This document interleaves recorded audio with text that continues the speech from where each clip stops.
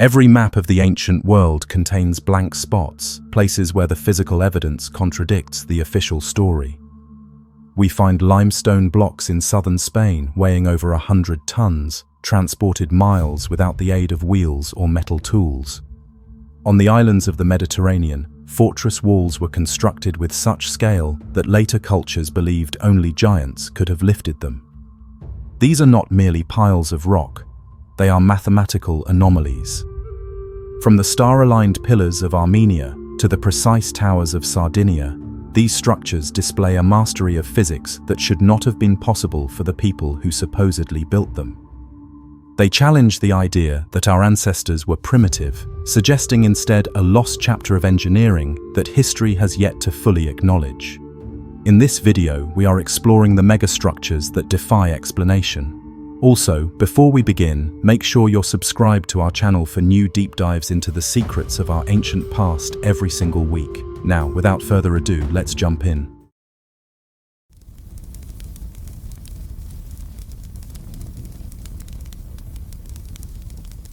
Southern Spain holds a geological anomaly that commands the horizon, a sharp crag of limestone rising abruptly from the flat, fertile plains of Andalusia.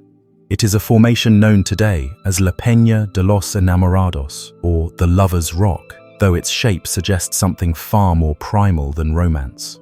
When viewed from the valley floor, the mountain resembles a sleeping giant, the distinct profile of a human face gazing upward into the heavens. The nose is sharp, the chin prominent, and the forehead smooth, creating a pareidolik illusion that changes with the shifting light of day. This stone face has watched over the landscape for millions of years, acting as a beacon for anyone traversing the valley. Long before recorded history, before the rise of Rome or the spread of agriculture across the continent, this natural monument drew people toward it. They did not come merely to settle or to farm the rich soil at its base, they came to build. In the footprint of this sleeping giant lies one of the most perplexing architectural achievements of the Neolithic world. It is not a fortress or a palace, but a series of stone chambers buried beneath the earth, constructed with a level of engineering ambition that seems to contradict the technological limitations of the era. This is the Antequera dolmen site. While megalithic tombs are found throughout Western Europe, from the cliffs of Ireland to the coast of Brittany, the structures here possess characteristics that set them apart from their counterparts. They are larger, more complex, and aligned in ways that defy the standard astronomical practices of the time. The builders here did not look only to the sun or the stars for guidance. They looked at the earth itself, anchoring their creations to the strange human-like mountain that dominated their horizon. The most imposing of these structures is the Menga dolmen. To stand before its entrance is to confront a scale of construction that feels nearly industrial. Yet it was achieved roughly 6,000 years ago. The monument is a gallery grave, a long corridor leading into a rectangular burial chamber, but these terms fail to capture the sheer mass of the materials involved. The architects of Menga did not use small, manageable bricks. They used colossal slabs of unworked stone, known as orthostats, standing upright to form the walls, and enormous capstones laid across the top to form the roof. The largest of these roof stones, a single block of sedimentary rock placed at the rear of the chamber, is estimated to weigh approximately 180 tons. For perspective, the heaviest stones used in the construction of Stonehenge weigh around 50 tons. The great blocks of the pyramids of Giza average 2 to 3 tons, with the largest granite beams reaching perhaps 80 tons. The Menga capstone outweighs them all. It is one of the heaviest stones ever moved by human hands in Neolithic Europe. The logistical challenge of transporting such a burden without wheels, pulleys, or beasts of burden is difficult to overstate. The stone had to be quarried, likely from a site known as Cerro de la Cruz, situated roughly 1 mile away. While the distance might seem short, the terrain is uneven and the physics of friction were a formidable adversary. We can reconstruct the process only through hypothetical engineering. The builders would have needed to isolate the block from the bedrock, perhaps using wooden wedges swelled with water to crack the stone, or by patiently chipping away channels until the slab could be levered free.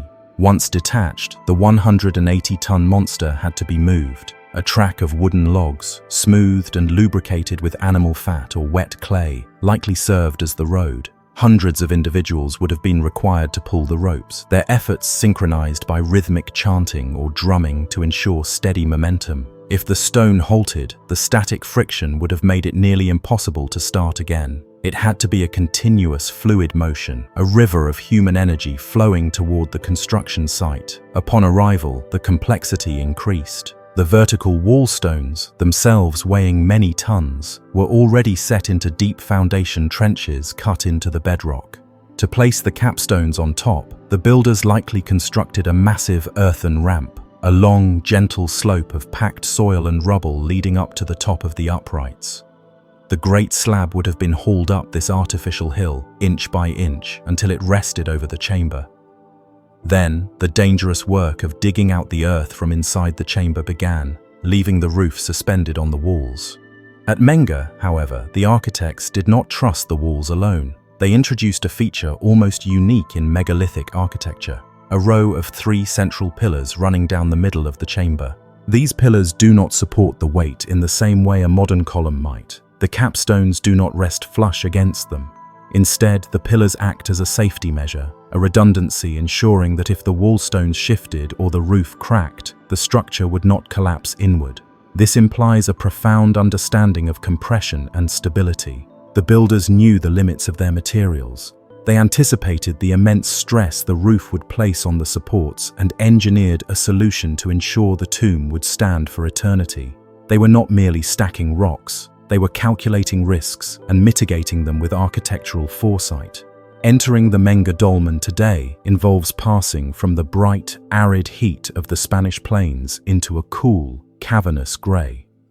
The transition is immediate. The temperature drops and the air becomes still. The corridor widens as it progresses, a technique that enhances the sense of depth and grandeur. Unlike many other passage tombs that feel claustrophobic and narrow, Menger feels expansive, almost like a cathedral nave carved from the living rock. The walls lean slightly inward, a technique called battering, which adds to the stability of the structure and creates a subtle visual effect of height. At the rear of the chamber, another discovery further complicates our understanding of the site. During excavations, archaeologists found a deep vertical shaft, a well cut nearly 65 feet into the bedrock. Its purpose remains a subject of debate. Was it a source of water for the builders during construction, or did it serve a ritual function, a literal connection to the underworld? The presence of water in a dry landscape is always significant, and enclosing a well within a tomb suggests a symbolic link between death and the life-giving properties of the earth. It turns the monument into a bridge connecting 3 realms: the sky above, the surface world of the living, and the subterranean depths. The orientation of Menger is its most defining and puzzling feature. In the Neolithic period, the vast majority of tombs were aligned with celestial events. They pointed toward the sunrise on the winter solstice or the sunset on the equinox, capturing the cyclical nature of time and the promise of returning light. Menger ignores this tradition entirely.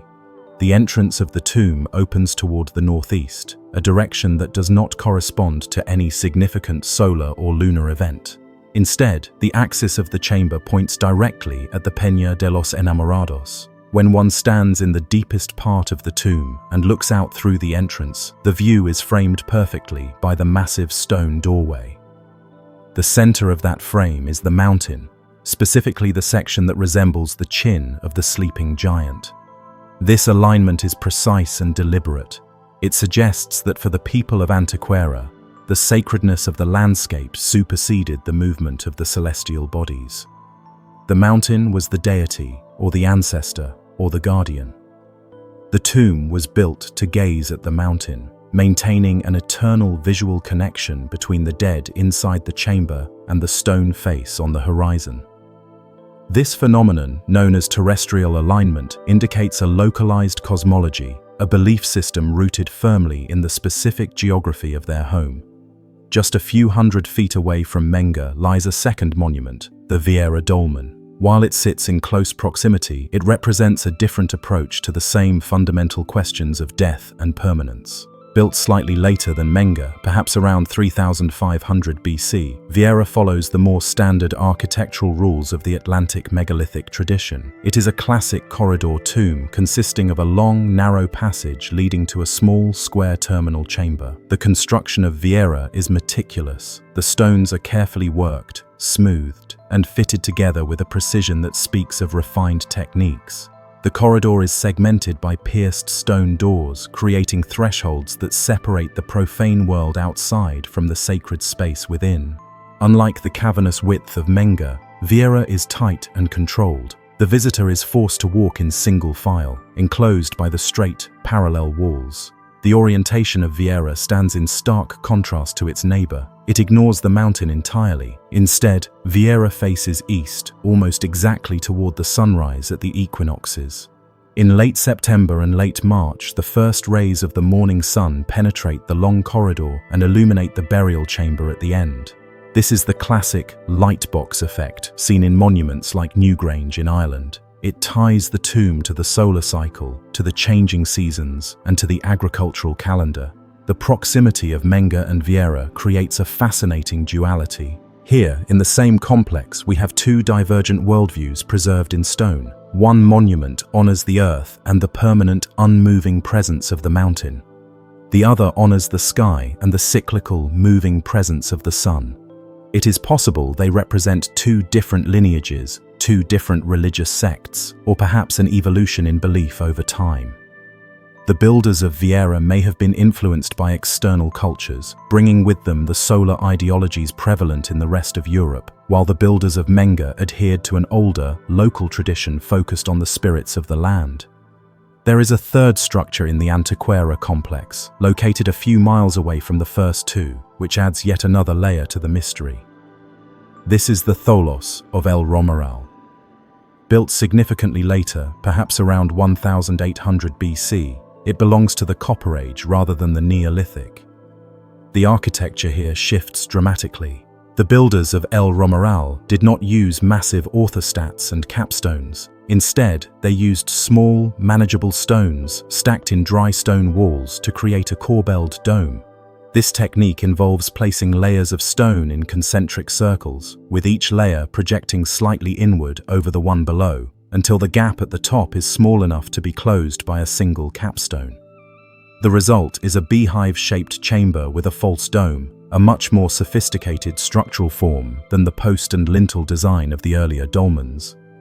The walls of El Romeral gently curve, creating a womb-like interior that feels more organic and enclosed. Like Menga, El Romeral rejects the solar alignment. Its long corridor, which stretches for nearly 85 feet, points toward a different geological feature, the limestone mountain range of El Torcal. Specifically, it aligns with a notch in the mountains visible on the horizon. El Torcal is famous for its surreal, eroded rock formations, often described as a city of stone. By orienting the tomb toward this range, the builders of El Romeral seemingly return to the landscape-based beliefs of their ancestors who built Menga. They ignored the sun and reconnected with the earth. The interior of El Romeral offers a distinct acoustic experience. The corbelled dome focuses sound, creating a resonance that amplifies the human voice. In the semi-darkness of the chamber, a simple hum or chant would have reverberated powerfully, surrounding the occupants with vibration. We know that many prehistoric cultures utilized sound in ritual contexts, and the architecture of El Romeral seems designed to enhance this effect.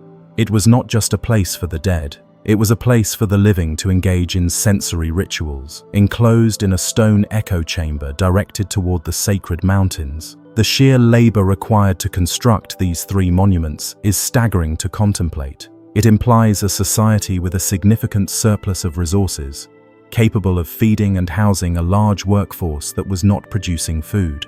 It implies a strong social hierarchy, with leaders who could command labor and organize complex logistical operations.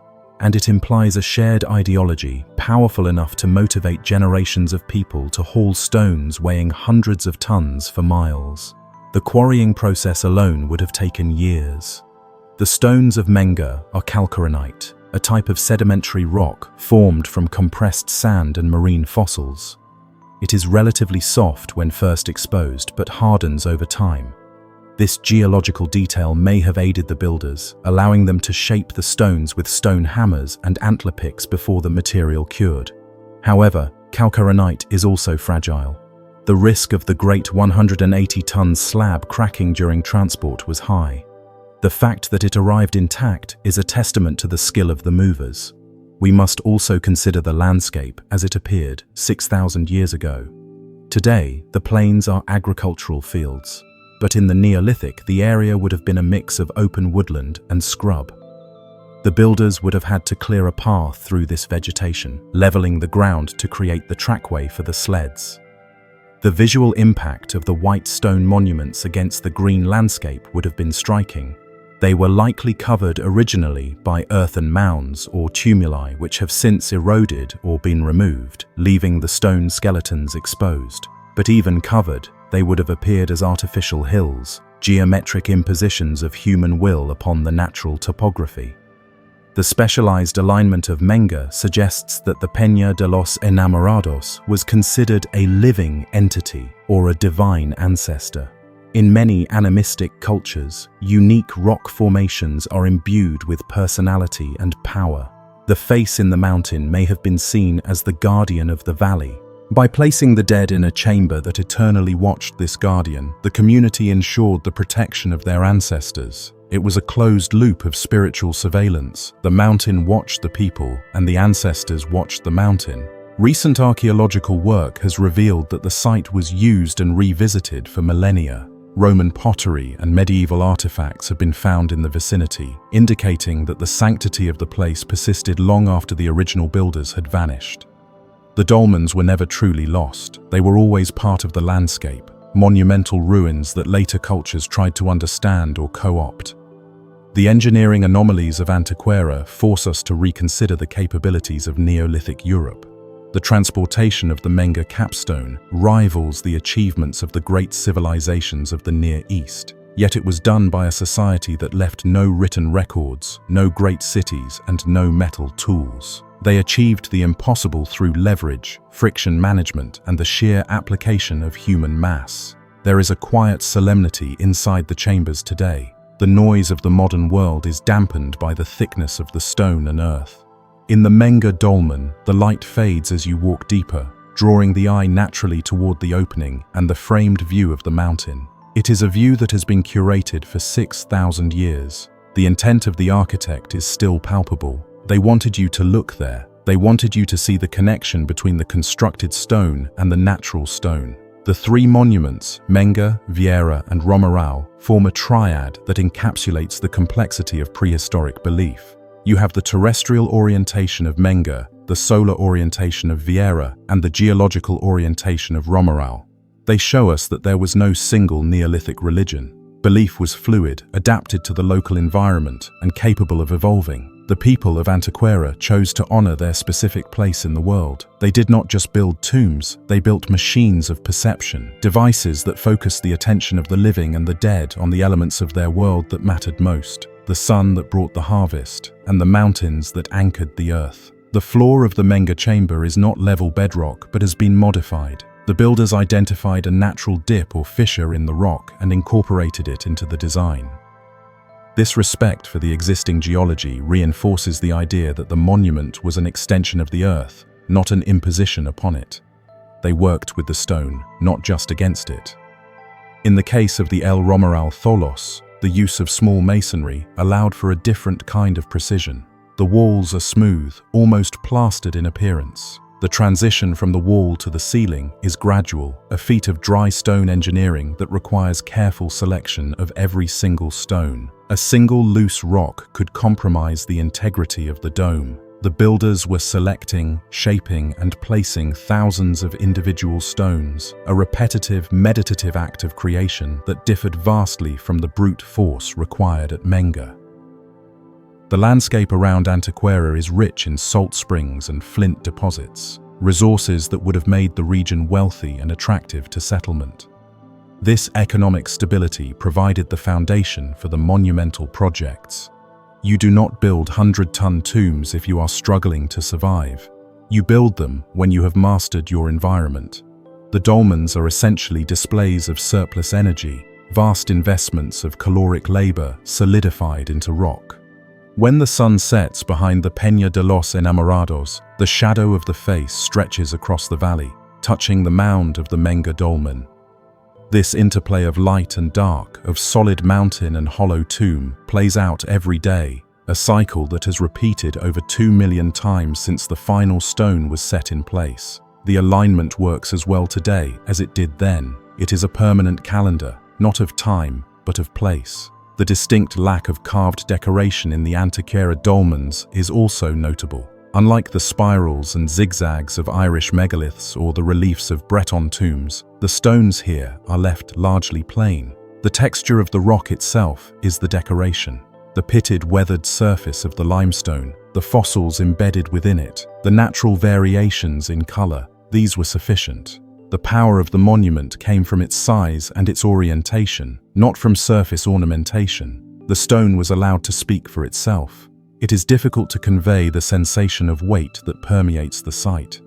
Standing beneath the great capstone of Menga, one is acutely aware of the tonnage hovering overhead.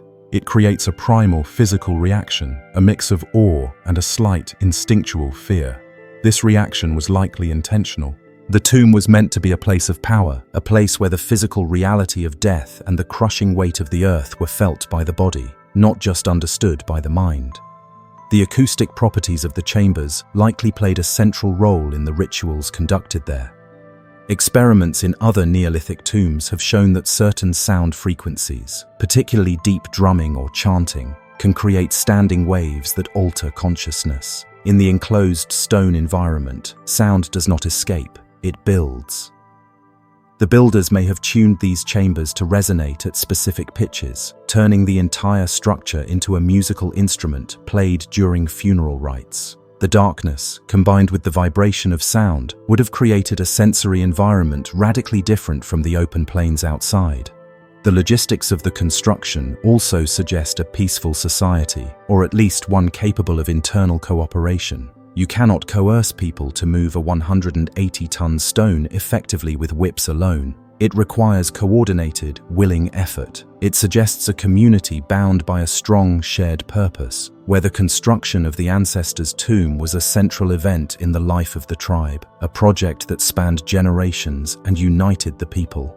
As we look at the timeline, the continuity is striking. For over 2,000 years, people in this valley were building megalithic monuments. They changed styles, from the massive orthostats of Menga to the precise masonry of Romeral.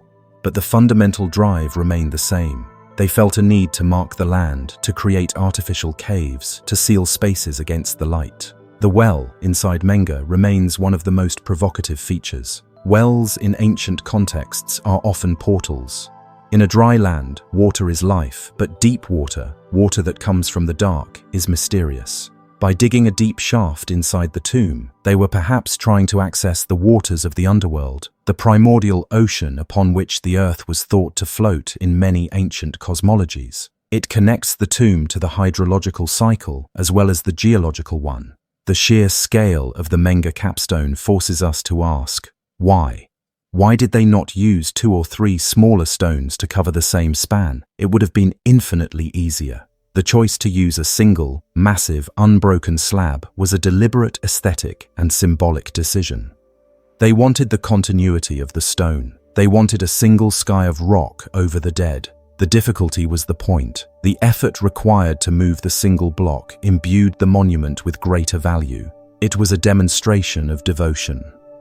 Antequera stands as a rebuttal to the idea that prehistoric people were purely utilitarian. They did not do things the easy way. They did things the hard way, the impossible way, because their belief system demanded it. The stone face on the horizon demanded a response that was equal in magnitude. The mountain was the work of the gods. The dolmen was the answer of men. The preservation of these sites is remarkable given their age. While the earthen mounds have fluctuated in size and shape over the millennia, the stone hearts of the monuments remain steadfast. They have survived earthquakes, erosion, and human interference. They are anchors in time. The mystery of the missing settlement remains. While we have the tombs, the great city or village of the people who built them has not been fully identified.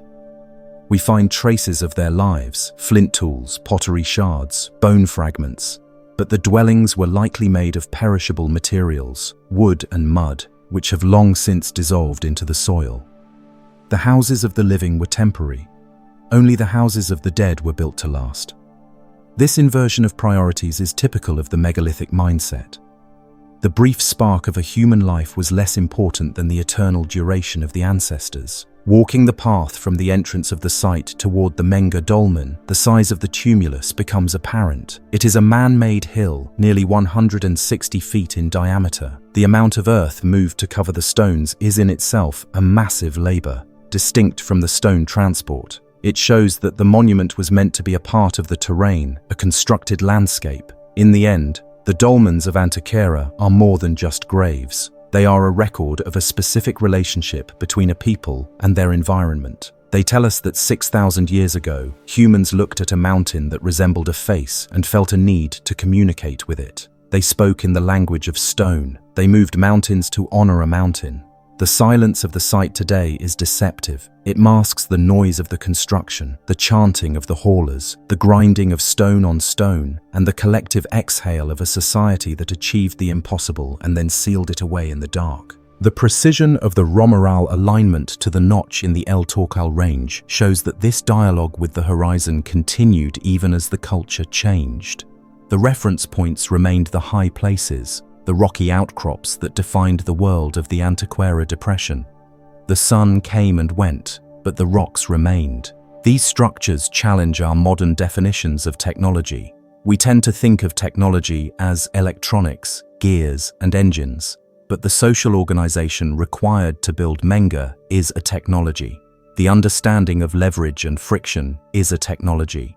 The astronomical and geological observation required to align the tombs is a technology. These were not primitive people stumbling in the dark. They were masters of their materials, operating at the absolute limit of what was physically possible with the tools they had. The enigma of the 180-ton stone is not just how they moved it, but that they dared to try.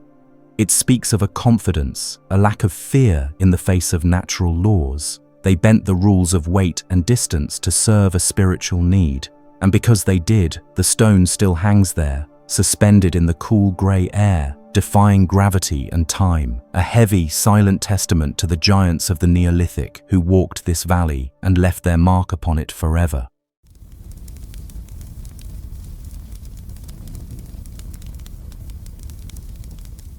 Floating in the bright waters of the Western Mediterranean, the island of Menorca holds a specific geological secret that sets it apart from every other landmass in the ancient world. While its neighbors are dotted with towers and walls, this particular island is the exclusive home of a monument so distinct and so structurally precarious that it seems to defy the logic of gravity. These are the Taulas. The name itself is simple, translating from the local Catalan dialect to mean tables, a moniker bestowed by later generations who could find no better way to describe the colossal T-shaped structures dominating their fields. Legend stated that giants once roamed the landscape, using these stone platforms as dining tables, a myth born from the sheer incomprehensibility of the architecture. A taula is not a table, nor is it a doorway, though it resembles both.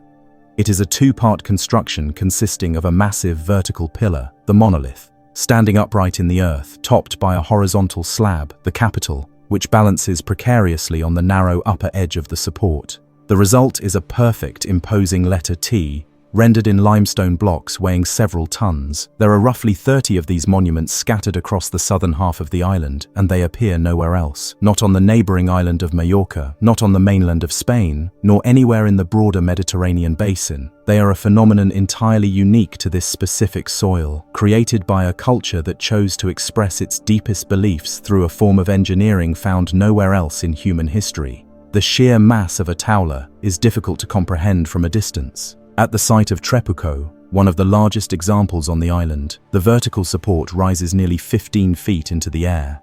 It is a single block of stone, quarried and shaped, then dragged to its final resting place. The capital stone that rests upon it is equally massive, a rectangular slab that balances with an unnerving stability. To the modern eye, the structure looks top-heavy, a design that should have toppled centuries ago during the first tremor or storm. Yet, they stand.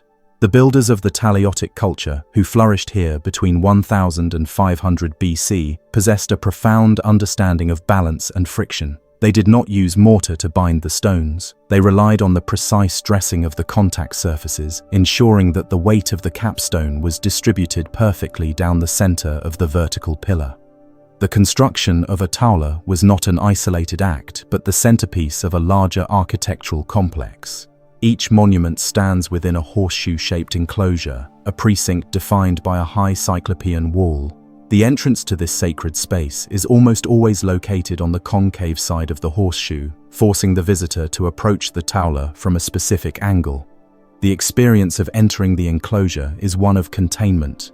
The walls block out the surrounding village, the fields, and the sea, focusing all attention inward toward the stone giant at the center. At the site of Torre den Salort, the enclosure is particularly well preserved. The wall is built of large, irregular blocks fitted together without cement, a technique typical of the period. Inside, the ground is uneven, carved from the natural bedrock. The taula here is elegant, its surfaces smoothed and weathered to a pale grey. Archaeological work at this site has revealed much of what we know about the function of these spaces. They were not tombs. Unlike the dolmens of the mainland or the navettas found elsewhere on the island, no human remains have been found buried beneath the taulas. These were spaces for the living. Excavations have uncovered layers of ash and carbonized wood, evidence of great fires that burned within the enclosures. Mixed with the ash are the bones of animals, goats, sheep, pigs, and cattle. The bones are often fragmented, showing signs of butchery and cooking. This suggests that the taula precincts were the sites of communal feasting, where the community would gather to share food in the presence of the stone monument. But the feasts were not merely celebratory. The sheer quantity of broken pottery found at these sites indicates a ritual of destruction. Thousands of ceramic fragments, particularly from small cups and chalices, litter the floor levels. It appears that after the ritual toast was drunk, the vessel was deliberately smashed, perhaps to ensure it could never be used for a profane purpose again. The presence of imported goods among the debris tells a story of an island connected to the wider currents of the Mediterranean.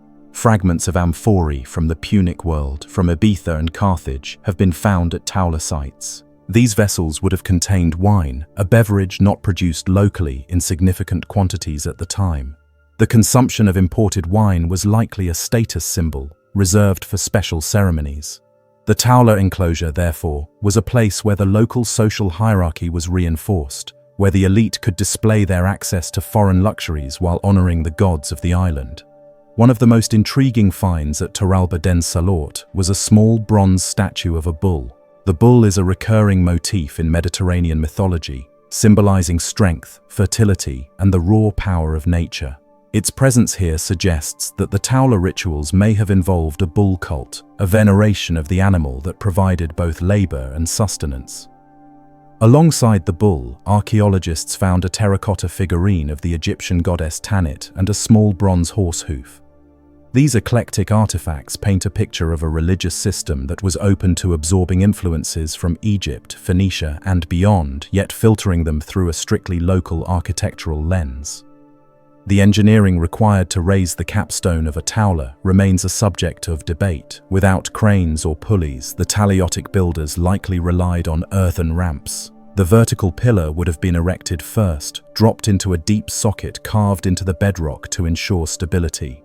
Once the pillar was secure, a large ramp of earth and rubble would have been constructed, rising to the height of the pillar's top. The capstone would then be hauled up this incline on wooden rollers. The critical moment came when the stone had to be tipped or slid onto the narrow upper surface of the pillar. A fraction of an inch of misalignment would have been disastrous. The fact that so many taulas remain standing is a testament to the precision of this placement. At some sites, a mortise and tenon joint, a rectangular depression carved into the top of the pillar and a corresponding projection on the capstone, was used to lock the two stones together, preventing lateral movement. The orientation of the taulas is remarkably consistent. Almost all of them face south. This alignment has led to numerous astronomical theories. In the mid-20th century, researchers propose that the Taulas were oriented toward the Southern Cross, a constellation that would have been visible on the southern horizon of Menorca during the first millennium BC. The layout of the enclosure would have allowed a priest or observer to sit with their back to the north wall and look past the Taula toward the rising stars.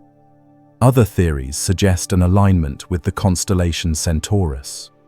While the precise celestial target is still debated, the consistency of the southern orientation implies that the sky played a crucial role in the rituals. The Taula may have acted as a foresight, a stone marker against which the movement of the heavens was measured. The enclosure walls often contain small niches or alcoves. These may have held idols, offerings, or lamps. At some sites, stone benches run along the inner perimeter of the wall, providing seating for the participants. This reinforces the idea of the enclosure as a theater of sorts, a place where a select group of people witness the ceremonies performed at the foot of the monolith. The exclusivity of the space is palpable. The enclosures are not large enough to hold the entire population of a village. Access must have been restricted, perhaps to elders, priests, or heads of households. The site of Talati de Dalt offers a unique variation on the theme. Here, a massive column from the surrounding enclosure has collapsed and come to rest against the capital of the Taula. The accidental buttress has created a distinctive profile, fusing the deliberate architecture of the ancients with the random action of time. The site is surrounded by a dense settlement of stone houses, circles of dwellings that cluster around the sacred precinct. This proximity underscores the centrality of the Taula in daily life. It was not a remote sanctuary visited only once a year. It was the heart of the village, a constant, looming presence that defined the community's spiritual center. The stone used for the Taulas is the local limestone, a sedimentary rock formed from the compressed remains of ancient marine life. It is porous and weathers over time, developing a craggy, textured surface that hosts lichens and mosses. This organic texture helps the monuments blend into the landscape, making them appear almost like natural outcroppings until one notices the impossible geometry of the T-shape. The quarrying of these blocks was a monumental task in itself.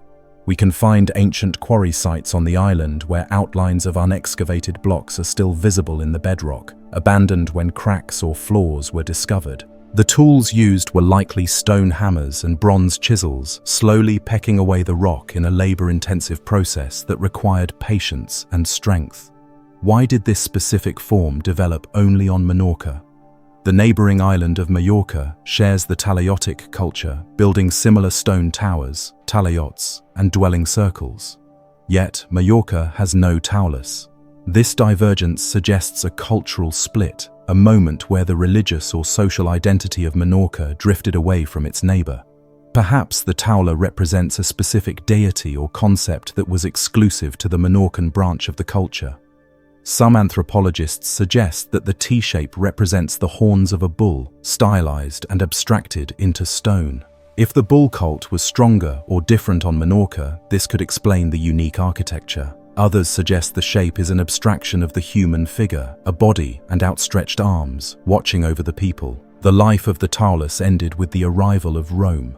When the Roman Republic conquered the Balearic Islands in 123 BC, the Talaiotic culture began to fade. The enclosures were abandoned, or in some cases repurposed. At some sites, the Taula precincts were filled in with earth and debris, effectively burying the sacred space. Whether this was an act of Roman suppression or a protective measure by the locals to hide their holy sites is unclear. However, this burial is what preserved many of the artifacts found by modern archaeologists. The layers of soil protected the bronze statues and pottery from looters and the elements, keeping them safe until the spade of the excavator brought them back to light. The isolation of Menorca played a key role in the preservation of these monuments. For centuries, the island was a backwater, a strategic outpost rather than a center of population. The great stone tables were left largely undisturbed in the fields. Farmers plowed around them, occasionally resting in their shade, but rarely dismantling them. The sheer size of the stones made them difficult to move, protecting them from being cannibalized for building material in the way that smaller Roman or medieval ruins often were. To walk into a Taula enclosure today is to step into a controlled environment. The acoustics are dampened by the thick walls. The wind, which sweeps constantly across the flat island, is cut off, creating a pocket of calm air. The focus is entirely vertical. The eye is drawn up the pillar to the heavy slab above, and then to the sky. It is a machine for directing attention. In the flickering light of the fires that once burned here, the stone would have seemed to dance, the shadows lengthening and shortening against the enclosure walls. The smell of roasting meat and the tang of spilled wine would have filled the air, creating a sensory density that is hard to imagine in the clean, empty ruins we see today. There is a theory that the Taula functioned as a column of the sky, a mythological pillar holding up the heavens. In many ancient cultures, there is a belief that the sky is a solid dome that requires support. By building these massive stone pillars, the Taliotic people may have been symbolically participating in the maintenance of the cosmos, ensuring that the sky did not fall. The T-shape, with its broad capital, is well suited to this symbolic load-bearing function. It effectively spreads the weight of the invisible heavens across a wider area. The site of Torre is located in a quiet oak forest, the enclosure partially overgrown with vegetation. The dappled light filtering through the trees gives the Taula a different character, softer and more mysterious than those standing in the open fields. Here, the connection to nature feels more immediate. The roots of the trees intertwine with the foundation stones, binding the monument to the living earth. It reminds us that these structures were not placed in a vacuum, but were part of a living ecosystem, integrated into the forests and plains that sustained the people. We must also consider the healing aspect of these sites. The discovery of the statue of Imhotep, the Egyptian architect and god of medicine, at the Torre den Galmés site suggests that the Taulas may have functioned as healing sanctuaries. Imhotep was often associated with incubation rituals, where the sick would sleep in a sacred precinct in hopes of receiving a cure from the god in a dream. The enclosed, protected nature of the Taula precinct would have been ideal for such practices. The sick could be brought into the presence of the stone, isolated from the community, and cared for by the priests. The Taula of Binisafulat is smaller than some of the giants, but its enclosure is perfectly preserved. The surrounding wall is low and thick, and the entrance is narrow. The intimate scale of this site allows for a closer inspection of the stoneworking. One can see the tool marks on the limestone, the small pecked indentations left by the bronze chisels. These marks are the signatures of the individual masons, the only record we have of the specific men who built these structures. They worked without mortar, relying on the dry stone technique that characterizes all Taliotic architecture. This method requires a deep knowledge of the material, as each stone must be chosen to fit with its neighbors, locking together through gravity and friction. The capstones of the Taulas are not always perfectly flat. Some have a slight concave depression on the upper surface. While this could be the result of weathering, some archaeologists speculate that it was intentional, designed to catch rainwater or perhaps to hold a fire. A fire burning on top of the Taula would have been a dramatic sight, a flame suspended in the air, visible from outside the enclosure walls. It would have turned the monument into a lighthouse of the sacred, broadcasting the ritual to the wider village. The collapse of the Taliotic culture remains one of the melancholy chapters of Mediterranean history. They were a robust, distinctive people who maintained their traditions for over 1,000 years. But they could not withstand the expanding power of Rome. The legions brought a new order, new gods, and a new language. The Taulas lost their meaning. They ceased to be the center of the world and became relics. The fires in the enclosures went out. The feasts ended. The stones remained, but the spirit that animated them was gone. Yet, the physical survival of the Taulas is a victory of sorts. They outlasted the culture that built them. They outlasted the Romans, the Vandals, the Byzantines, the Moors, and the British and French who later fought over the island. They are the constants in a history of change. Their survival is partly due to their simplicity. A complex building with roofs and timber beams requires maintenance. A solid stone T requires nothing. It simply is. It exists in a state of permanent equilibrium. The geological setting of Menorca is varied, split between the older, darker rocks of the north and the younger limestone platform of the south. The Taulas are almost exclusively found in the southern limestone zone. This is partly practical, that is where the stone is, but it also reflects the settlement patterns. The southern plains were the agricultural heartland, the breadbasket of the island. The density of Taular sites in this region mirrors the density of the prehistoric population. Every few miles, another tower rises, another enclosure opens its arms. It suggests a landscape organized into territories, each clan or village possessing its own sanctuary. Comparison with the famous Stonehenge Sarsens is inevitable, but the structural logic is different. Stonehenge uses two uprights to support a lintel, forming a trilithon. The Taular uses a single central support. This is a more daring structural choice. A trilithon is stable, a T-shape is balanced. The center of gravity in a Taular is critical. If the capstone is not placed perfectly, it creates a rotational force that will eventually topple the pillar. The builders accepted this risk. They chose the more precarious, more elegant form, prioritizing the symbolic shape over structural redundancy. The absence of written records from the Talaiotic people leaves us with a silence that archaeology tries to fill. We do not know the names of their gods, we do not know the prayers they recited or the songs they sang. We have only the hardware of their religion, not the software.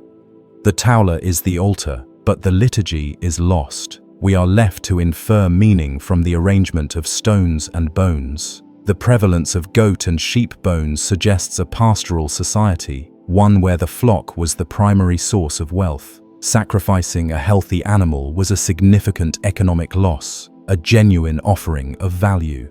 There is a distinct visual rhythm to a landscape dotted with taulars. They act as vertical punctuation marks in the horizontal fields. In the ancient world, where most structures were low huts or walls, the Taular would have been the tallest thing in the village. It connected the earth to the sky. It was the axis mundi, the pivot point around which the world revolved. The site of Son Catlar is famous for its massive circuit walls, which stretch for over half a mile, enclosing a large settlement. Inside this fortress-like city stands a Taular enclosure. Here, the relationship between defense and religion is clear. The Taular was protected by the walls, just as the people were. The spiritual safety of the community was guarded as jealously as their physical safety. The monument was the soul of the city, shielded behind layers of stone. Modern restoration efforts in the mid-20th century re-erected some Taulars that had fallen. While this allows us to see the monuments in their original glory, it also raises questions about authenticity. The site of Trepuko was partially restored, its great vertical pillar reinforced. However, many Taulars remain exactly as they were found, leaning slightly, weathered, but upright. These unrestored examples perhaps tell a truer story, one of resilience against the slow, grinding pressure of time. The mystery of the missing Taulas is also compelling. Why are there only 30? Given the population density and the duration of the culture, one might expect more. It is possible that many were destroyed in antiquity, or that wood was used for similar structures in poorer villages, leaving no trace. Or perhaps the Taular was a privilege restricted to specific dominant clans, a marker of political power as well as religious authority. In the southern sky of Menorca, the stars rotate around the celestial pole, but looking south, they rise and set in great arcs. The framing of these stars by the Taular would have allowed the priests to track the seasons with precision. The return of specific constellations would mark the time for planting, for sailing, or for the harvest. The stone was a calendar as well as an altar. It integrated the pragmatic needs of agriculture with the spiritual needs of the cult. The texture of the limestone varies from site to site. At some, it is fine-grained and white. At others, it is coarse and grey. This variation creates a different mood at each location. The white stones reflect the harsh midday sun, glowing with an intense brightness. The grey stones absorb the light, appearing somber and heavy. The builders used whatever material was closest to hand, accepting the local geology as the medium for their message. As the sun begins to dip low over the Mediterranean, the long shadows of the Taulas stretch out across the enclosures. This is the time when the monuments feel most alive. The texture of the stone is revealed in high relief. The emptiness of the enclosure feels waiting, expectant. It is easy to picture the gathering crowds, the smoke rising from the sacred fire, the anticipation of the ritual. The Taulas of Menorca stand as a refusal to conform to the standard architectural language of the Mediterranean. While the Greeks built columns and the Romans built arches, the Menorcans built Ts. They found a form that resonated with their unique identity, and they stuck to it for centuries. It is a lonely architecture, finding no echo on the mainland. It speaks of a people who were content in their isolation, who looked inward to their own island and upward to their own sky. These stone tables are the final legacy of a lost way of thinking. They remind us that human ingenuity is not a straight line toward modern engineering, but a branching tree of possibilities. The Taliotic builders solved the problem of spanning space and marking identity in their own way, using the heavy, difficult materials of their home. They did not need mortar or metal. They needed only balance, gravity, and the will to raise a mountain of stone and make it hover in the air. Today, the sheep still graze in the fields around the monuments, their bells chiming in the quiet air. The Taulas stand among them, indifferent to the passing centuries. They are the silent guardians of Menorca, the inscrutable letters of a language we can no longer read, written in blocks of limestone against the blue canvas of the island sky. They are heavy, they are impossible, and they are still there.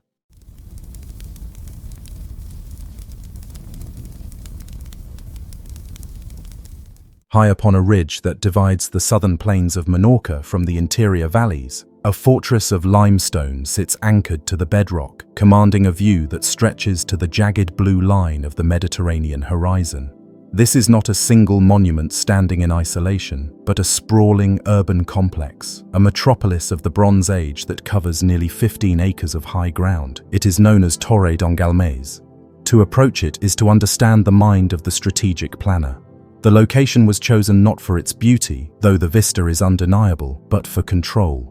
From this elevated plateau, a person can survey the movement of ships on the sea and the movement of herds on the land, possessing a line of sight that acted as an early warning system long before the invention of the telescope. The settlement is dominated by the structures that give the culture its name, the talayots. At Torre de Galmés, there are 3 of these massive stone towers, rising like artificial mountains from the scrubland. They are constructed in the Cyclopean style, utilizing blocks of stone so large that they obscure the human effort required to place them. The builders worked without mortar, relying instead on the friction and the sheer mass of the limestone to bind the walls together.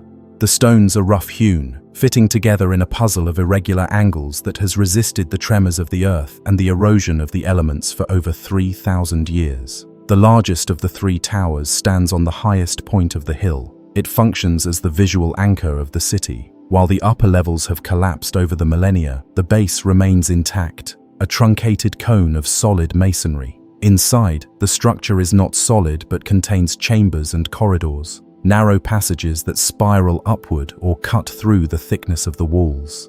These spaces are tight and cool, protected from the relentless heat of the Balearic summer by feet of solid rock. The original purpose of these towers is a puzzle that archaeologists piece together slowly. They were certainly watchtowers, part of a network that allowed visual communication across the island using fire or smoke signals. But they were also symbols of power. A tower of this magnitude says to any approaching traveler that the people here possess surplus labor, organization, and the will to defend their territory. Below the towers, the hillside is terraced with the remains of domestic life. This is where the true complexity of Torre de Galmés reveals itself. It was not merely a military outpost. It was a thriving town, a dense cluster of circular houses known as circles. These are not simple huts. They are complex architectural machines designed for living in a community. A typical house in this settlement consists of a large circular wall enclosing a central courtyard. Radiating off this courtyard are smaller, separate rooms, like the spokes of a wheel. The courtyard was the heart of the home, an open-air workspace where the light was good and the air circulated freely. Here, the families would have ground grain, repaired tools, and prepared food. The surrounding rooms served specific functions: sleeping quarters, storage for food, and pens for animals. The separation of space implies a structured domestic life, a society that valued privacy and organization. The walls of these houses are double-layered, filled with rubble for insulation, keeping the interior warm in the damp winter and cool in the baking summer. One of the most defining features of the architecture at Torre don Galmés is the use of monumental pillars within the homes. The roofs of the rooms were supported by stone columns, often topped with T-shaped capitals, similar to the massive taulas found in the sanctuaries. These pillars held up a roof likely made of timber beams, brushwood, and compacted clay. The weight of such a roof was immense, yet the stone supports handled the load with ease. Walking through the ruins today, one can still see these pillars standing in the center of the rooms, lonely sentinels guarding empty floors. Water is the most precious resource on a limestone island where rivers are scarce. The engineers of Torre don Galmés developed a sophisticated system to catch and store every drop of rain that fell on the settlement. The entire site is crisscrossed with channels carved directly into the rock. These gutters directed runoff from the roofs and the streets into deep cisterns. But they did not just collect the water, they filtered it. Archaeologists have discovered a unique system of interconnected basins known as assagatjadors. The water would flow into the first basin, where the heavy sediment and dirt would settle to the bottom. The cleaner water at the top would then overflow into the next basin, repeating the process until it reached the main storage cistern, clear and drinkable. This gravity-fed filtration system is a marvel of hydraulic engineering. It shows a deep understanding of fluid dynamics and a long-term approach to survival. The cisterns themselves are pear-shaped cavities dug deep into the earth, lined with clay to prevent leakage. They were covered with stone slabs to stop evaporation and keep animals out. For a population of several hundred people living on a dry hilltop, this water system was the difference between life and death. In the southern sector of the town lies a building that defies easy categorization. It is known as the Hypostyle Hall, or the Hall of Columns. It is partially subterranean, built into the slope of the hill. The roof is made of massive flat stone slabs, supported by a forest of Mediterranean columns, rough, sturdy pillars that crowd the interior. The gaps between the columns are narrow, creating a space that feels cavernous and heavy. The function of this hall is debated. Some suggest it was a communal storehouse, a cool, dark place to keep grain, cheese, and wine safe from spoilage. The thermal mass of the stone would have maintained a constant temperature year-round. Others argue for a ritual purpose, noting the distinct atmosphere of the space. Perhaps it was a place of assembly for the elders or a sanctuary for a specific deity. The most famous discovery at Torre don Galmés, however, is small enough to fit in the palm of a hand. During excavations near one of the domestic complexes, researchers found a bronze statuette of Imhotep. Imhotep was an Egyptian polymath, the architect of the step pyramid at Saqqara, who was later deified as a god of medicine and healing. Finding a statue of an Egyptian god in a prehistoric village on Menorca is a revelation. It connects this remote hilltop to the great civilizations of the Nile Valley. The statue likely arrived via Punic traders, the merchant sailors of Carthage and Ibiza who crisscrossed the sea carrying goods and ideas. But its presence suggests more than just trade. It suggests that the people of Torre don Galmés sought foreign knowledge, specifically medical knowledge. The statue may have been part of a household shrine, prayed to during times of illness. It paints a picture of a people who were aware of the wider world, who knew that across the water lay lands of great power and magic, and who sought to bring a piece of that power into their own homes.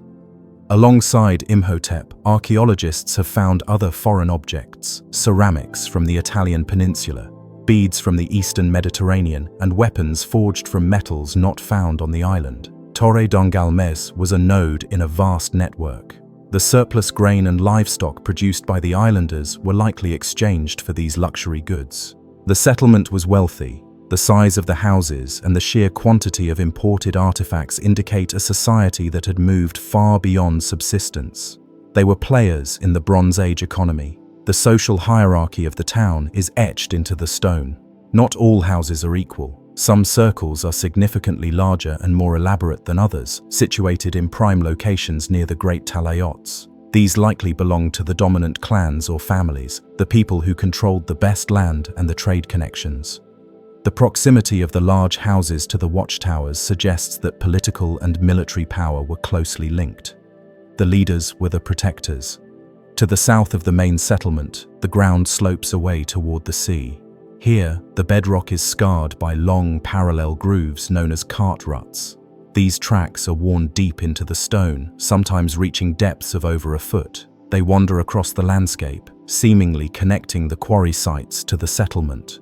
The mystery lies in their irregularity. They are not consistent gauge tracks like a modern railway. They merge, split, and curve. They are the fossilized evidence of centuries of transport, the result of wooden sledges or carts, heavily laden with stone and produce, grinding their way along the same paths generation after generation. The labor required to build Torre dos Galmés was monumental. The limestone blocks used in the talayots and the enclosure walls weigh tons. There were no cranes, no pulleys, and no iron tools. The stone was quarried using wedges and hammerstones, split from the bedrock with brute force and patience. Transporting the blocks uphill to the settlement required ramps, rollers, and ropes, but mostly it required people. The construction of the towers was a communal act. It was the glue that held the society together. Everyone would have participated, dragging the stones, mixing the rubble fill, providing food for the workers. The city was a physical manifestation of their collective effort. The defensive walls that surround parts of the site are Cyclopean in the truest sense. Huge boulders form the base, with smaller stones packing the gaps. These walls were not just boundaries, they were fortifications. The late Bronze Age was a time of turmoil in the Mediterranean, a period of raids and migrations. The people of Torre dos Galmés lived in a state of readiness. The high walls and the watchtowers were necessary insurance against the horizon. Inside the houses, life was centered around the hearth. Fire was the source of light and heat, but also the focal point of social interaction. We can imagine the families gathering in the evenings, the flickering light casting long shapes against the stone pillars. The walls would have been hung with woven textiles, skins, and tools. The air would have smelled of wood smoke, roasting meat, and the lanolin of sheep's wool. The floors were often paved with flagstones or packed earth, swept clean. The pottery found at the site is distinctive. The Talaiotic potters created robust, hand-built vessels, often unpainted but burnished to a shine. These were functional items, large storage jars for water and grain, cooking pots, and small cups for drinking. But mixed with these local wares are the fine, wheel-made vessels of the foreign traders. The contrast is sharp. The local pottery is heavy and organic, born of the island clay. The imported pottery is thin and precise, a product of distant workshops. One particular enclosure at Torre dos Galmés contains a taula, the signature T-shaped sanctuary of the island. The vertical pillar here is well preserved, though the capstone has fallen, lying broken at its feet. This sanctuary was the spiritual heart of the community. It was here that the rituals of the bull and the fire took place. The enclosure is located in a prominent position, easily accessible from the main houses. It was not hidden away, but integrated into the urban fabric. Religion was part of the daily rhythm of the town. The decline of Torre dos Galmés was gradual. When the Romans arrived in 123 BC, they did not destroy the town. In fact, life continued. The Talaiotic people adapted. We find Roman pottery mixed with the local wares in the upper layers of the excavation. The circular houses were modified, rectangular rooms added, new floors laid down. The town remained inhabited well into the medieval period. This continuity is remarkable. It shows that the location was so advantageous, the water system so effective, and the building so durable that even a new empire saw the value in keeping it. The site was eventually abandoned, likely during the Islamic period or shortly after the Christian conquest of the island in 1287. The people moved to the growing towns of Alaya and Mahon, leaving the stone city to the wind and the wild olive trees. The roofs collapsed, the timber rotted away, but the stone skeletons remained. The cisterns filled with soil, the streets were overgrown, but the towers stood watch over the empty ridge. Walking through the site today, the sensation is one of solidity. The walls are thick, imposing. They block the wind and hold the heat of the sun. The limestone has weathered to a kaleidoscope of greys and oranges, covered in patches of lichen that grow slowly over centuries. The plants that grow in the ruins, wild fennel, mastic, thistle, are the same plants that the ancients would have known. The sensory landscape has changed little. The acoustic environment of the hypostyle hall is particularly striking. Even in its ruined state, the space dampens sound. It feels separate from the world outside. If it was indeed a ritual space, the chanting or singing would have been contained, intensified by the stone slabs overhead. It is a space designed for turning inward. The layout of Torre de Galmés challenges the notion that prehistoric societies were simple or disorganized. The urban planning is evident. There are streets, public squares, drainage systems, and designated zones for different activities. It is a city in every sense of the word, just built without the grid logic of the Greeks or Romans. It follows an organic logic, adapting to the contours of the hill, growing outward from the central towers. The intricate connection between the houses and the livestock is also visible. Many houses have attached enclosures that were clearly used for keeping animals. The sheep and goats were brought into the settlement at night, protected by the same walls that protected the people. This closeness between human and animal was a necessity. The livestock were the bank account of the family, their walking wealth. To lose the flock was to lose everything. Recent technologies like LiDAR and 3D scanning have helped archaeologists understand the volume of material at the site. The sheer tonnage of stone moved to create Torre de Galmés is staggering. It represents millions of hours of labor. This was not a project completed in a few years. It was the work of centuries. Generation after generation added a wall, raised a tower higher, dug a new cistern. The city was a living organism that grew with the population. The view from the top of the site, looking south toward the beach of Sonbu, is strategic. Sonbu is the longest sandy beach on the island, a perfect landing spot for ancient ships. The people of Torre de Galmés were watching that beach. They controlled the access to the interior. Any trader, raider, or traveler landing there would have to pass under the gaze of the towers. The settlement was the gatekeeper of the southern coast. There is a sense of permanence here that is rare. Modern buildings are designed to last decades. These were designed to last forever. The builders did not cut corners. They chose the hardest stones. They dug the deepest foundations. They were building for their great-grandchildren. This long-term thinking is the hallmark of the megalithic mindset. They were anchoring themselves to the earth, staking a claim that they intended to hold until the end of time.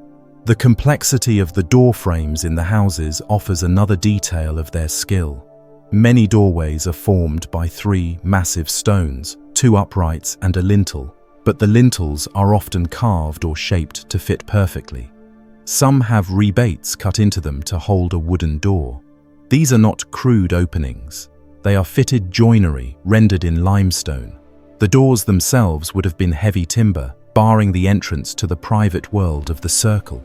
In the northern part of the site, there are areas that appear to be public gathering spaces, open plazas where the population could assemble. These would have been the venues for markets, for festivals, for the resolution of disputes. A city of this size needed governance. It needed a place for the community to act as a whole. The relationship with the neighboring settlements is also interesting. Torre de Galmés is the largest, but it is not alone. There are other Talaiotic sites nearby. Torre de Galmés, Torralba. They were likely part of a confederation or a hierarchy of towns. Torre de Galmés, by virtue of its size and position, was likely the capital, the seat of the regional chief. The excavation of the site is ongoing. Every season brings new finds, a shard of pottery, a bone tool, a coin. These small objects fill in the picture of daily life. We know they wove cloth as we find the loom weights. We know they processed milk as we find the strainers. We know they ground flour as we find the hand mills known as querns in almost every house. The rhythm of life was grinding, weaving, milking, building. The transition to the Roman era brought changes in diet and custom.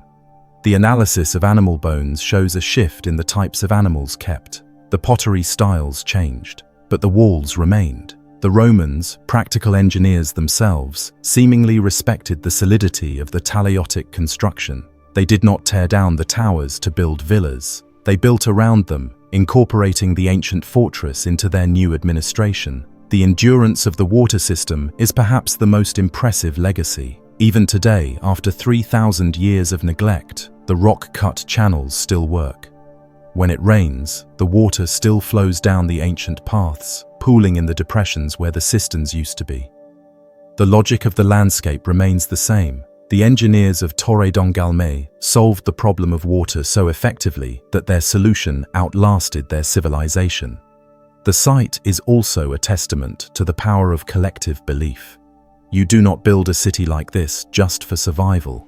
A simple village would suffice for that. You build this to make a statement. The monumental architecture serves to bind the people together to create a shared identity. We are the people of the stone towers. That identity was strong enough to resist outside influence for a millennium. At sunset, the limestone glows with a warm, honey-colored light. The shadows of the columns stretch out across the floors of the ruined houses. It is a peaceful time, but it is easy to feel the ghosts of the bustling city. The noise of children playing in the courtyards, the bleating of goats, the clang of bronze tools. The silence of the ruins is a modern invention. For most of its history, this hill was noisy, smelly, and full of life. The Torre don Galmés is a library of stone. It records the ambitions, the fears, and the skills of a people who left no written history. They wrote their story in the placement of the blocks, in the curve of the walls, in the depth of the cisterns. It is a story of resilience. Living on a small island with limited resources requires a careful balance. It requires strict social rules and careful management of the land. The architecture reflects this discipline. Everything has its place. Everything is built to support the whole. The massive size of the lintels over the entrances to the circles is particularly noteworthy. Some weigh several tons. Lifting them into place atop the door jambs was a delicate operation. If the stone slipped, it would crush the workers. The successful placement of hundreds of these lintels speaks to a high level of expertise in rigging and lifting. They knew their machinery, even if that machinery was made of rope and wood. As the light fades, the three great towers become silhouettes against the darkening sky. They look less like buildings and more like natural features, returned to the earth from which they were quarried. But their geometry gives them away. Nature does not build in perfect cones. Nature does not stack stones in interlocking patterns. These are the marks of the human mind, imposing order on the chaos of the natural world. The legacy of Torre don Galmés is not just in the stones that remain, but in the landscape itself. The terraces that step down the hillside were likely shaped by the ancients to retain soil for farming. The fields around the site are still cleared of stones, the result of millennia of picking rocks out of the earth to build the walls. The hand of the Taliotic farmer is still visible in the shape of the modern fields. In the end, this hilltop city stands as a monument to human cooperation. It proves that even without the advanced technologies of the empires of the East, a small island society could achieve greatness. They could build a city that rivaled the fortresses of Mycenae or the palaces of Crete in its durability and complexity. They did it with limestone and sweat and a vision of a community that was safe, watered, and watched over by the towers. The stillness of the site at night is profound. The wind moves through the wild olives, rustling the leaves. The stars wheel overhead, the same stars that the sentries in the towers watched 3,000 years ago. The connection is unbroken. The stone acts as a bridge across time, allowing us to stand where they stood and see what they saw. A secure home, high on a hill, built to withstand the ages. And in that, they succeeded. The wood is gone, the people are dust, but the stone city remains, holding its ground against the sky.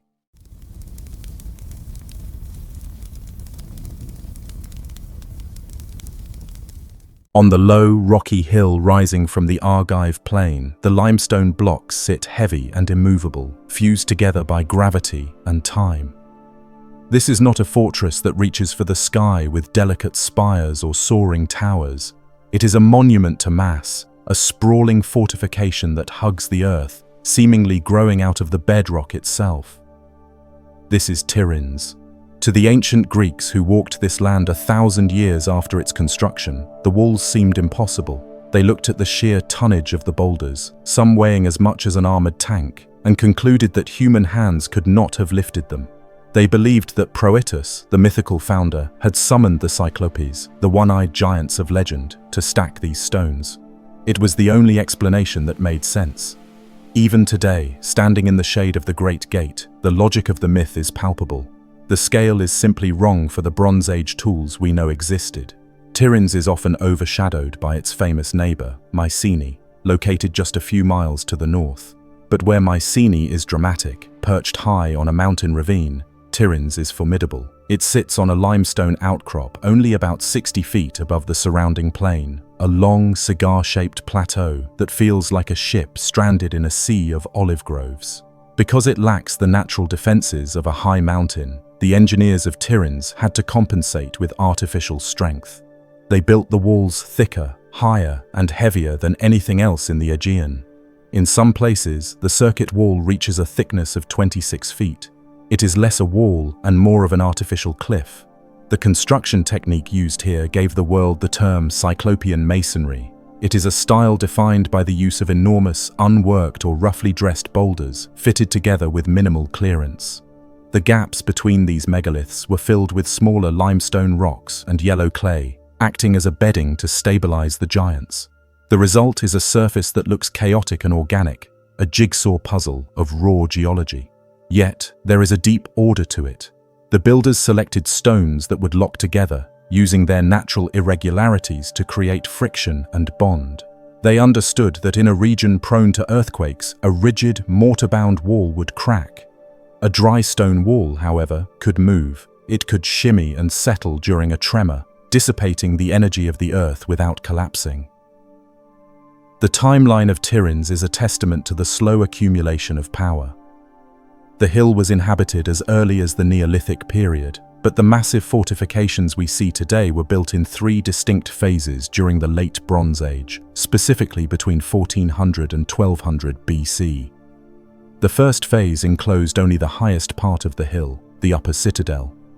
Over the next 2 centuries, as the power of the Wanax, the Mycenaean king, grew, the walls were expanded to enclose the middle and lower citadels, eventually protecting an area of nearly 5 acres. The approach to the main entrance is a masterclass in defensive theory. The architects designed a path that forced any attacker to expose their vulnerable side. A ramp leads up the east side of the hill, narrow enough to constrain a large force. As soldiers ascended this ramp, their right side, the side not protected by a shield, would be facing the main wall. Defenders atop the battlements could rain down stones and spears with impunity. At the top of the ramp, the attacker was not yet inside. They had to turn sharp angles and pass through a series of gates, each one a potential bottleneck. The Great Gate of Tiryns is modeled on the Lion Gate of Mycenae, though the famous relief sculpture is missing. The jambs of the gate are massive monoliths, standing upright like the pillars of a temple. The lintel that spans them is a single block of limestone, shaped to bear the weight of the wall above. To relieve the pressure on this lintel, the builders used a relieving triangle, a triangular space left empty or filled with lighter stone above the doorway, diverting the crushing weight of the masonry to the sturdy door jambs. It is a simple, elegant solution to a complex structural problem. Once through the gate, the visitor enters a long enclosed passage often called a killing box. Walls tower on both sides. If an enemy managed to breach the outer gate, they would find themselves trapped in this corridor, exposed to attack from above, with nowhere to hide and nowhere to run. It was a psychological weapon as much as a physical one. The intimidation factor of walking between those looming walls, shutting out the sun, would have been immense. But the true engineering marvel of Tiryns lies hidden within the walls themselves. These are the famous galleries. In the southern and eastern sections of the citadel, the walls are so thick that the builders created vaulted corridors inside them.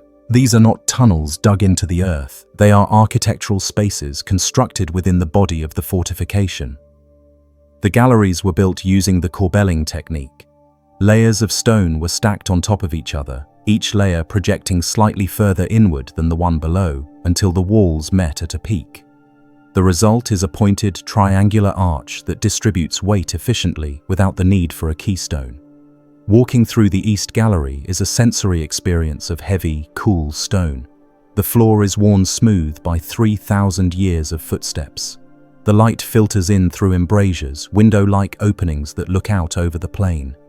The stones here are massive, yet the surface of the gallery walls is surprisingly smooth. The builders took care to dress the interior faces of the blocks, creating a refined space hidden inside the rough exterior. The The purpose of these galleries was likely storage. In times of siege, the population could retreat behind the walls, and these cool, dark corridors would have held the grain, oil, and water necessary to outlast the enemy.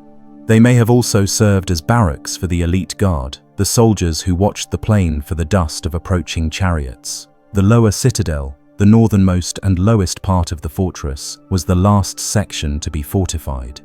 For years, archaeologists believed this area was merely a refuge for livestock or the local peasantry during times of war. However, recent excavations have changed that view.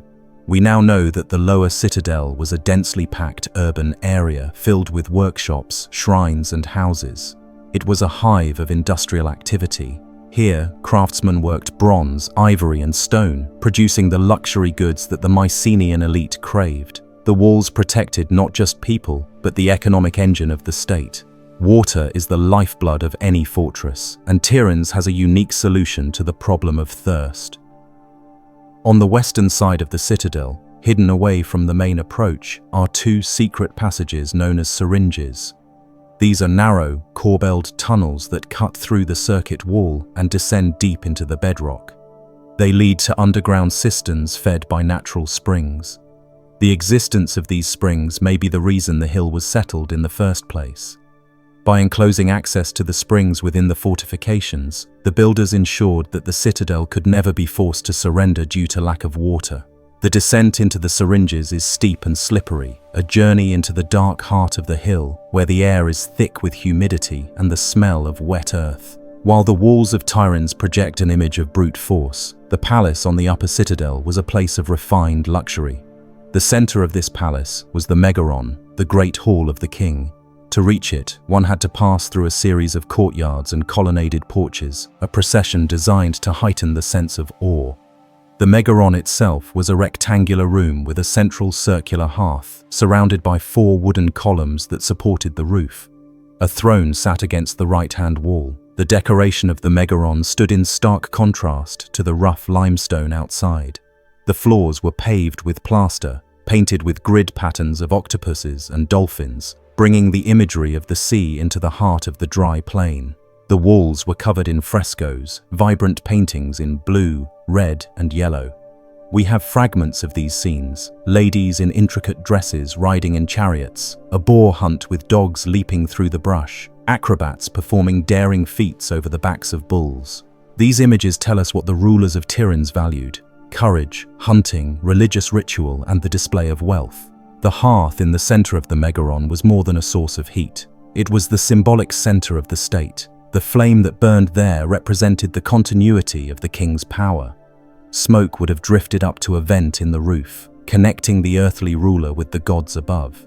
The space was intimate, yet grand, a stage where the One-Axe received diplomats, distributed gifts, and made the decisions that guided the kingdom. One of the most impressive feats of engineering associated with Tiryns is not found on the hill itself, but about 2 miles to the east. The citadel sits near the termination of a stream known as the Kofini. In the Bronze Age, this stream was prone to violent flash floods that threatened to inundate the lower town and destabilize the foundations of the Great Walls. A simple mud wall would not suffice. The engineers of Tiryns implemented a solution that rivals the projects of modern hydrology. They built a massive dam across the streambed, constructed of the same Cyclopean masonry as the citadel walls. This dam, nearly 30 feet high and 300 feet long, diverted the entire course of the river. They dug a new canal, cutting through a low ridge to channel the water away from the fortress and into a different drainage basin to the south. This project required moving thousands of tons of earth and stone. It shows that the Mycenaeans were not just fortress builders. They were landscape architects who bent the natural world to their will. The diversion dam is still visible today, a forgotten giant sleeping in the overgrown fields, a testament to a battle won against the forces of nature. The relationship between Tiryns and the sea has changed over the millennia. In the late Bronze Age, the coastline was much closer to the citadel than it is today. Tiryns was effectively a coastal fortress, the guardian of the port that served Mycenae. The Bay of Nafplio would have been visible from the palace walls, filled with the curved hulls of trading ships. These ships brought copper from Cyprus, tin from Afghanistan, ivory from Egypt, and amber from the Baltic. Tiryns was the warehouse where these goods were processed and stored. The massive walls protected not just the king, but the inventory of an international trade network. Archaeologists have found clay tablets at Tiryns inscribed with Linear B, the earliest form of the Greek language. These tablets are not poetry or history, they are administrative records. They list personnel, livestock, grain rations, and land holdings. They reveal a highly bureaucratic society where every goat and every liter of oil was counted and recorded. The palace was not just a residence, it was a data processing center. The scribes who scratched these symbols into wet clay were the accountants of the Bronze Age, ensuring that the complex machinery of the state kept running. The end of Tiryns, like the end of all the Mycenaean palaces, was violent and chaotic. Around 1200 BC, a catastrophe struck the eastern Mediterranean. We see signs of destruction across the region, at Mycenae, at Pylos, at Troy, and at Hattusa. At Tiryns, the evidence is preserved in the soil. There is a layer of ash and burnt debris that marks the destruction of the palace. The great megaron was consumed by fire, the roof collapsing onto the painted floor. The cause of this collapse is one of history's great debates. Was it an invasion by the mysterious sea peoples mentioned in Egyptian texts? Was it a civil war between the Mycenaean kingdoms? Or was it an earthquake? Tiryns sits on a seismically active fault line. Some geologists have suggested that a massive earthquake could have destabilized the walls and triggered fires that destroyed the city. There is evidence of twisted walls and crushed skeletons in the lower citadel that supports this theory. A natural disaster would have left the state vulnerable to raiders or internal rebellion. But Tiryns did not die immediately. Unlike Pylos, which was abandoned and forgotten, life at Tiryns continued after the destruction of the palace. The survivors rebuilt. They constructed a new, smaller shrine inside the ruins of the great megaron. This suggests a continuity of cult, a memory of the sacredness of the place. The settlement in the lower citadel actually expanded in the post-palatial period. People from the surrounding countryside, perhaps fleeing instability, flocked to the protection of the Cyclopean walls. For another century or so, Tiryns remained a significant town, a twilight existence in the shadow of its former glory.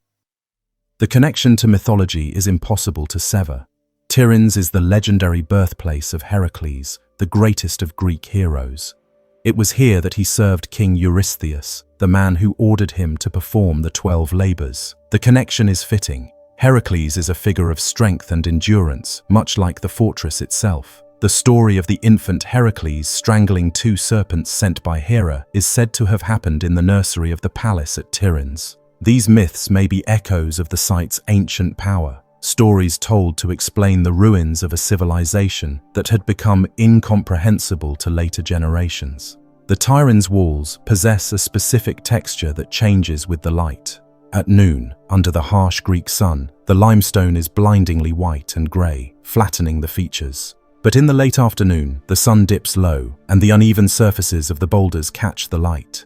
The crevices and joints fill with deep shade, revealing the colossal effort of the construction. You can see the leverage points, the places where the stone was hammered to create a better fit. It is a very human surface, despite its giant scale. The circular masonry of the Taulos tombs found near the citadel mirrors the corbelling of the galleries. These beehive-shaped tombs were the resting places of the elite. While not as large as the treasury of Atreus at Mycenae, the Taulos at Tiryns shows the same mastery of geometry. The transition from a square entrance to a circular dome required complex visualization. The tomb was covered with a mound of earth, a hidden universe for the dead, just as the fortress was a visible universe for the living. One detail often missed by visitors is the drainage system of the upper citadel. The builders understood that water accumulating on the paved courts could undermine the foundations. They installed a network of terracotta pipes and stone channels to carry rainwater away from the buildings and out through the walls. Some of these spouts are still visible, small technical victories against the erosion that eventually claims all ruins. The staircase that connects the lower citadel to the upper citadel is another marvel. It is cut partly into the rock and partly built of masonry. It is steep and narrow, a defensible choke point. In peacetime, it would have been clogged with servants carrying water and food up to the palace. In war, it would have been a killing ground. The wear on the steps is deep, the limestone polished to a glass-like sheen by centuries of sandals. The German archaeologist Heinrich Schliemann, fresh from his discoveries at Troy and Mycenae, came to Tiryns in 1876. He was looking for the Homeric Tiryns of the Great Walls. He found it. His excavations, and those of his successor Wilhelm Dörpfeld, revealed the plan of the palace and confirmed the site's importance. They cleared the debris of centuries, bringing the Cyclopean masonry back into the light. Before them, the site was a mound of earth with just the tops of the great stones visible, a strange hill that the locals avoided. There is a section of the western wall that curves outward in a great bastion. This is a later addition, built to protect a new staircase leading to a secondary water source. The curvature of the wall is remarkable. Building a curved wall with massive rectangular blocks is difficult. It requires adjusting the placement of every stone to create a smooth arc. The result is a defensive feature that allows archers to fire on attackers from multiple angles, covering the blind spots of the main circuit. The clay used to bed the stones has largely washed away over 3,000 years, leaving the deep gaps we see today. Originally, the walls would have looked more solid, perhaps even plastered in places. The raw, jagged look is a result of aging, but the stability remains. The interlocking of the irregular shapes works like a friction lock. The more the earth shakes, the tighter the stones often settle. In the courtyards of the palace, traces of an altar were found. This round structure would have been used for blood sacrifices, pouring libations to the gods. The proximity of the altar to the throne room shows that there was no separation between church and state. The king was the chief priest. The welfare of the city depended on his relationship with the divine. The Cyclopean walls could stop an army, but only the king's rituals could stop a plague or a drought. The site is quiet now. The Argive plain stretches out green and brown below, dotted with orange trees and modern farmhouses. The sea glimmers in the distance. But standing in the center of the great megaron, looking at the 4 stone bases where the wooden columns once stood, the scale of the achievement is overwhelming. They built a mountain of stone to protect a house of wood and paint. They diverted rivers and reshaped hills. The mystery of the Cyclopes is really a confession of lost knowledge. When the Greeks of the classical age looked at Tiryns, they saw a gap between what they could do and what their ancestors had done. They had forgotten the organizational power of the Bronze Age state. They had forgotten the techniques of moving 100-ton blocks. So they invented giants to fill the void. But the truth is more impressive. There were no giants. There were only men, working with ropes, levers, and an absolute terrifying will to survive. The Tiryns fortress represents a specific moment in human history when the fear of violence drove engineering to its limits. It was a time when the world was dangerous, when the sea brought raiders and neighbors were rivals. The response was to build something that could not be moved, burned, or broken. And in a way, they succeeded. The palace is gone. The frescoes are fragments. The kings are dust. But the walls remain. They are the bones of the Bronze Age, stripped of their flesh but still standing, still defining the shape of the hill, still forcing us to look up and wonder at the giants who were just men. The western wall contains a feature known as the curved gallery, a distinct variation on the straight corridors found elsewhere. The curvature follows the contour of the hill, proving that the builders were not rigidly attached to straight lines, but adapted their engineering to the landscape. This adaptability is a sign of mastery. They were not just stacking stones, they were sculpting the fortification to fit the organic reality of the site. Inside the storage magazines of the galleries, large pythoi, storage jars, were found embedded in the earth floors. These jars were massive, some nearly as tall as a man. They held the olive oil and wine that were the currency of the region. The security of these jars was paramount. The walls were built around them, enveloping the wealth of the city in stone. The final abandonment of Tiryns came gradually. As the centuries passed, the population dwindled, the trade routes shifted. The hill that had been a center of power became a grazing ground for sheep. The earth slowly covered the lower courses of the masonry, but the Cyclopean blocks never fully disappeared. They were always there, a part of the landscape, a reminder of a time when men moved mountains. Today, the wind blows through the open gates, whistling through the cracks in the limestone. The sound is low and hollow. It is a place of heavy stillness. The energy of the site is dense, compacted into the rock. Tiryns is not a romantic ruin, it is a brutal one. It commands respect not for its beauty, but for its immovability. It is a statement of existence that has outlasted the language, the religion, and the culture of its creators. It is the ultimate shield, still waiting for an attack that will never come, holding its ground on the low hill in the Argolid, forever watching the sea.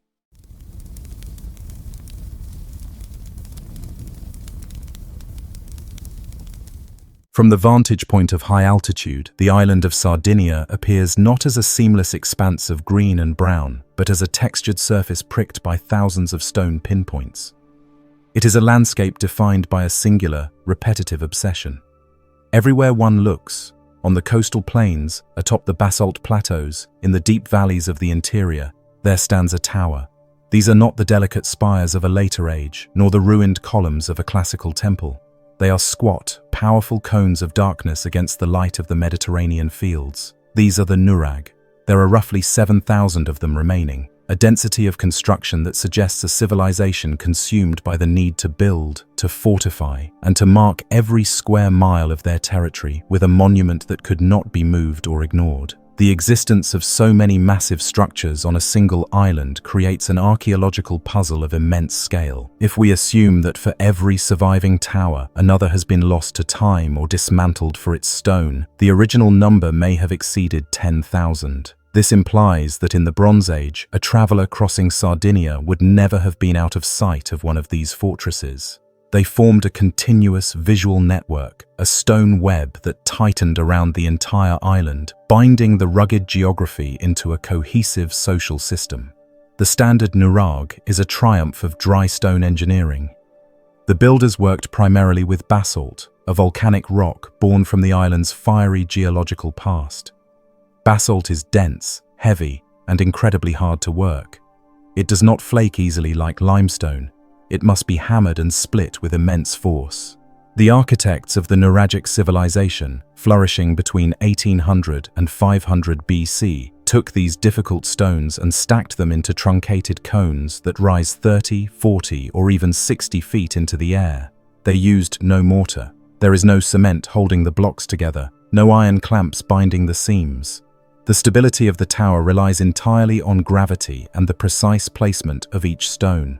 The walls of a Nuraghe are deceptively thick. From the outside, they appear to be solid mounds of masonry, but they are actually sophisticated multi-layered shells. The outer face is built of large, roughly dressed megaliths, often growing smaller as the tower rises. The inner face is constructed of smaller, more carefully fitted stones. Between these two skins, the builders packed a core of rubble and earth, allowing the wall to flex and settle without collapsing. This mud packing technique provided insulation and structural damping, crucial in a region that experiences seismic activity. But the true genius of the Nuraghe lies inside. To enter one is to step into a prehistoric machine designed to control space and weight. The entrance is usually small, a low lintel forcing the visitor to stoop. Once inside, the corridor opens into a central circular chamber covered by a Taulas vault. This is a false dome created by corbelling, stacking rings of stone that gradually narrow as they rise until the gap at the top is small enough to be closed by a single capstone.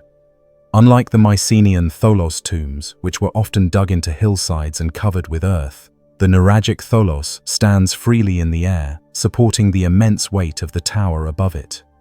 In complex Nuraghe, there may be 2 or 3 of these chambers stacked one on top of the other, connecting the ground to the sky through a vertical axis of stone domes. Ascending between these levels required a solution that was centuries ahead of its time. The builders constructed helicoidal staircases, spiral stairs, not in the center of the room, but inside the thickness of the walls themselves. These stairways wind upward through the masonry, lit by narrow slits that pierce the outer shell. The steps are cut from stone slabs, steep and narrow.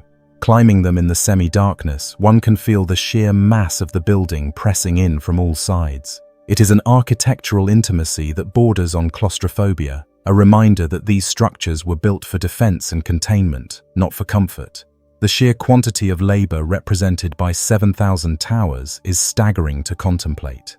It implies a society that was highly organized, with a surplus of food and a population willing, or coerced, to spend the months between planting and harvest hauling basalt boulders.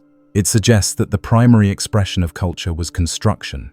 While other civilizations poured their wealth into gold ornaments or painted frescoes, the Nuragic people poured theirs into walls. The layout of a nuraghe often evolved over time. The earliest forms, known as proto-nuraghe, were squat platforms with internal corridors but no true tholos vaults. These date back to perhaps 1800 BC. As the centuries passed, the design became more vertical and more complex.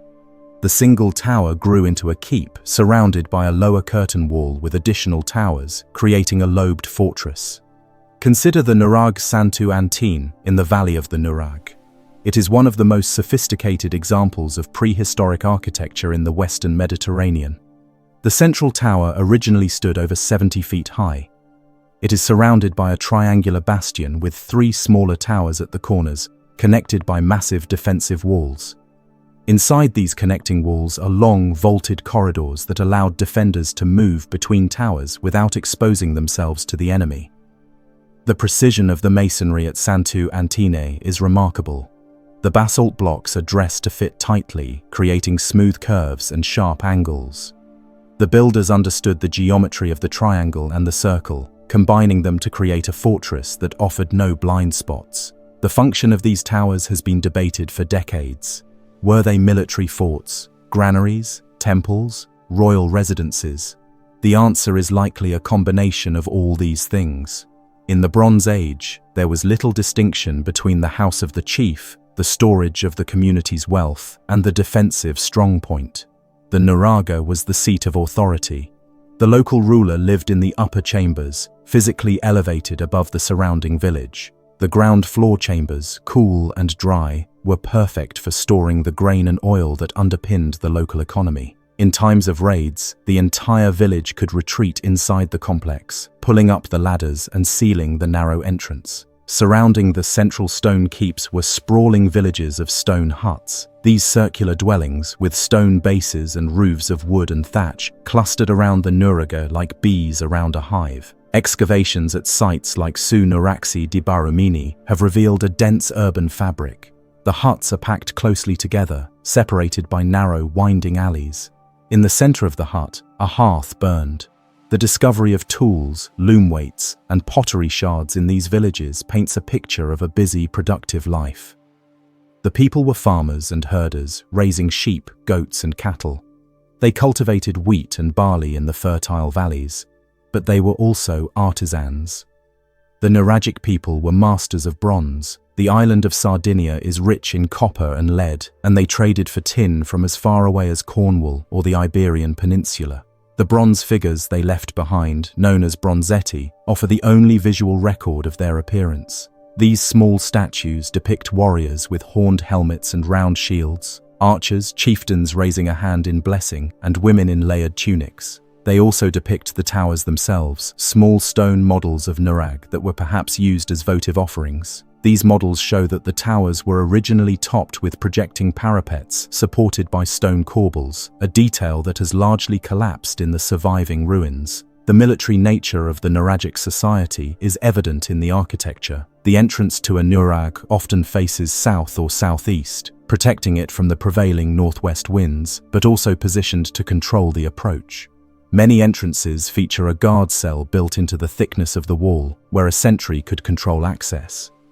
Above the entrance, a small opening often allowed defenders to drop stones or projectiles on anyone trying to batter down the door. The spiral staircases inside usually twist to the right. This meant that an attacker fighting his way up would have his sword arm blocked by the central pillar, while the defender fighting down would have the advantage. Yet, to see the Nuraghe only as forts is to miss their symbolic power. They were markers of permanence. In a world where life was short and uncertain, the stone tower was a guarantee of continuity. It anchored the clan to the land. As long as the tower stood, the territory belonged to the ancestors. The visual dominance of the Nuraghe over the landscape served as a constant reminder of the social hierarchy. The chief in the tower watched over the fields, and the people in the fields looked up at the tower. The connection between the Nuragic people and the water is another layer of the mystery. While the towers dominate the high ground, the holy places of the culture were often subterranean. The sacred wells of Sardinia display a level of stoneworking that surpasses even the towers. At the site of Santa Cristina, a sacred well dating to around 1200 BC descends into the earth with mathematical perfection. The stones lining the stairwell are cut and polished to a smooth finish, fitted together with such precision that a knife blade cannot pass between them. The stairwell creates an inverted triangle of light that descends to the water level. Every 18.5 years, the light of the full moon shines directly through the opening in the Taulas roof onto the water below, suggesting an advanced understanding of lunar cycles. This contrast, the rugged, Cyclopean nature of the towers versus the refined, polished geometry of the wells, reveals a dualistic worldview. The towers were for the world of men, for war and survival, built to be tough and imposing. The wells were for the gods of the underworld, built to be perfect and pure. The engineering skills developed in raising the towers were refined to an art form in sinking the wells. Sardinia's position in the center of the Western Mediterranean made it a hub of ancient trade. Nuragic pottery has been found in Cyprus, Crete, and Sicily. Conversely, Mycenaean pottery and ingots of copper from Cyprus have been found in Nuragic settlements. The oxhide ingots, heavy slabs of pure copper shaped like the hide of an ox, were the currency of the late Bronze Age trade network. Their presence in the Nuraghe towers confirms that the chieftains were controlling the metal trade. They were not isolated islanders, they were players on the international stage. Some historians have linked the Nuragic people to the Shurden, one of the groups of sea peoples mentioned in Egyptian inscriptions during the reigns of Ramesses II and Ramesses III. The Shurden are depicted in Egyptian reliefs as warriors wearing horned helmets and carrying round shields, equipment that matches the Bronzetti figures found in Sardinia perfectly.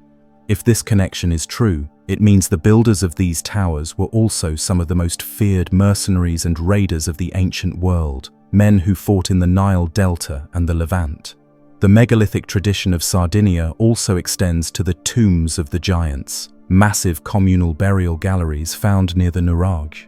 These tombs feature a distinctive curved facade of standing stones, resembling the horns of a bull, with a central stele that can reach 10 feet in height. Behind the stele lies a long burial chamber covered by a mound. Hundreds of individuals would be buried in a single tomb over centuries. This communal burial practice reinforces the idea of a clan-based society. The dead were not separated by rank. They were reunited in the stone womb of the tomb just as the living were reunited in the shadow of the tower. The construction of a Nuraghe required a deep understanding of geology. The builders did not just grab any rock. They selected stones for specific functions. The massive foundation blocks had to be stable and wide. The lintels over the doors and corridors had to be strong enough to bear the tension of the wall above. They frequently used a relieving triangle, a triangular gap left above the lintel, to divert the weight to the sides, a technique also seen in the Lion Gate at Mycenae and the pyramids of Egypt. This shared engineering vocabulary suggests a flow of ideas across the sea, a conversation in stone between the great architects of the Bronze Age. The decline of the Nuragic civilization was a slow process, not a sudden collapse. As the Carthaginians and then the Romans expanded their power in the Mediterranean, the independence of the Sardinian chieftains eroded. The Romans conquered the island in 238 BC, but the interior, the mountainous Barbagia region, remained resistant to Latin rule for centuries. The Nuraghe were not destroyed by the Romans, they were simply bypassed. The Roman engineers built roads and aqueducts, imposing a new linear logic on the landscape, ignoring the circular logic of the towers. Some towers were reused. We find Roman coins and pottery in the upper layers of excavation, indicating that shepherds or outlaws used the ancient fortresses as shelters. In the Middle Ages, some Nuraghe were incorporated into feudal fortifications or used as foundations for watchtowers against Arab pirates, but for the most part, they were left to the elements. The wind and rain scrubbed the basalt, the lichen took hold, and the roofs of the villages collapsed. The towers became part of the geology, mounds of stone that looked as old as the hills themselves. Today, the landscape of Sardinia is still defined by these structures. In the spring, the fields around the black towers are green with wheat and yellow with wildflowers. The contrast between the vibrant life of the land and the dark, heavy stone of the monuments is striking. The towers are often overgrown with vegetation, trees rooting in the cracks of the masonry, slowly prying the stones apart. Yet thousands remain standing. Their survival is a testament to the stability of the dry stone technique. A rigid wall breaks, a dry stone wall settles. The Nuraghe have settled for 3,000 years. The archaeological site of Losa, near the town of Abasanta, offers a view of the Nuraghe as a geometric object. Losa is a complex trilobed Nuraghe built of massive basalt blocks. The outer wall forms a triangle with convex sides, enclosing the central keep and two smaller towers. The masonry is meticulously crafted. Walking around the perimeter, one can see the sheer precision of the dry stone fitting. The blocks are large, yet they are placed with a delicacy that belies their weight. The interior chambers are intact, dark spaces where the air is cool and still. The acoustics inside are peculiar. The dome shape focuses sound, making a whisper audible across the room. One of the most enigmatic aspects of the Nuraghe is the lack of written records. The builders left no inscriptions, no king lists, no accounting tablets. We do not know the name of a single Nuragic king or architect. We do not know what they called themselves. The name Nuraghe comes from a pre-Latin root, nur, meaning hollow or heap of stones. It is a name given by others.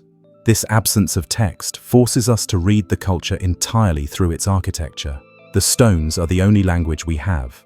The density of the towers suggests a landscape of constant friction. If every clan had a fortress, then every clan was potentially an enemy. The close spacing, sometimes only a few miles apart, implies a fragmented political landscape, a patchwork of small territories constantly jostling for control of the best grazing land and water sources. The Nuraghe was the guarantee of that control. It was a statement. We are here, and we have the stone to prove it. Recent studies using LiDAR and satellite imagery have begun to reveal the true extent of the Nuragic network. We can now see the roads that connected the towers, the boundaries of the fields, and the traces of the villages that have long since disappeared. The picture that emerges is of a fully developed state, with a high population density and a complex economy, all centered on the basalt tower. The skill required to vault the internal chambers cannot be overstated. Building a dome without cement requires perfect calculation. Each ring of stone must project inward just enough to narrow the gap, but not so much that it becomes unstable. The weight of the upper rings locks the lower rings in place. It is a system in tension. If one stone is removed, the whole structure could fail. Yet, the Nuragic masons built these domes not just once, but thousands of times. It was a standardized technology, a blueprint that was shared across the island for over a millennium. At the site of Palmavera near Alghero, the complexity of the village is on full display. The central tower is surrounded by an elliptical curtain wall, and outside that, a maze of circular huts. One of the largest huts, known as the meeting hut, features a round stone bench running along the wall and a central throne or seat for the chief. In the center stands a small stone model of a Nuraghe. This confirms the political nature of the architecture. The elders or warriors would gather in the round hut, seated in a circle, with the symbol of the tower at the center of their deliberations. The tower was the state. The heavy use of basalt gives the Nuraghe a somber, imposing aesthetic. Basalt absorbs light. It does not glow like limestone or marble. Under the midday sun, the towers are black voids in the shimmering heat. In the rain, they glisten like polished iron. The choice of material was dictated by geology, but it shaped the psychology of the architecture. These are heavy, grounded buildings. They do not soar, they hunker. They are built to withstand. There is a theory that the towers also served as visual communication nodes. Experiments have shown that smoke signals or fire beacons lit atop the major Nuraghe could be seen by neighboring towers, allowing messages to be relayed across the entire island in a matter of hours. This would have allowed the tribes to coordinate defenses against seaborne raiders, mobilizing the warrior class quickly. The island was a fortress, and the towers were its eyes. The giants' grave tombs often face the Nuraghe, creating a visual link between the living and the dead. The ancestors in the tomb watched the descendants in the tower. This continuity was the bedrock of the society. To abandon the tower was to abandon the ancestors. This is perhaps why the structures continued to be used and modified for so long. They were not just buildings, they were the physical embodiment of the lineage. In the interior of the island, in the wild mountains of the Genegentu, the Nuraghe cling to the edges of cliffs and control the high passes. Here, the defensive function is paramount.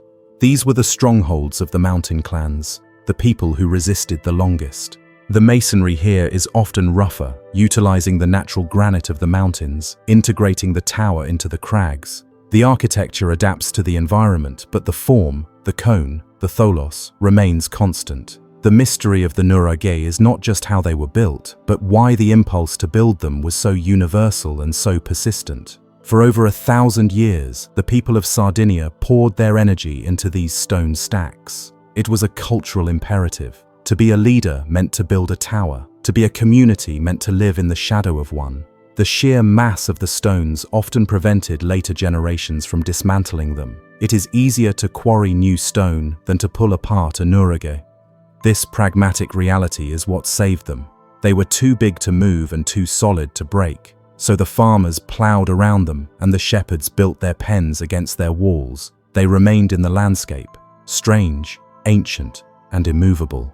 Entering the lower chamber of a well-preserved Nuraghe like Nuraxi, the temperature drops noticeably. The thick walls insulate the interior from the Mediterranean heat. It is easy to imagine the storage jars lining the walls, filled with cool grain and wine. The air would have smelled of dry earth and stored food.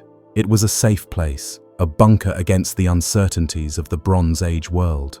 The staircase leading to the upper levels is often dark, the only light coming from the arrow slits. The ascent is a physical engagement with the architecture. You have to feel your way, touching the cold basalt walls. When you emerge onto the top, or what remains of it, the view is commanding.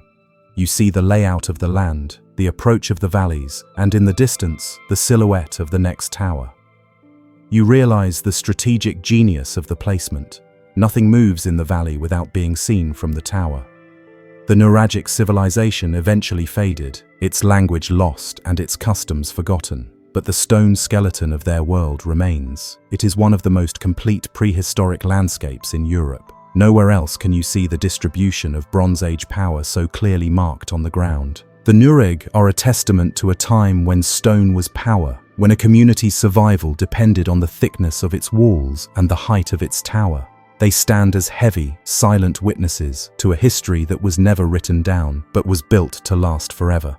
The darkened interior of the Taulas vault, illuminated by a single shaft of light from the entrance, creates a space that feels almost sacred. Even if the primary function was defense or storage, the architectural form creates an atmosphere of reverence. The dome mimics the sky, but a sky made of stone.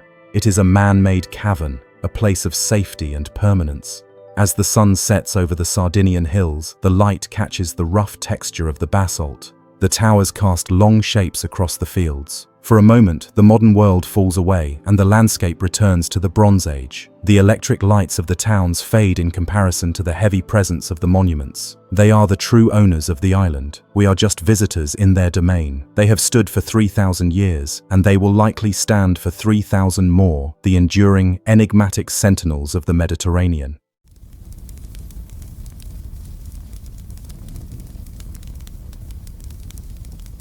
4 distinct ridges of limestone rise abruptly from the rolling pastures of County Sligo, creating a jagged spine that dominates the western horizon. These are the Brickleave Mountains. They are not the tallest peaks in Ireland, nor the most rugged, but they possess a geological character that sets them apart from the surrounding bog and woodland. The rock here is Carboniferous limestone, grey and weathered, fractured into deep fissures and sculpted into terraced layers that resemble gigantic steps leading toward the clouds. Upon these high terraces, far removed from the fertile valleys where daily life occurred, a series of stone monuments stand guard over the landscape. These are the tombs of Carrowkeel. Constructed around 3200 BC, the Carrowkeel complex represents one of the most significant and atmospheric collections of Neolithic architecture in Europe. While the great mounds of the Boyne Valley, Newgrange, Noath and Douth, sit on low bends of the river, accessible and monumental, Carrowkeel belongs to the high ground. The builders here chose isolation over convenience. They dragged tons of rock up steep, slippery slopes to create a necropolis that touches the sky. This decision was not accidental. It suggests a specific spiritual motivation, a belief that the dead required physical separation from the living, placed in a realm that sat on the threshold between the earth and the heavens. There are 14 cairns scattered across the precipices of the Brickleave Range, identified by letters of the alphabet from cairn A to cairn P. From a distance, they appear as simple heaps of grey stone, blending seamlessly with the natural scree and outcrops of the mountain. It is only upon closer inspection that their artificial nature reveals itself. These are not random piles. They are carefully engineered structures, conical mounds of loose stone covering intricate internal chambers built of massive structural slabs. The experience of Carrowkeel begins with the ascent. Unlike other sites where visitors walk on paved paths, reaching these tombs requires a physical engagement with the terrain. The path winds through heather and peat, climbing steadily until the air grows cooler and the wind sharper. As one rises, the view expands, revealing a panorama that encompasses 4 counties. To the west, the Atlantic Ocean glimmers. To the north, the distinctive flat-topped mountain of Ben Bulbin. To the south, the lakes of Roscommon. The tombs were positioned to command this view, turning the landscape itself into a part of the monument. Central to the complex is Cairn G, perhaps the most iconic of the Carrowkeel structures. It sits on the edge of a deep limestone gorge, a positioning that is dramatic and precarious. The entrance is a low, dark rectangle framed by massive lintels. To enter, a person must crawl on hands and knees, dragging themselves through a narrow passage that smells of damp earth and ancient dust. This forced humility is a common feature of passage tomb architecture. It strips away the stature of the visitor, forcing a physical transition from the open, bright world outside to the enclosed, dark womb of the earth. Inside Cairn G, the architecture shifts from the chaotic rubble of the exterior to a refined order. The passage opens into a central chamber shaped like a cruciform or cross. 3 smaller recesses, or side chambers, radiate from the center. The walls are built of large orthostats, upright stones that lean inward as they rise. Above, the roof is formed by a corbelled vault. This technique involves stacking layers of flat stone, each projecting slightly further inward than the one below, until the gap can be closed by a single capstone. The corbelling at Carrowkeel is raw and unpolished compared to the smooth masonry of Newgrange. The limestone slabs are rough-hewn, their jagged edges visible, yet the engineering is sound. These roofs have held up the weight of the cairn for over 5,000 years. They are completely dry stone, relying on friction and gravity. The interior of the chamber is dry, protected from the relentless Irish rain by the careful overlapping of the roof stones, which act like shingles, channeling water away from the center. The orientation of Cairn G reveals the astronomical sophistication of its builders. The passage is aligned to point toward the setting sun on the days around the summer solstice. In late June, as the sun dips toward the horizon behind the distant mountains, a beam of light penetrates the narrow doorway and illuminates the back of the chamber. This is the counterpart to Newgrange, which captures the winter solstice sunrise. Where Newgrange celebrates the return of light in the depths of winter, Carrowkeel marks the height of summer, the longest days of the year. This suggests a dualistic calendar, a system where different monuments across the island were linked to specific turning points in the solar cycle. The light phenomenon at Cairn G is subtler than at the Boyne Valley. It does not flood the chamber with brilliance. Instead, it creates a glow, a momentary connection between the sun and the dark interior. This alignment points directly toward another significant Neolithic monument, the Great Cairn on top of Knocknarea Mountain, traditionally known as Queen Maeve's Cairn. The visual link between Carrowkeel and Knocknarea is precise. The builders created a line of sight that connects two sacred peaks across miles of open country, stitching the landscape together with invisible threads of alignment. The excavation history of Carrowkeel is a story of discovery and destruction. In the summer of 1911, a team led by R.A.S. McAllister, a prominent archaeologist of the time, arrived on the mountain. Their methods were typical of the era, hasty and often brutal. They were driven by a desire to find artifacts and map the site quickly, rather than by the patient, stratigraphic preservation that defines modern archaeology. When McAllister's team opened the cairns, they were the first humans to enter them since the Bronze Age. The accounts of that moment are haunting. They described finding the chambers exactly as they had been left thousands of years before. On the stone basins and floor slabs lay the cremated bones of the dead, piles of ash and fragments of skull. But amidst the remains, the air of the tomb had preserved something more fragile. The excavators reported finding the footprints of the ancient builders still visible in the soft dust of the floor. This detail, the footprints in the dust, bridges the millennia in a terrifyingly intimate way. It implies that the tombs were sealed and never re-entered until 1911. The silence of 5,000 years was broken by the boots of Edwardian antiquarians. Tragically, in their rush to document the site, the footprints were trampled and lost. The preservation of the interior was so complete that McAllister noted finding bone pins and stone beads resting on small ledges in the walls, placed there as if the owner had just stepped away. The artifacts recovered from Carrowkeel were distinct enough to give their name to a specific type of Neolithic pottery, Carrowkeel ware. These are coarse, heavy bowls, often decorated with stabbed impressions or incised lines. They are not the fine ceremonial vessels found elsewhere, but sturdy, practical items that were seemingly broken intentionally during the burial rites. Alongside the pottery, the team found pendants made from stone and bone and balls of chalk which may have been used for ritual markings. The bones themselves tell a complex story. Most of the remains were cremated, a practice that requires immense heat and resources. Building a pyre hot enough to reduce a human body to ash takes a significant amount of timber. In the Neolithic period, Ireland was heavily forested, but carrying that wood up the mountain would have been a labor-intensive task. The ash and bone fragments were then gathered and placed in the chambers. However, not all remains were treated this way. Some unburnt bones were found, suggesting that excarnation, the practice of leaving bodies exposed to the elements and scavengers until only the clean bones remained, may have also been practiced here. Below the cairns, on a limestone plateau known as Mulla Fana, lies the remains of what may be the settlement of the builders.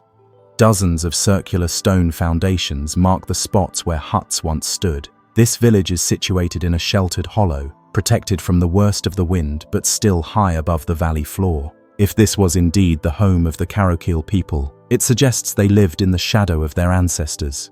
The proximity of the village to the tombs implies that death was not hidden away, but was a constant presence in daily life. The people looked up at the cairns every morning and every evening. The geology of the Brickleave Mountains provided the perfect material for this architecture. Limestone breaks naturally into slabs and blocks along horizontal bedding planes. The builders did not need to quarry in the traditional sense. They could pry loose the rock from the exposed cliffs nearby. This local sourcing gives the cairns their camouflaged appearance. They are made of the mountain, built from the same substance as the ground they stand on. This differs from monuments that use imported stone, like the quartz at New Grange. Carrowkeel is an extension of the local geology, an artificial peak added to the natural ones. Cairn K stands on a separate ridge, slightly removed from the central cluster. It is a large, imposing mound with a complex internal arrangement. McAllister described it as having a central chamber with 4 recesses, forming a complex cross shape. The entrance is oriented toward the sacred mountain of Croagh Patrick in County Mayo, far to the southwest. This long-distance alignment reinforces the idea that Carrowkeel was a center of regional geography, a hub that connected the visible landmarks of the west of Ireland into a sacred network. The roof of Cairn K is particularly high, creating a sense of spaciousness that belies the cramped entrance. The acoustic properties of these chambers are significant. In the silence of the mountaintop, the thick stone walls block out the wind. Inside, even a whisper is amplified. Chanting or drumming would have created a resonance that could be felt in the chest. It is easy to imagine the sensory impact of a ritual held here. The darkness, the smell of smoke and death, the rhythmic sound reverberating off the corbelled roof. Cairn H offers a different perspective. It is smaller and more ruined, its roof collapsed. This exposure allows us to see the cross-section of the construction. We can observe the multiple layers of the cairn material, the inner core of large structural stones, covered by smaller packing stones, and finally the outer skin of weather-resistant slabs. It reveals the cairn not as a simple heap, but as a layered organism designed to breathe and shed water. The location of Carrowkeel is distinctive for its lack of defensive features. This was not a fortress. The settlement at Mulugfana has no defensive walls. This implies a period of relative peace, or at least a society where the high ground offered enough protection on its own. The Brickleave Mountains are difficult to ascend quickly. Any approach would be visible for hours. The isolation was its own defense. In Irish folklore, the cairns of Carrowkeel are often associated with the Cailleach, the divine hag or witch of the mountains. She is a figure of winter, of rock, and of the ancient land. Legend says she dropped stones from her apron as she leaped across the peaks, creating the cairns. This mythic connection suggests that later generations recognized the antiquity and power of the site, attributing it to supernatural forces rather than human hands. The Cailleach represents the harsh, unyielding nature of the landscape, a fitting guardian for these bleak, wind-swept tombs. The passage tombs of Ireland are often discussed in terms of their art, the spirals and zigzags carved into the stone. Carrowkeel is notably lacking in this decoration. There are no great entrance stones covered in megalithic art. The aesthetic here is austere. The focus is on the architecture and the location. The drama comes from the sheer drop of the cliffs and the sweep of the horizon, not from intricate carving. This may reflect a different cultural priority, or perhaps a different time period within the Neolithic, where the energy was directed toward construction in difficult terrain rather than artistic expression. The limestone of the Brickleave Mountains is porous, riddled with natural caves and fissures. Some of these caves, like the Keshkoran caves visible on a nearby ridge, have evidence of human activity dating back even further than the tombs. The builders of Carrowkeel would have been aware of these entrances to the underworld. By building artificial caves, the cairns, on top of the mountain, they were perhaps creating a controlled version of the natural caves below. They were replicating the geology of the earth to house their dead. One of the most unusual features discovered during the 1911 excavations was the box-like structure in the center of Cairn F. This was a standing stone pillar surrounded by flat slabs, creating a kind of cyst. It is a unique architectural element that does not fit the standard passage tomb template. Its purpose is unknown, but it may have served as a focal point for the deposition of remains, a specific altar within the tomb. The environment of the mountaintop is harsh. In winter, the cairns are often shrouded in cloud or lashed by Atlantic gales. The builders must have been hardy people, accustomed to the biting wind. The construction work would likely have taken place in the summer months, when the days were long and the weather more forgiving. The logistics of feeding and watering a workforce at this altitude would have been challenging. There are no springs on the summits. Water would have to be carried up from the lower slopes, adding to the burden of labor. The continued survival of the Carrowkeel cairns is due largely to their remoteness. Unlike Newgrange, which was quarried for roadstone in the 18th century, Carrowkeel was left alone. It was too far away, too high up, and the stone was too rough to be valuable for modern building.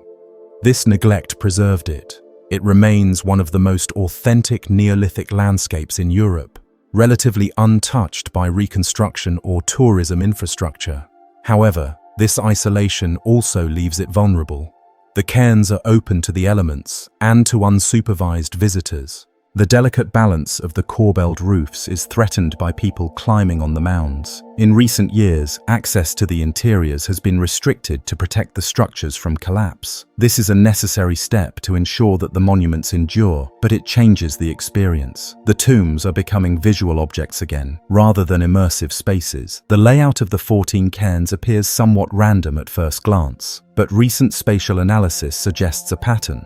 The cairns are grouped in clusters, perhaps representing different lineages or family groups. Each cluster occupies a specific spur or terrace. This suggests that the mountain was divided into territories of the dead, mirroring the territories of the living in the valleys below. The connection between Carrowkeel and the nearby megalithic complex of Carrowmore is also significant. Carrowmore, located on lower ground near Sligo town, is older and consists mostly of boulder circles with central dolmens. Carrowkeel represents a shift uphill, a move toward the high places. This may indicate a change in religious belief, a desire to be closer to the sky, or perhaps a social change where the elite sought to separate themselves from the general population, even in death. The presence of quartz chunks at Carrowkeel, though less abundant than at New Grange, is still notable. White quartz does not occur naturally in the Brickleave Mountains. It had to be brought from a distance. The sparking effect of quartz when rubbed together, triboluminescence, may have been seen as magical. Placing these white stones on the grey limestone cairns would have made them visible from great distances, glowing specks on the mountain skyline. The Carrowkeel complex challenges the idea that Neolithic people were strictly settled farmers tied to their fields.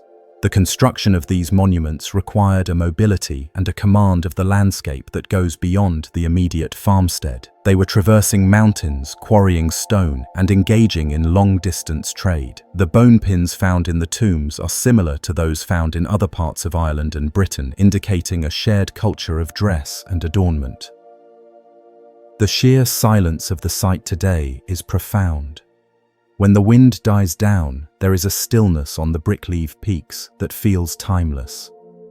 It is easy to understand why this place was chosen. It feels removed from the ordinary world. It is a liminal space, a threshold.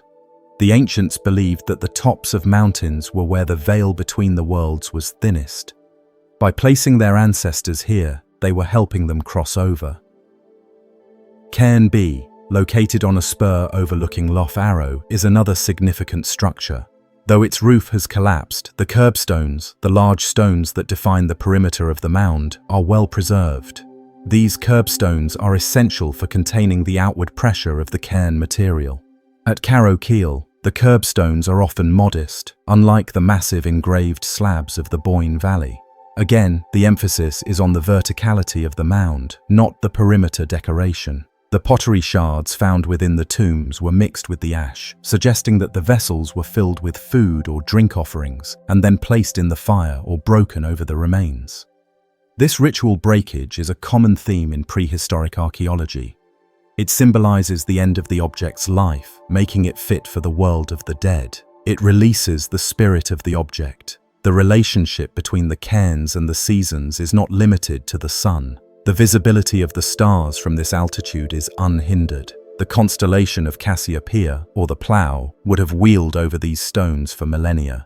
While we do not have definitive proof of stellar alignments at Carrowkeel, it is inconceivable that a people so attuned to the sky would not have incorporated the stars into their cosmology. The cairns may have served as observatories as well as tombs, places where the priests monitored the turning of the heavens. There is a distinct contrast between the exterior roughness and the interior care.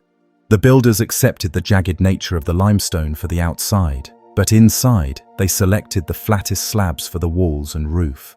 They created a smooth, orderly space within the chaos of the mountain stone. This reflects a desire to create a house for the dead that was stable and permanent, a fixed point in a wild landscape.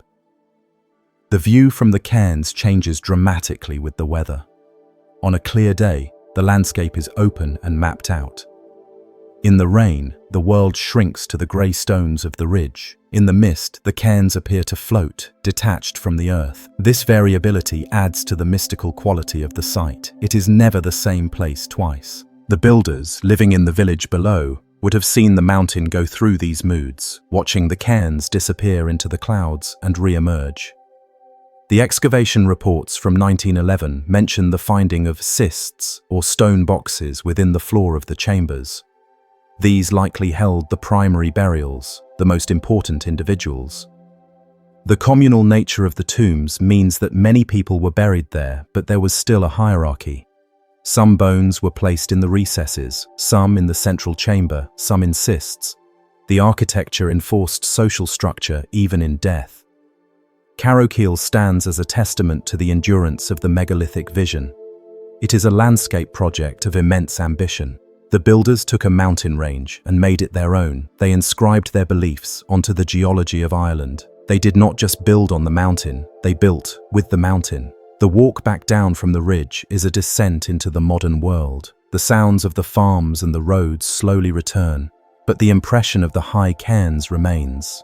They are silent sentinels, watching over the changing land. They have seen the forests cleared, the arrival of metal, the rise of chieftains, the coming of Christianity, and the modern age. Through it all, they have held their position on the limestone cliffs. In the end, Carrowkeel is a reminder that the Neolithic people were not primitive in their thinking. They possessed a complex understanding of engineering, astronomy, and geography. They were capable of organizing vast amounts of labor for non-utilitarian purposes. They valued the aesthetic of the high place. They understood the power of a view. The 14 cairns of the Brickleave Mountains are more than just piles of rocks. They are a statement of human presence. They assert that even in the face of the vast, indifferent scale of nature, humanity can leave a mark. We can stack stone against the sky and make it stand for 5,000 years. The rough limestone of Carrowkeel lacks the polish of the great palaces of the south, but it possesses a raw, elemental power that is unique. It is the architecture of the wild, the monument of the precipice, the tomb of the open sky.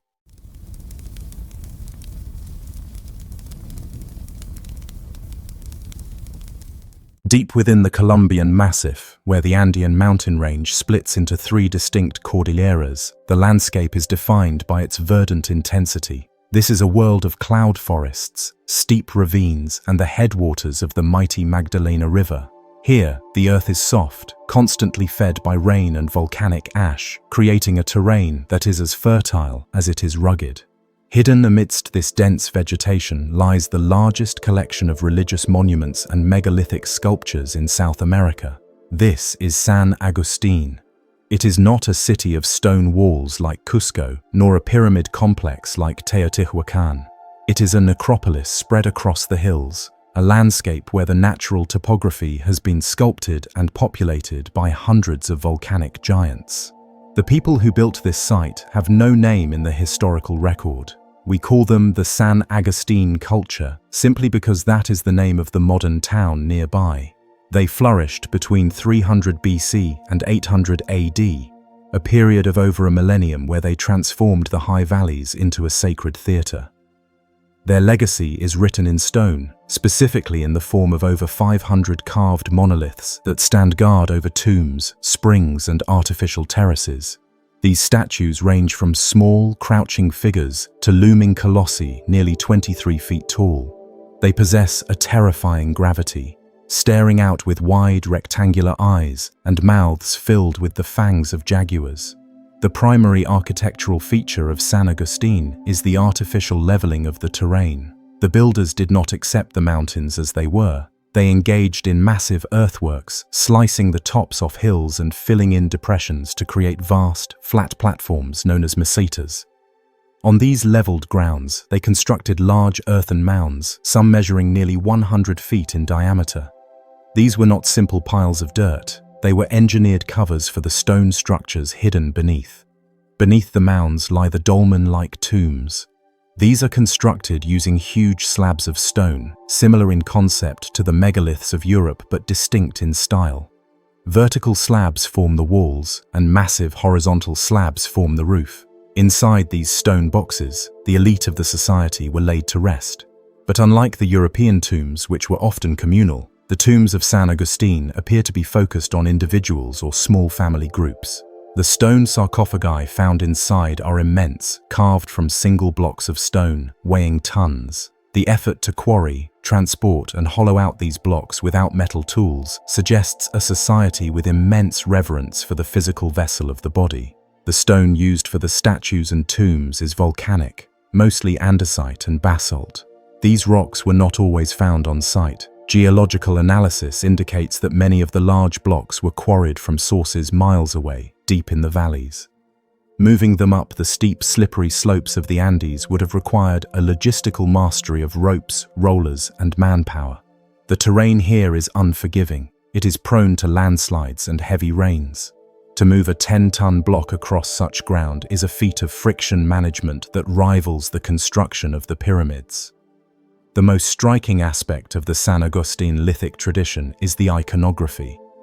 The statues are not realistic portraits of humans. They are composite beings, merging the features of man and beast. This is most evident in the alter ego figures. These statues depict a human figure with a second animalistic figure looming over its head or crouching on its back. This second figure is often interpreted as a nagual or a spiritual guardian. It suggests a belief system deeply rooted in shamanism, where the religious specialist could transform into a jaguar, an eagle, or a serpent to traverse the spiritual realms. The mouths of the statues are particularly distinctive. They are often drawn back in a rictus snarl, revealing interlocking fangs. This is the mouth of the predator.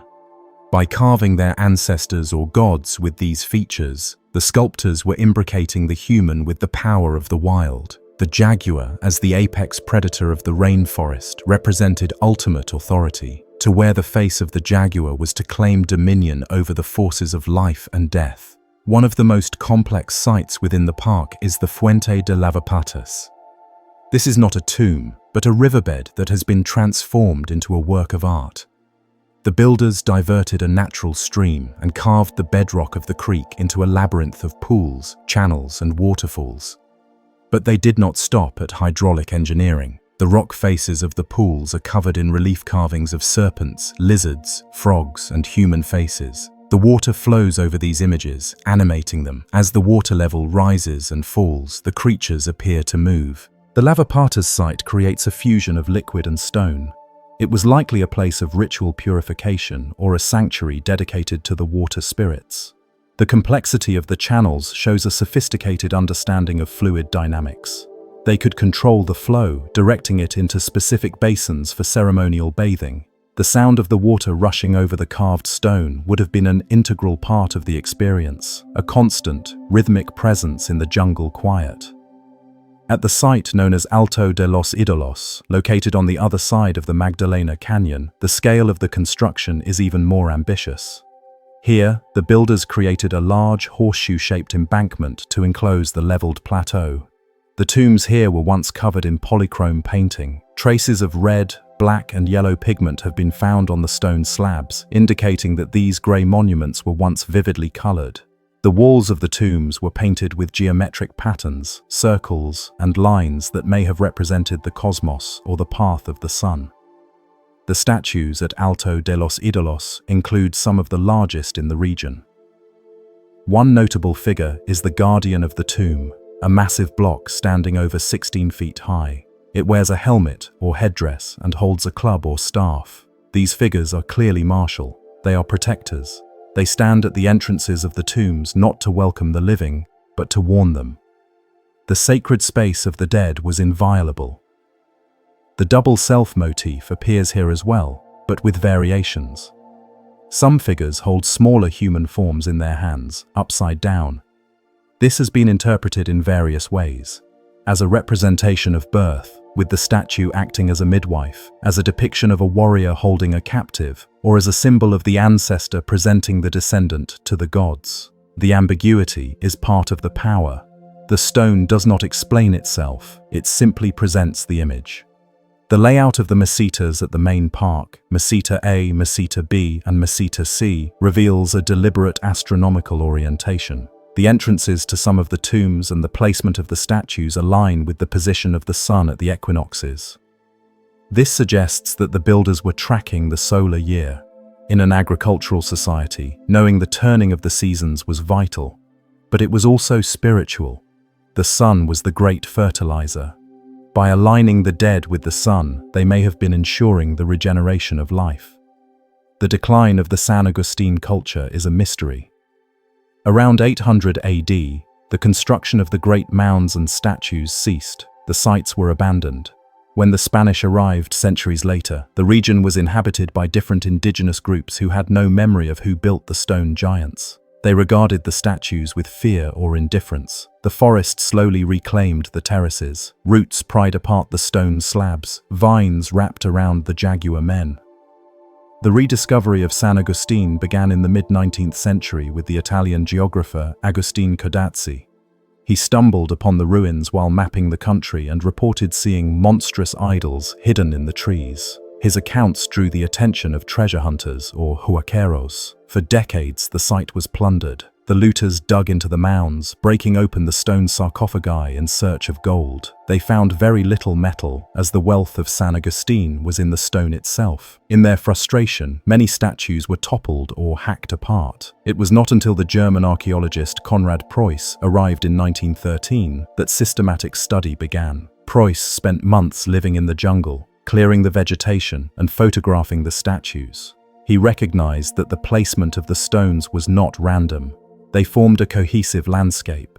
The statues were actors on a stage that had been carefully prepared. The statue known as the Bishop offers a prime example of the abstract quality of the art. It is a tall, columnar figure with a simplified human form. The details are etched rather than deeply carved. It wears a headdress that resembles a mitre, hence the modern name. But the face is non-human. It has the broad, flat nose of a feline and the wide, staring eyes that characterize the style. The figure seems to be in a trance state, its gaze fixed on something beyond the visible world. The craftsmanship required to produce these statues is staggering when one considers the tools available. They had no iron or steel. They worked the hard volcanic rock using stone hammers made of even harder material, such as obsidian or chert. They used water and sand to abrade and polish the surfaces. The fine details of the fingers, the teeth, and the ornaments were achieved through endless hours of patient grinding. It was a devotional act. The creation of the statue was as important as the finished object. The sarcophagi found at San Agustín are unique in the Americas. Some are covered with carved lids, shaped like the roofs of houses.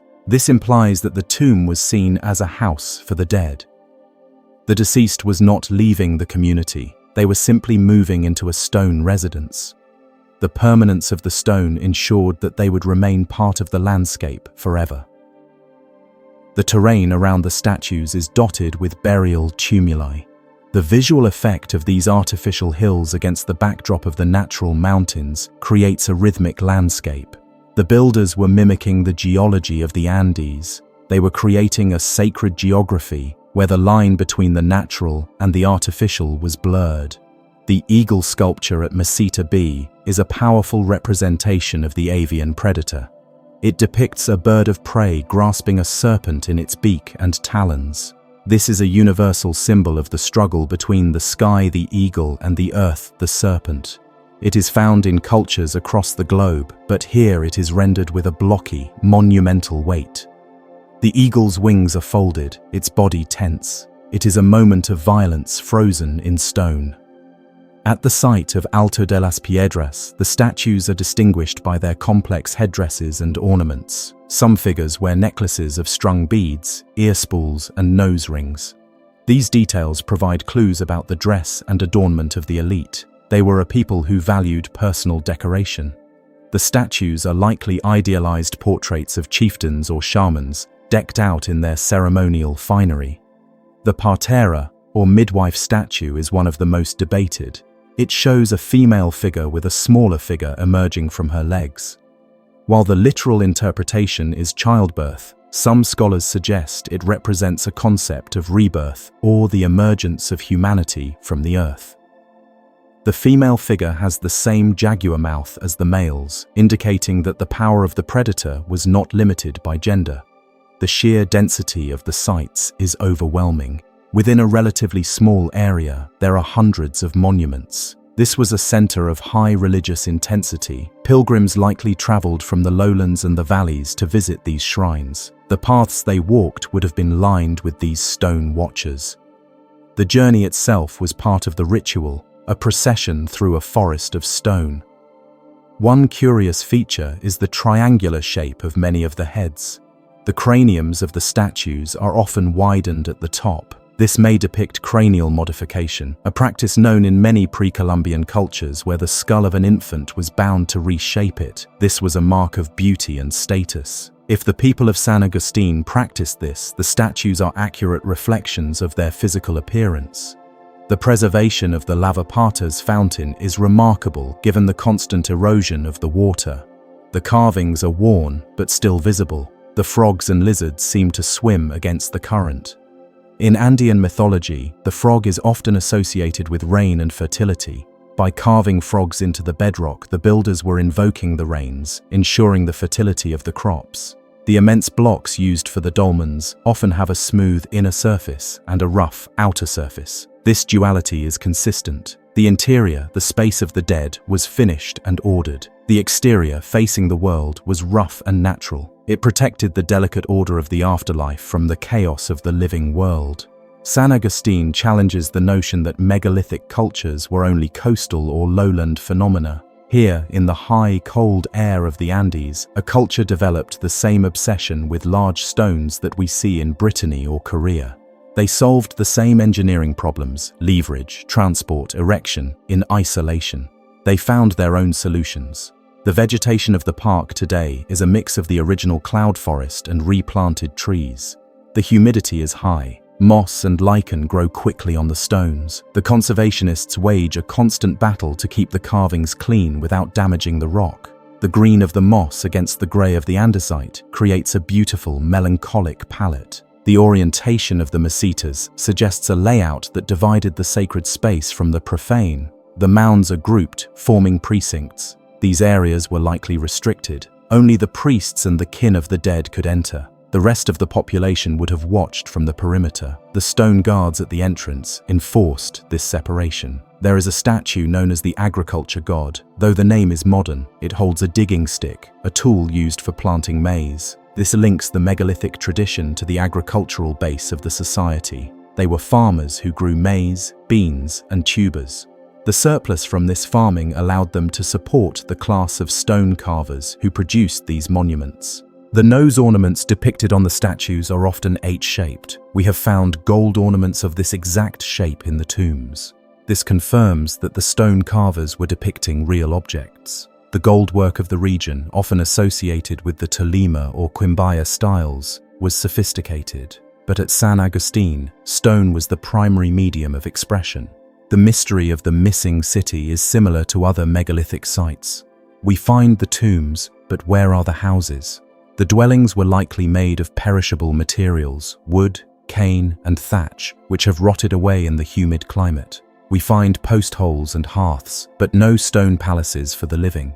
The permanence was reserved for the dead. This inversion of values, spending more effort on the tomb than the house, is the hallmark of the San Agustín mindset. The site known as La Chaquera is located on a dizzying precipice overlooking the Magdalena River. Here, the figures are carved directly into the living rock of the cliff face. They are not freestanding statues, but high-relief petroglyphs. The location is breathtaking. The figure faces the canyon, watching the river thunder below. It is a unification of the carving and the view. The sculpture cannot be moved. It is part of the mountain. The transportation of the sarcophagus lids is particularly baffling. These are thin, heavy slabs that are easily broken. Moving them without cracking them required immense care. They likely used wooden sledges and perhaps a bed of leaves or grass to cushion the stone. The fragility of the material makes the achievement even more impressive. The concept of the mask is prevalent. Many figures appear to be wearing masks over their human faces. The jaguar face may be a mask worn by the shaman. This suggests that the transformation was a ritual performance. The priest put on the wooden mask and became the god. The stone statue captures this moment of performance and makes it eternal. Recent archaeological work has focused on the pollen samples from the soil. This tells us about the ancient environment. The hills were cleared for farming, but patches of forest remained. The landscape was managed. The terraces were not just for tombs, but may have also served to stabilize the slopes for agriculture. The connection between the jaguar and the warrior is significant. In many indigenous cultures, the warrior class is identified with the jaguar. The statues with weapons and jaguar mouths may represent a warrior caste that held political power. The megaliths were their propaganda. They showed the people that their leaders were not just men, but powerful spirits. At Alto de los Ídolos, a long causeway connects the two main mesitas. This raised road was likely a ceremonial avenue. We can picture the funeral processions moving along this path, carrying the heavy body of the chief, accompanied by the sound of flutes and drums. The layout directed the movement of the people, choreographing the ritual. The stone carvings often feature hands that are disproportionately small or stylized. They are usually placed flat on the chest or stomach. This pose is one of containment. The figure is holding its power in. It is calm, despite the ferocity of the face. The duality of male and female figures at the sites suggests a balance. There are pairs of statues that seem to represent a couple. This may indicate that lineage was traced through both sides, or that the ancestral pair was the foundational unit of the clan. The abandonment of the region 800 years after Christ remains unexplained. There is no sign of a great war or a sudden catastrophe. It may have been a slow environmental collapse, or a shift in religious belief that made the old gods obsolete. The people stopped building mounds and started burying their dead in simple pits. The era of the stone giants ended as quietly as it had begun. The scale of the block used for the sculpture at La Pelota is immense. It is a rounded boulder that has been carved into a face. The carver used the natural shape of the stone, adapting the image to the medium. This respect for the material is characteristic. They did not force the stone into a shape, they released the shape from the stone. The lack of fortifications at San Agustín is notable. Unlike the later hilltop forts of the Andes, these sites are open. This implies a period of relative stability. The authority of the chiefs was accepted. They did not need walls to keep their people in check. They had the awe-inspiring power of the stone gods. The complexity of the headdresses is a key to understanding the social rank. Some are simple caps, others are elaborate constructions of feathers and bands. The taller the headdress, the higher the status. The carvers paid great attention to these details, as they were the markers of identity. The Magdalena River itself acts as a central artery for the culture. It was the highway of the ancient world. The location of San Agustín at the headwaters placed it at the source of life. By controlling the source of the great river, the people of San Agustín may have held a spiritual prestige that extended far downriver. The legacy of San Agustín is a heavy one. It sits in the midst of the cloud forest, a collection of hundreds of eyes watching the trees grow. It is a testament to the human need to make things that last. The people who lived here knew that wood rots and flesh decays, but stone remains. They entrusted their memory to the andesite and the basalt, and in that trust, they were vindicated. The names are gone, the songs are lost, but the faces remain, snarling and staring, guarding the secrets of the high Andes. The contrast between the verdant, changing life of the jungle and the grey, static death of the stone creates the unique atmosphere of the park. It is a place where time seems to function differently. The moss creeps over the jaguar's tooth. The root wraps around the warrior's leg. It is a slow, quiet battle between the biology of the forest and the geology of the monuments. As the fog rolls in from the canyon, obscuring the mounds, the statues seem to retreat into the grey. They become shapes rather than figures. It is in this moment that the true power of the site is felt. It is not an open-air museum. It is a haunted landscape. It is a place where the barrier between the past and the present is worn thin by the weight of the stone. The silence of the massif is deep, broken only by the sound of the Lavapata stream, flowing over the carved serpents just as it did 2,000 years ago. The water moves, the stone stays. This is the eternal truth of San Agustín.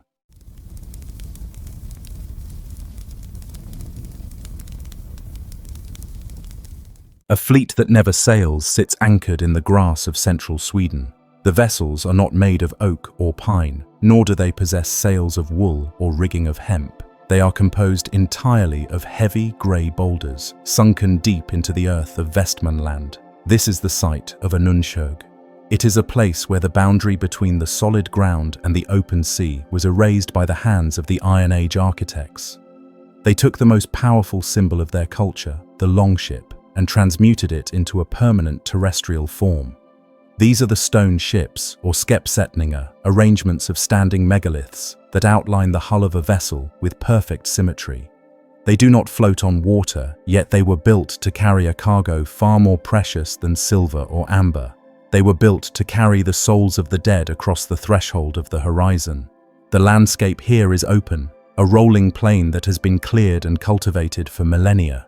In the center of this expanse, the stone ships command attention not by their height, but by their orderly geometry. There are 5 of them in total, lined up bow to stern as if navigating a narrow channel. The largest of these is a monumental construction, stretching over 50 meters from stem to stern and measuring 25 meters across its beam. It is an immense footprint, larger than almost any actual wooden ship that sailed the Baltic during the era.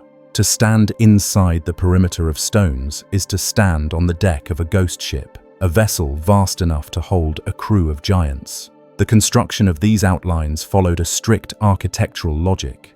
The builders selected large granite and gneiss boulders, stones rounded by the grinding action of the glaciers during the last ice age. They did not choose random rocks, they sought specific shapes. The stones placed at the prow and the stern, the 2 ends of the ship, are significantly taller and more pointed than the stones along the sides, or gunnels. This creates a visual effect of rising sheer lines, mimicking the elegant curve of a real Viking or Iron Age ship. From a distance, this manipulation of height tricks the eye, giving the arrangement a sense of movement and 3-dimensional form. The ship appears to be cutting through the turf. The stones along the sides are set close together, shoulder to shoulder, creating a continuous boundary. The labor involved in creating just one of these ships was substantial. Each boulder weighs several tons. They had to be dragged from the surrounding fields or quarried from outcrops, then hauled into position using sledges and rollers. Once on site, deep pits were dug to receive them. The stones were tipped into these sockets and packed tight with smaller stones and earth to ensure they stood upright. The alignment had to be precise. If one stone was out of place, the smooth curve of the hull would be broken, ruining the illusion. Dominating the site, looming over the stone ships like a mountain, is the Anundshög mound itself. This is the largest burial mound in Sweden, a colossal heap of earth measuring 60 meters in diameter and rising 9 meters high. It is a man-made hill, a tumulus built to cover the remains of a single powerful individual. Legend names him King Anund, a semi-mythical ruler of the Yngling dynasty who was said to have cleared the roads and established peace. Whether Anund lies there or not, the mound is a statement of absolute authority. It required the movement of tens of thousands of cubic meters of soil, turf, and stone. It was a project that would have occupied a local workforce for years, a communal act of devotion or coercion that permanently altered the horizon. The relationship between the mound and the stone ships is crucial. They are not separate monuments, but parts of a unified ritual complex. The mound dates to the migration period or early Vendel period, roughly around 500 to 700 AD. The stone ships may be contemporary, or they may span a wider time frame, reflecting a continuity of usage at the site. This was a center of gravity for the region. It was not just a graveyard, it was a theater for the transition of power. When a leader died, they were burned, buried, and commemorated here, ensuring the legitimacy of the successor. The presence of the stone ships so far inland, Anundshög is located near the city of Västerås, a significant distance from the open sea, speaks to the symbolic power of the maritime identity. For the Norse and Germanic peoples of Scandinavia, the ship was the ultimate technology. It was the tool of trade, the weapon of war, and the vehicle of exploration. It conquered the chaos of the ocean. By placing stone ships on dry land, the builders were asserting that the journey of death was also a voyage. The deceased was not sinking into the dirt, they were embarking. The grave was a harbor. This concept of the final voyage is deeply rooted in the northern psyche. We see it in the boat graves of Valsgärde and Sutton Hoo, where chieftains were buried inside actual wooden vessels. At Anundshög, the community created a more permanent, communal version of this idea. The wooden ships rot away, but the stone ships remain. They are eternal vessels, immune to the rot of the hull or the tearing of the sail. They provided a secure passage that would last forever. Running along the edge of the site is a remarkable linear feature, a row of standing stones that stretches for hundreds of meters. This is not a wall, but a marker. It delineates the path of the Eriksgata, the traditional route traveled by the newly elected kings of Sweden. In the medieval period, a king chosen at the Stones of Menorca near Uppsala had to travel through the provinces to be confirmed by the local assemblies. Anundshög was one of the most important stops on this royal circuit. The king would arrive here, likely traveling along the very road marked by these stones, to present himself to the people of Västmanland. The standing stones of the Eriksgata alignment are spaced regularly, like the pillars of a colonnade. They create a processional way, guiding the traveler past the great mound and the stone ships. This physical connection between the burial ground and the road is significant. It links the authority of the past, represented by the ancestors in the mound, with the authority of the present, represented by the traveling king. The king had to pass under the gaze of the dead to legitimize his rule. He was walking in the footsteps of the giants who built the ships. One of the stones in this row is unique. It is a massive block of granite, standing over 2 meters tall, carved with intricate runic bands. This is the Anundshög runestone, catalogued as VS13. The inscription spirals around a central image, written in the younger Futhark script of the Viking Age. It reads, "Folkvid raised all these stones after his son Hedon, brother of Anund. Vred carved the runes." This inscription is a direct voice from the past, breaking the anonymity of the megaliths. Folkvid was evidently a man of immense power and wealth. To claim credit for raising all these stones, likely referring to the long line of markers along the road, is a boast of significant magnitude. It suggests that the modification of the landscape was a known way to display status. He did not just build a memorial, he built infrastructure. In the Viking Age, building bridges and clearing roads was considered a pious and noble deed, a way to help the community while immortalizing one's name. Folkvid connected his grief for his son Hedon to the public good, cementing his family's name into the geography of the assembly site. The runestone dates to the early 11th century, significantly later than the Great Mound and likely later than the stone ships. This demonstrates that Anundshög was a living monument, used and added to over centuries. It was not a static relic of a forgotten age, but a dynamic center where each generation added its own layer of stone. The Bronze Age builders raised the first mounds. The Iron Age people built the stone ships. The Viking Age chieftain Folkvid added the runestone and the road markers. They were all participating in a conversation that spanned a millennium. The excavation of the Anundshög mound in 1931 revealed the intensity of the burial ritual. Archaeologists found a core of clay and stone covering a layer of charcoal and burnt bone. This was a cremation grave. The fire that consumed the dead had been immense, hot enough to melt glass and bronze. The remains were then gathered and placed at the base of the mound. This practice of cremation was intended to liberate the soul, releasing it from the flesh so it could travel to the afterlife. The smoke rising from the pyre would have been visible for miles, a pillar of dark signaling the departure of the king. The construction of the mound itself involved a complex internal structure. It was not just a heap of dirt. The builders created a cairn of stones over the central deposit, then covered it with layers of turf and clay. This layering technique helped to stabilize the steep sides of the mound and prevent erosion. It also sealed the grave hermetically. The clay acted as a waterproof cap, protecting the interior. This shows a practical knowledge of soil mechanics alongside the ritual requirements. The area around the stone ships is flat and grassy today, but in the Iron Age, the environment would have been meticulously managed. Pollen analysis suggests that the surroundings were kept clear of trees, maintaining the open sightlines. The monuments were meant to be seen. They were a display. The bright grey of the fresh granite would have stood out starkly against the green of the fields. Over time, lichen has darkened the stones, softening their impact, but when new, they would have gleamed in the sunlight. The orientation of the stone ships has been the subject of much study. While they follow the general line of the ridge and the road, there are suggestions of astronomical alignment. The long axis of the ships often points toward the sunrise or sunset at key times of the year, such as the solstices or equinoxes. This would align the voyage of the ship with the journey of the sun. Just as the sun sinks below the earth and rises again, so too was the hope for the dead. The stone ship was perhaps navigating the celestial ocean, following the path of the sun god. This connection between the ship and the sun is an old one in Scandinavia, dating back to the Bronze Age rock carvings found elsewhere in Sweden, which depict ships carrying the sun disk. Anundshög brings this two-dimensional art into three-dimensional reality. The stone ship is a machine for solar travel. The site also served as a thing place, a tingsplats.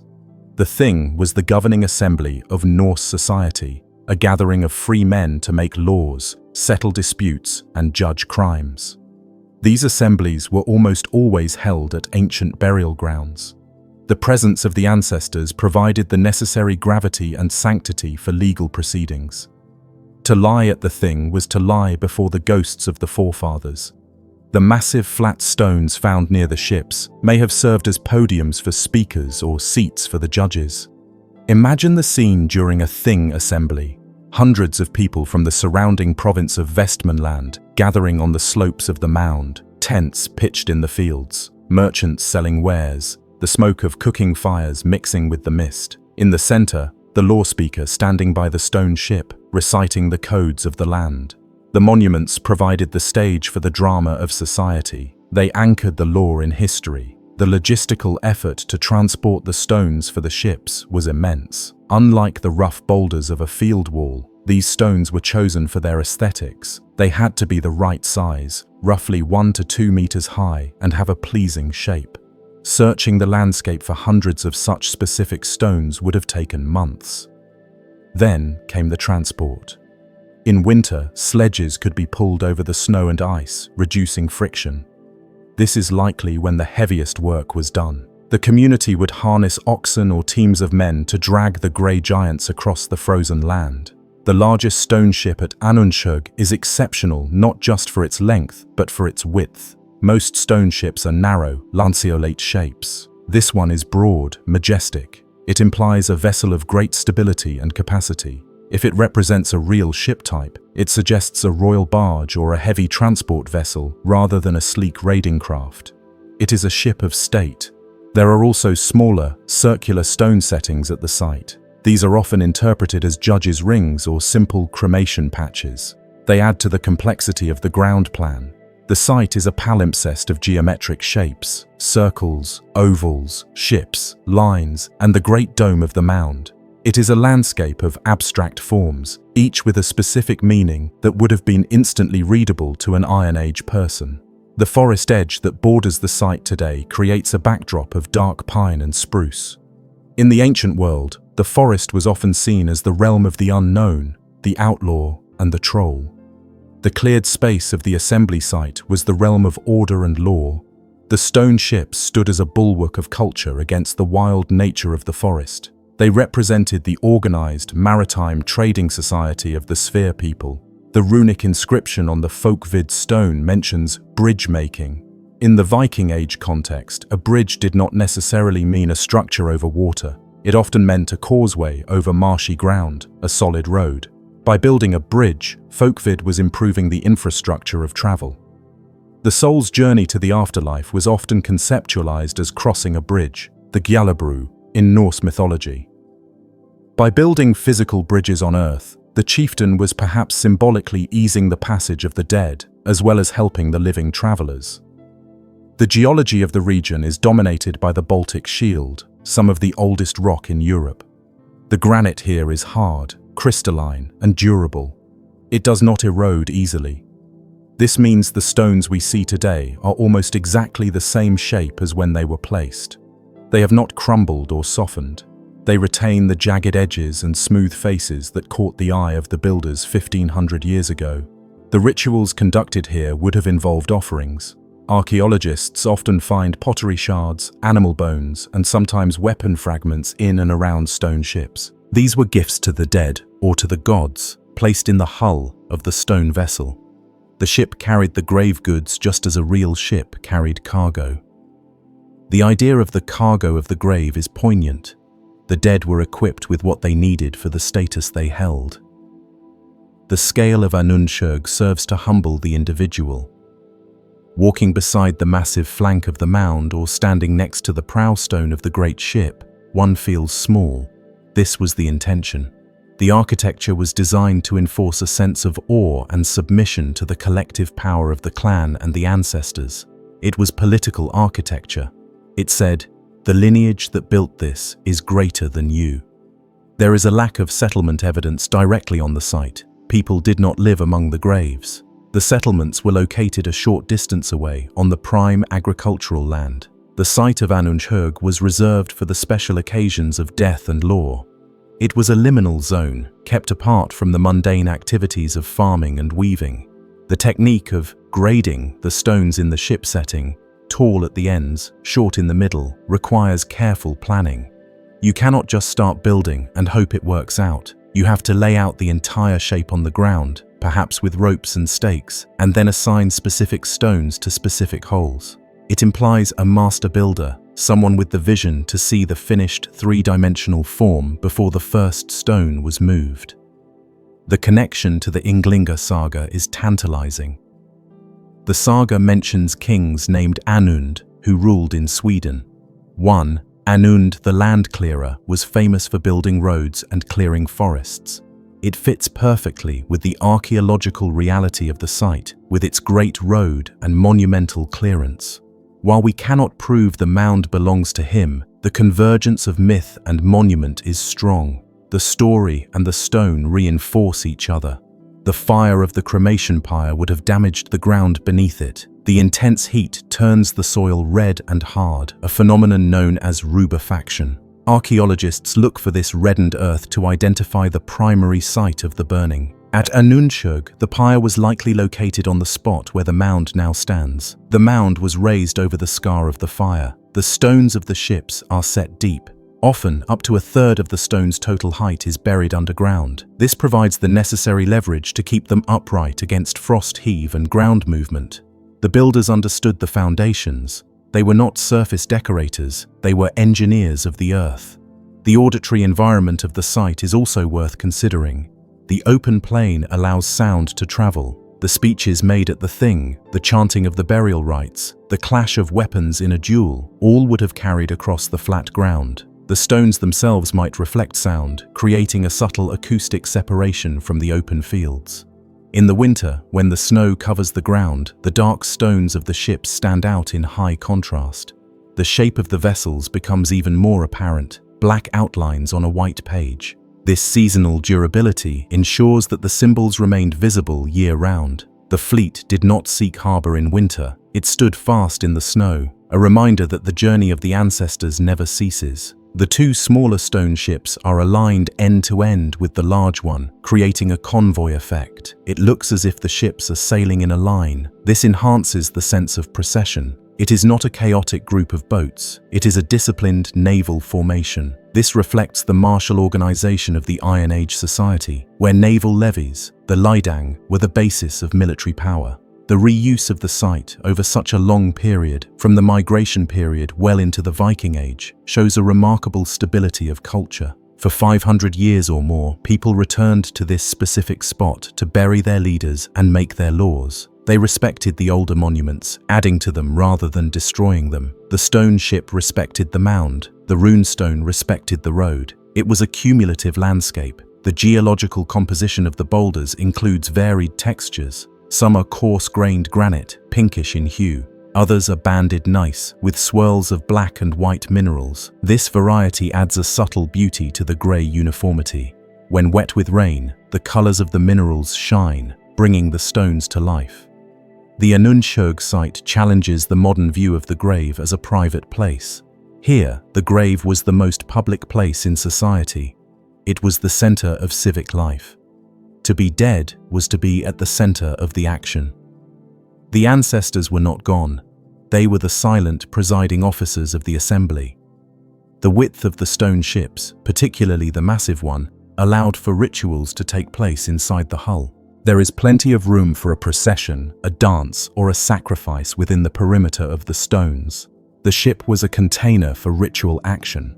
As the sun sets over Vestmanland, the dark profiles of the standing stones lengthen, stretching out like the oars of the ships. The mound casts a darkness over the field. It is a landscape of memory, constructed with the heaviest materials available to ensure that the memory did not fade. The people of the Iron Age did not have books to record their history. They wrote their history in granite ships and earthen hills. The precision of the spacing between the stones in the ship settings is consistent. They are close enough to form a line, but distinct enough to be individuals. It is a chain of stones. This might symbolize the chain of generations, the individual lives linked together to form the vessel of the family or the clan. The presence of the Eriksgata road confirms that Anundshög was not just a local site, but a site of national importance. It was a node on the network that defined the Swedish kingdom. The king had to come here. The stones compelled his presence. Today, Anundshög remains a place of quiet power. The grass grows long around the base of the stones. The traffic on the nearby road is a distant hum, but the ships are still there, sailing their stationary voyage. They are a testament to the human need to conceptualize death not as an end, but as a departure. The builders of Anundshög looked at the heavy, immovable rock of the earth and saw the possibility of flight, of movement, of a journey across the dark waters of eternity. They anchored their belief in the ground, and in doing so, they left us a fleet that has outlasted every wooden ship ever built. The stone ships of Anundshög do not rot, they wait. They are the permanent navy of the afterlife, docked forever on the green plains of Sweden.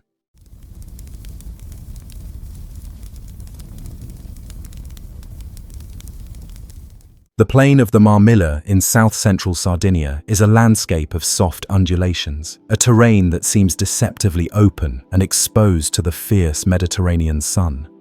It is a place where the geology is dominated by flat-topped plateaus known as jarras, ancient volcanic tables that rise abruptly from the fertile lowlands. In the middle of this setting, near the modern town of Barumini, stands a monument that transforms the natural materials of the island into a statement of absolute permanence. This is Nuraxi. It is the most complex and structurally intact example of the Nuraghic civilization, a fortress that evolved over a millennium from a single watchtower into a fortified citadel of basalt. The site is dominated by the central keep, a massive truncated cone that anchors the entire complex. While thousands of similar towers dot the Sardinian countryside, the central structure at Barumini is unique in its scale and the clarity of its preservation. Built around 1500 BC during the Middle Bronze Age, this primary tower was constructed using a technique that relies entirely on the weight and friction of the stone. The builders quarried dark basalt, a volcanic rock of immense density and hardness, from the nearby plateau of Giara di Gesturi. They transported these blocks, some weighing several tons, to the site and stacked them in concentric circles that narrow as they rise.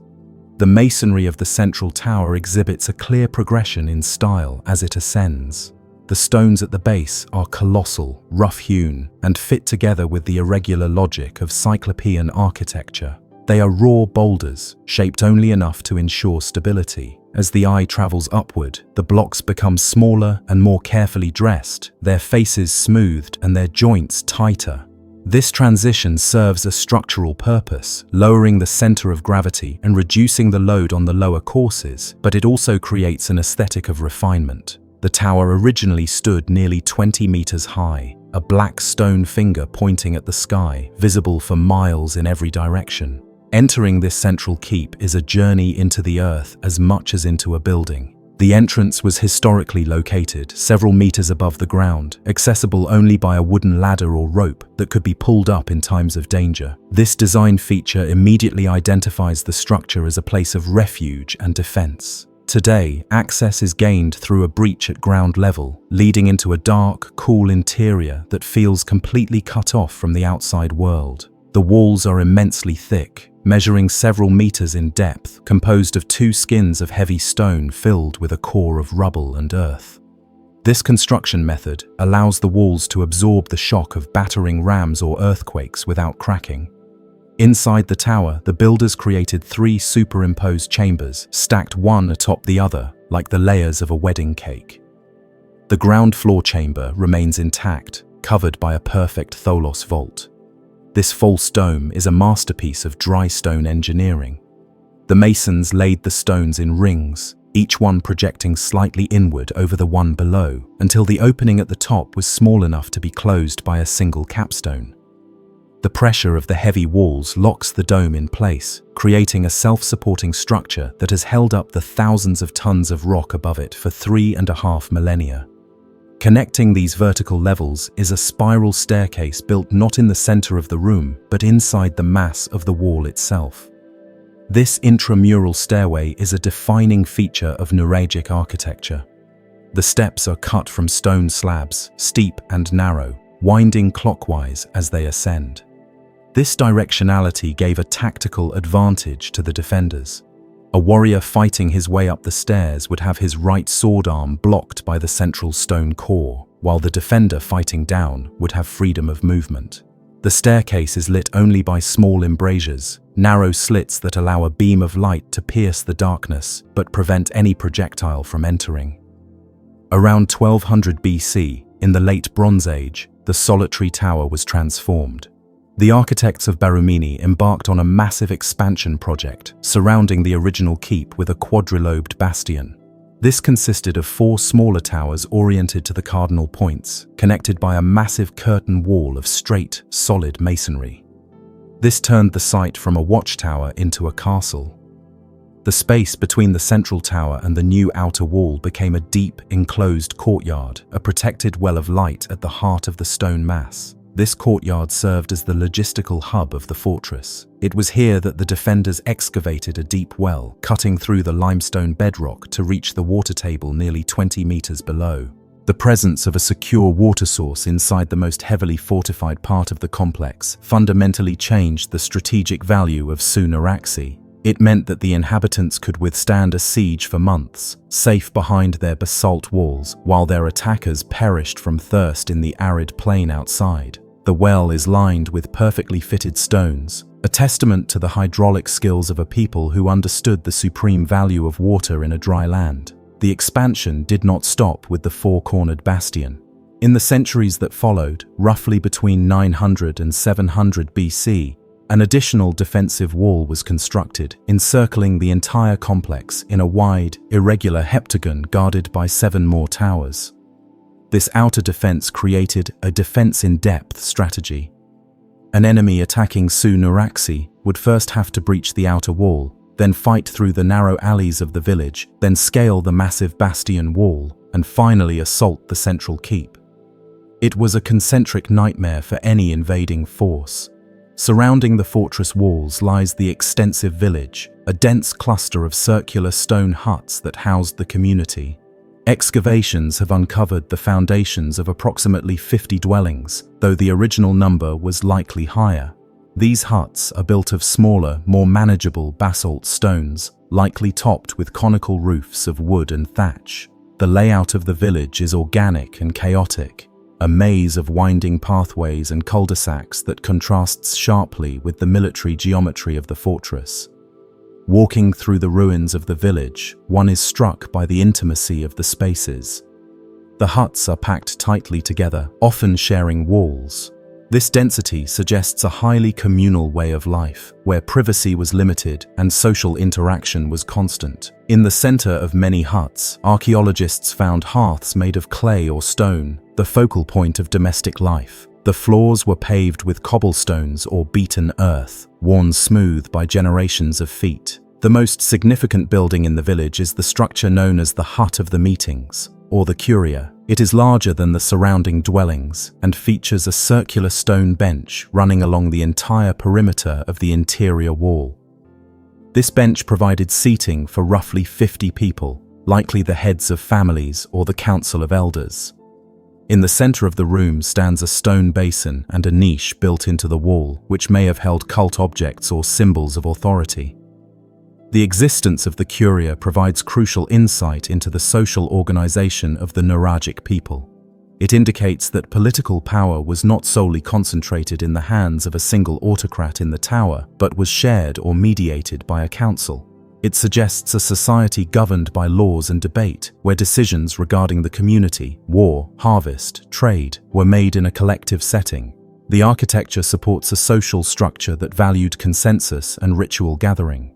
Among the ruins, archaeologists led by Giovanni Liliu in the 1950s recovered a vast array of artifacts that flesh out the daily existence of the inhabitants.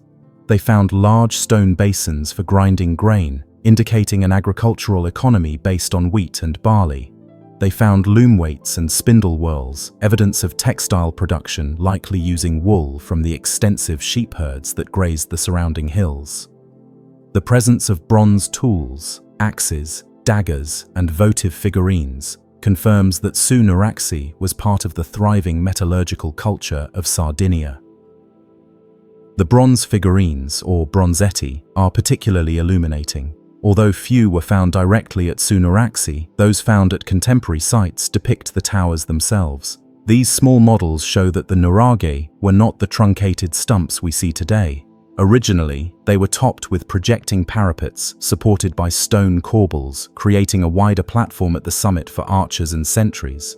This detail, now lost to erosion and collapse, would have given the towers a formidable, mushroom-like profile, increasing their imposing stature. The stratigraphy of Nuraxi reveals a turbulent history. The walls show signs of damage and repair, evidence of the conflicts that swept the island. Around the 6th century BC, the fortress was captured and damaged by the Carthaginians, who were expanding their control over the Mediterranean.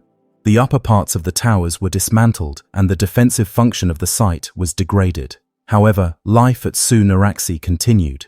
The village remained inhabited, and the new Punic overlords adapted the structures to their needs, introducing new pottery styles and burial customs. Later, the Romans arrived, bringing their own administrative order, yet they too respected the utility of the ancient site. Roman remains have been found in the upper layers of the excavation, showing that people lived among the ruins of the Nuraghe well into the historical period. They repurposed the stone huts, modified the walls, and buried their dead in the vicinity. The durability of the basalt meant that the core of the fortress remained a viable shelter long after its original builders had vanished. The eventual abandonment of Nuraxi was a slow process. As the political center of gravity shifted to the coastal cities and the Roman roads, the hill fort lost its strategic importance. The roofs collapsed, the wood rotted away, and the wind blew dust and soil over the stones.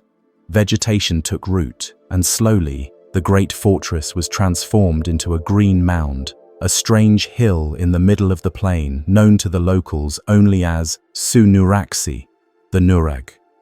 When Giovanni Liliu began his work, the site was completely buried. The excavation was a monumental task of removing tons of earth to reveal the stone skeleton beneath. Liliu's work at Baramini was pivotal not just for the site, but for Sardinian identity. It proved that the island possessed a monumental history that rivaled the civilizations of the Aegean and the Near East. It revealed a sophistication in engineering and urban planning that had been previously underestimated. The stone blocks of the bastion wall bear the marks of the immense effort required to place them. Without mortar, the stability of the wall depended on the refacing technique used during the reinforcement phase. The builders added a new layer of masonry over the original tower, thickening the walls to nearly 5 meters in some places. This thickened shell was designed to resist the increasingly powerful siege engines of the Iron Age. It shows a dynamic response to the evolution of warfare. The acoustic properties of the Taulas chambers are remarkable. In the enclosed stone space, sound carries with a distinct resonance. A voice speaking in the lower chamber can be heard clearly in the staircase. This internal communication would have been vital during a battle, allowing orders to be relayed from the command post in the tower to the soldiers on the walls. The architecture functioned as a machine for information as well as defense. The narrow openings in the outer walls, often mistaken for windows, are actually loopholes for archers. Their placement was calculated to provide covering fire for the gates and the base of the walls. The blind spots, areas where an attacker could hide from fire, were minimized by the geometry of the four corner towers. The intersecting fields of fire created a killing zone around the perimeter of the bastion. One specific feature of the courtyard is a large crescent-shaped stone bench. This suggests that the open space was not just for transit, but for gathering. In times of peace, the courtyard would have been a shaded, protected area for daily activities, protected from the wind. In times of war, it was the final fallback position, the place where the defenders would make their last stand if the outer walls were breached. The drainage system of the village is another subtle evidence of planning. Stone channels were laid to carry rainwater away from the foundations of the huts and out of the settlement. In a climate where sudden, heavy storms can occur, managing water runoff was essential to prevent the mud brick and stone houses from being undermined. The interplay of light and dark within the complex creates a powerful atmosphere. The basalt absorbs light, creating deep pockets of obscurity within the corridors and chambers. The transition from the blinding Sardinian sun to the cool gloom of the tower is immediate and physical. It reinforces the sense of the Nuraghe as a cave-like refuge, a return to the safety of the earth. The connection between Nuraxi and the surrounding landscape is visual and strategic. From the top of the central tower, one has a clear line of sight to other Nuraghe in the distance. These towers formed a network of visual communication. Smoke signals by day or fires by night could relay messages across the Marmilla plain in minutes. Nuraxi was likely the central node in this regional network, the capital of a canton that controlled the fertile agricultural land around it. The massive lintels that span the entrances to the towers are some of the largest single stones in the complex. They bear the enormous weight of the wall above them. To prevent these lintels from snapping under the pressure, the builders often left a small gap or relieving space above the lintel, diverting the weight to the door jambs. This is the same engineering principle found in the Lion Gate at Mycenae and the pyramids of Egypt, suggesting a shared understanding of physics across the ancient world. The layout of the maze-like village served a dual purpose. While it confused attackers, it also broke the force of the wind. The winding alleys prevented strong gusts from sweeping through the settlement, creating a microclimate that was more comfortable for the inhabitants. The stone mass of the huts absorbed heat during the day and radiated it back at night, moderating the temperature. Among the artifacts recovered were ceramic strainers used in the processing of milk into cheese. This connects the monumental architecture to the pastoral reality of the island. The builders of the fortress were also shepherds. The wealth that funded the construction came from the flocks that grazed the plateau. The cheese and wool produced in the village were likely traded for the bronze and exotic goods found in the excavation layers. The presence of betils, small carved stone columns in the village, suggests a religious dimension to the site. These aniconic stones represented the deities of the Nuragic pantheon. They were often placed near the tombs or in the meeting huts. Their presence implies that the sacred and the secular were not separated. The fortress was protected by the gods as well as by the walls.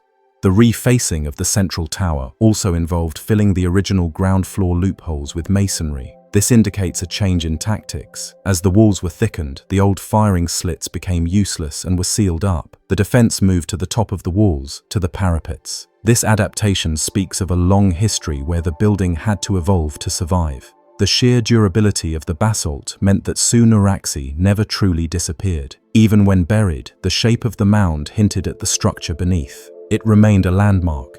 The local farmers ploughed around it, respecting the giant's house that lay beneath their fields. This cultural memory helped to preserve the site until the tools of modern archaeology could do it justice.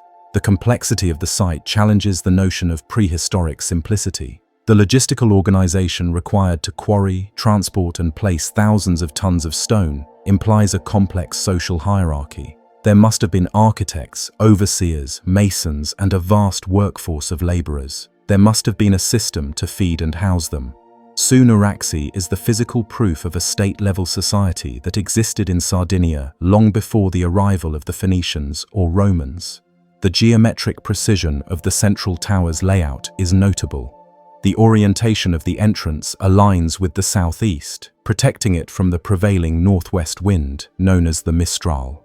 This climatic orientation shows that the builders were attuned to the environment. They built with the wind and the sun in mind, ensuring the habitability of the fortress. The corbelled domes of Nuraxi differ from true domes in that they rely on gravity rather than a keystone. This makes them incredibly stable as long as the outer weight is maintained.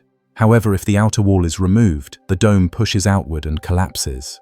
The survival of the domes at Barumini is due to the immense thickness of the surrounding masonry, which acts as a buttress, holding the inward-leaning stones in place. The staircases are often described as helicoidal, meaning they spiral like a helix. This shape is difficult to construct in stone. Each step has to be keyed into the central newel post and the outer wall. The precision required to maintain the spiral while rising through the dark masonry is a testament to the skill of the master masons. They were working in 3 dimensions, visualizing the twist of the stair inside the solid wall. The village huts often had a stone base with a superstructure of lighter material. However, the quantity of stone rubble found during excavation suggests that some huts may have been entirely vaulted in stone, similar to the towers but on a smaller scale. If so, the village would have looked like a cluster of stone beehives, a grey, undulating landscape of domes. The site also features a tasting area, or industrial zone where large basins and presses were found. This was likely where the agricultural produce of the surrounding territory was processed. The wine and oil produced here would have been stored in the cool lower chambers of the tower, the reserve of the citadel. The enduring mystery of Nuraxi lies in the lack of written records. We do not know the name of the king who ordered the bastion built. We do not know the battles that were fought here. We have only the mute testimony of the stone. But the stone speaks of a culture that valued strength, community, and persistence. It speaks of a people who looked at the hard volcanic rock of their island and saw the raw material of immortality. Today, Nuraxi stands cleared of the earth that once hid it. The geometry of the walls is sharp against the soft light of the Marmilla plain.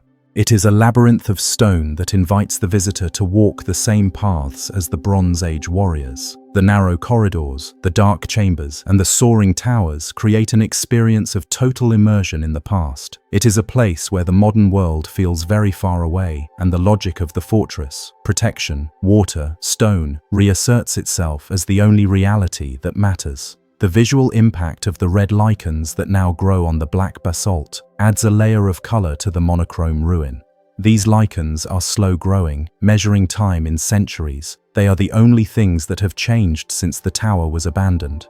The stone itself remains exactly as it was placed, held in equilibrium by the ancient laws of physics and the masterful hands of the Nuraghic builders. Nuraxi di Barumini is not just a pile of rocks, it is a document of human endeavor. It records the transition from simple tribal life to complex urban existence. It documents the escalation of warfare and the development of military architecture, but most of all, it documents the unique identity of the Sardinian people, who built a civilization of stone that has outlasted empires and remains the defining symbol of their island. It is a masterpiece of the prehistoric Mediterranean, a dark jewel set in the green fields of the Marmilla, waiting in the quiet for those who seek to understand the giants of the past.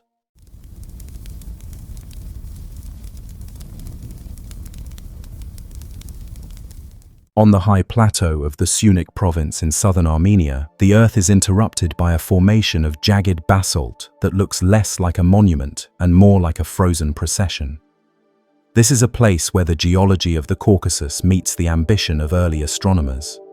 223 massive stones stand in formation across the grassy plain, creating a sprawling complex that covers nearly 7 hectares.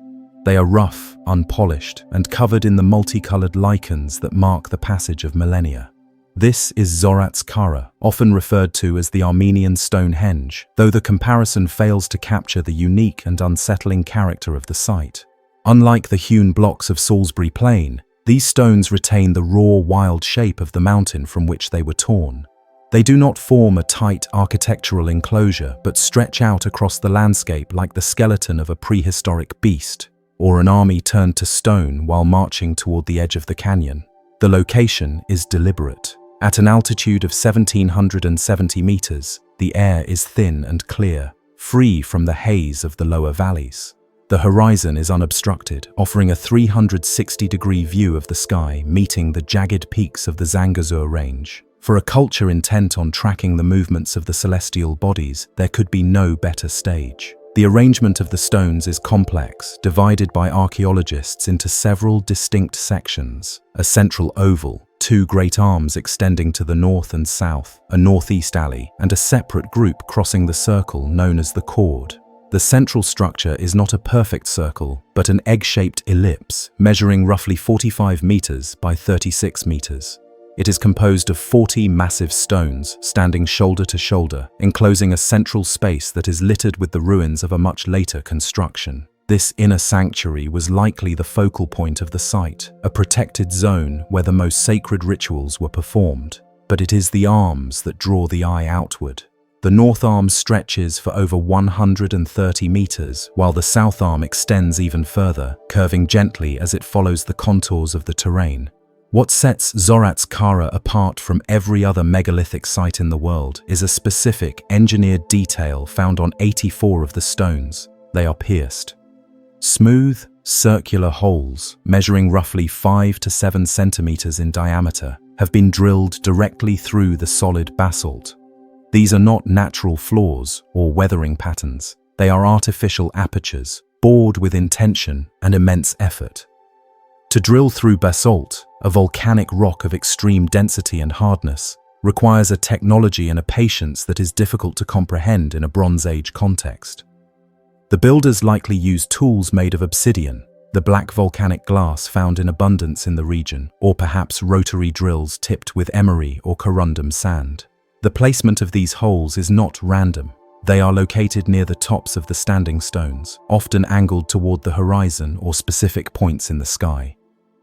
When one looks through them, the view is restricted to a narrow tube of light. This tunnel vision eliminates the distraction of the surrounding landscape, forcing the observer to focus on a precise spot. It functions exactly like a sighting tube on a modern telescope.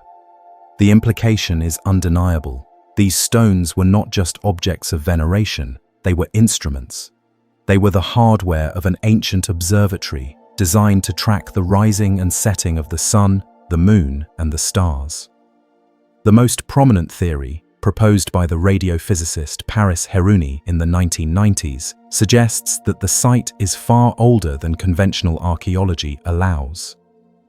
Hérouni argued that the angles of the holes align with the position of the constellation Cygnus, the swan, as it would have appeared roughly 7,500 years ago.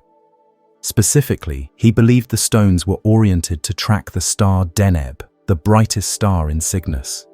In this remote era, Deneb would have acted as a pole star, or at least a significant circumpolar marker. If this calculation is correct, it would make Zorat's Kara one of the oldest observatories on the planet, predating the pyramids of Egypt and the circle at Stonehenge by thousands of years. While mainstream archaeology tends to date the site more conservatively to the Middle Bronze Age and Iron Age, roughly 4,000 to 2,000 years ago, the physical reality of the holes remains a puzzle. Why drill them? Why expend the calories and the hours to bore through rock if the only purpose was to mark a grave? The alignment with solar events is easier to verify. On the days of the summer and winter solstices and the equinoxes, the sun interacts with the stones in specific ways. Light streams through the apertures or rises directly in line with the standing monoliths, marking the turning points of the year. For an agricultural society dependent on the seasons, this stone calendar was a survival tool. It told them when to plant, when to harvest, and when to prepare for the harsh Caucasian winter. The name Zorat's Kara translates to stone army or army of stones. Local legend speaks of a military force that was petrified by a spell, or perhaps fallen warriors commemorated in rock. The visual similarity is striking. The stones, ranging from 0.5 meter to 3 meters in height, stand like soldiers in loose formation. Some are upright and alert, others lean wearily or have fallen to the turf. The grey and rust-colored hues of the basalt resemble the weathered cloaks of a waiting legion. Another name for the site, Karahunj, is linguistically linked by some researchers to the word henge. suggesting a common Indo-European route for these stone circles, spanning from Armenia to Britain. Kar means stone in Armenian, and hunj may relate to sound, voice, or echo, the speaking stones. Underneath the astronomical layer lies the necropolis.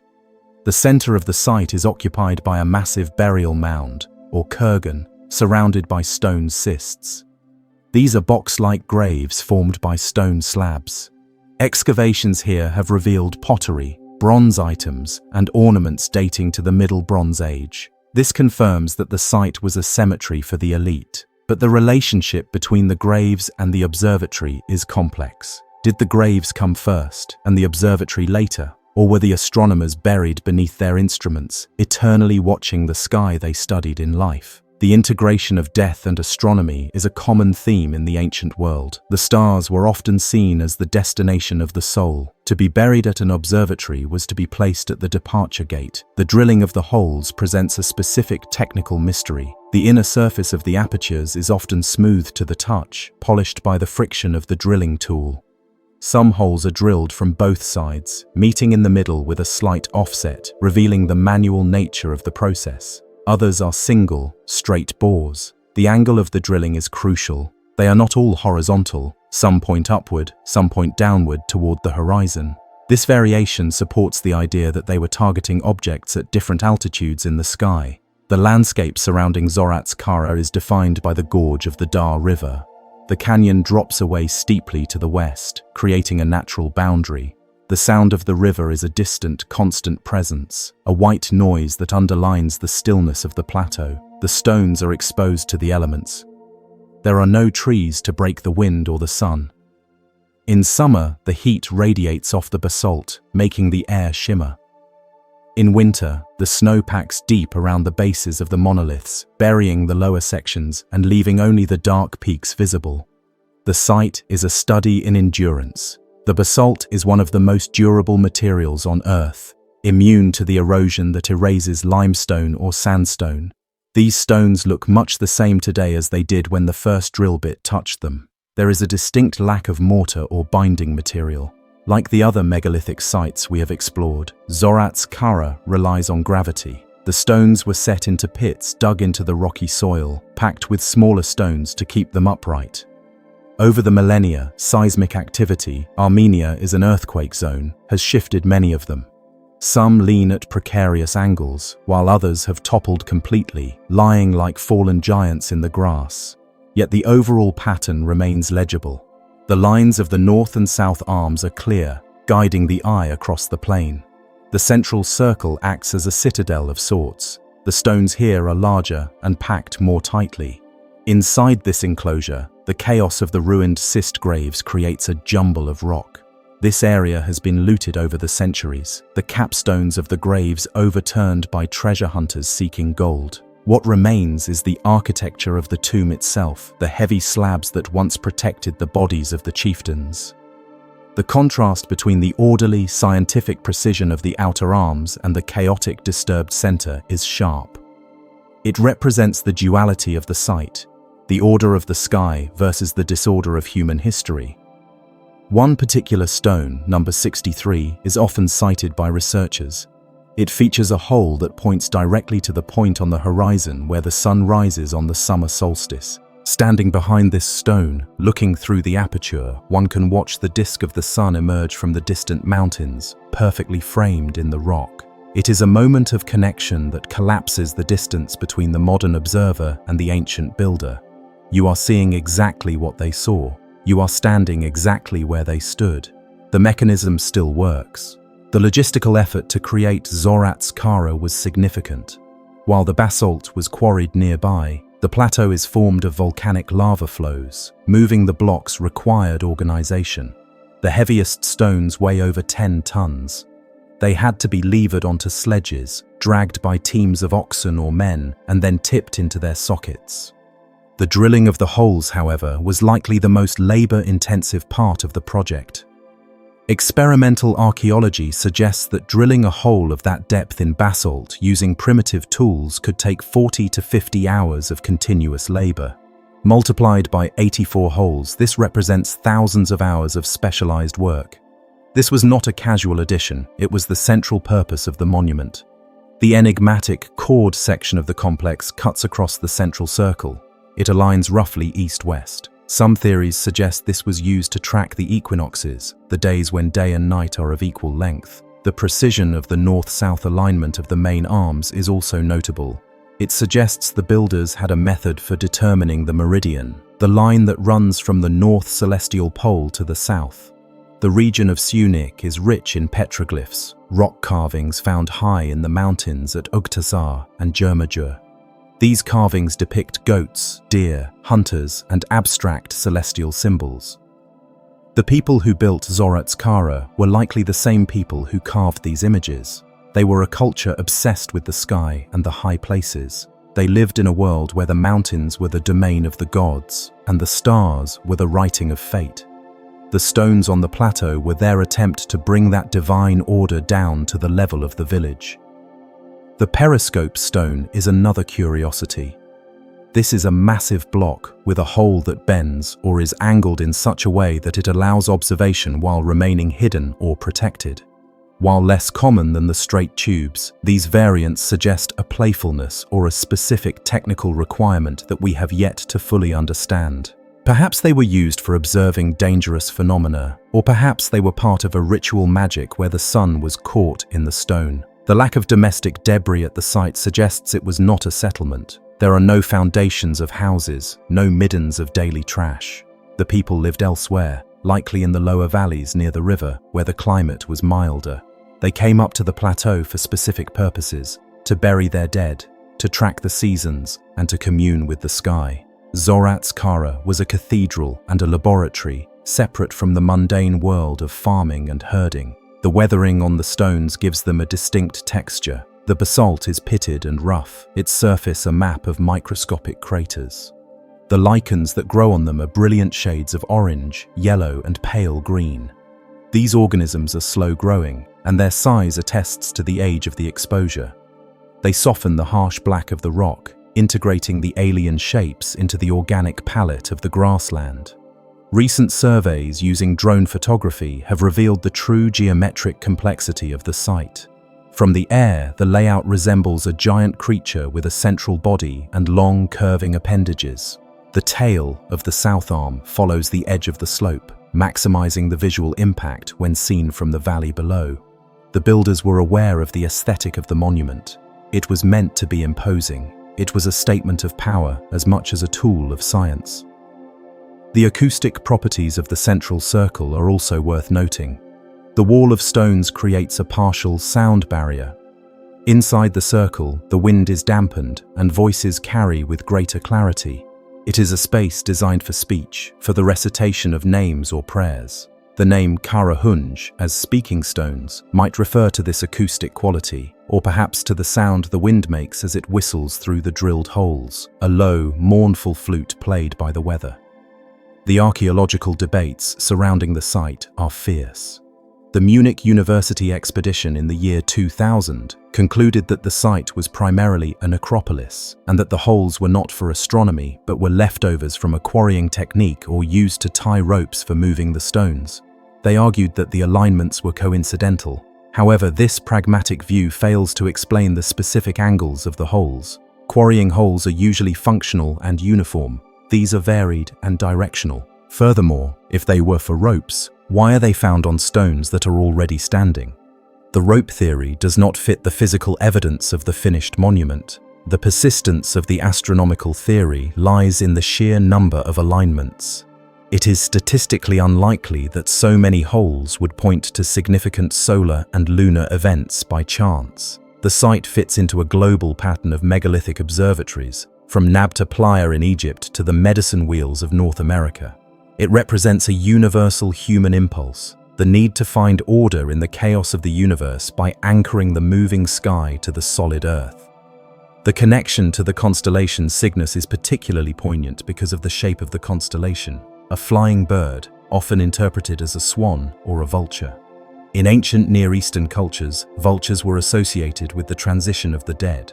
The sky burial, where bodies were exposed to birds, was a practice in the region. The alignment with the bird constellation might link the observatory to the funerary function. The soul rides the bird to the afterlife. The stones point the way. As the sun sets over the Zhangjiajie Mountains, the long shadows of the monoliths stretch across the plateau, interlocking and merging into a pool of darkness. The holes in the stones catch the last rays of light, glowing like eyes for a few brief moments before the sun slips below the horizon. It is in this twilight hour that the site feels most alive. The separation between the stone and the sky dissolves. The stones of the north arm are spaced more widely than those of the center. This creates a procession that feels open and expansive. Walking down this avenue, one feels guided toward the edge of the plateau. It is a pathway that leads nowhere but to the view. It frames the void. The mystery of the missing stones is also a factor. There are gaps in the rows where stones have clearly been removed or toppled and buried. The original complex may have been even larger and more intricate. The stones were a resource, and over the centuries, local villagers may have taken them to build houses or churches, erasing parts of the ancient diagram.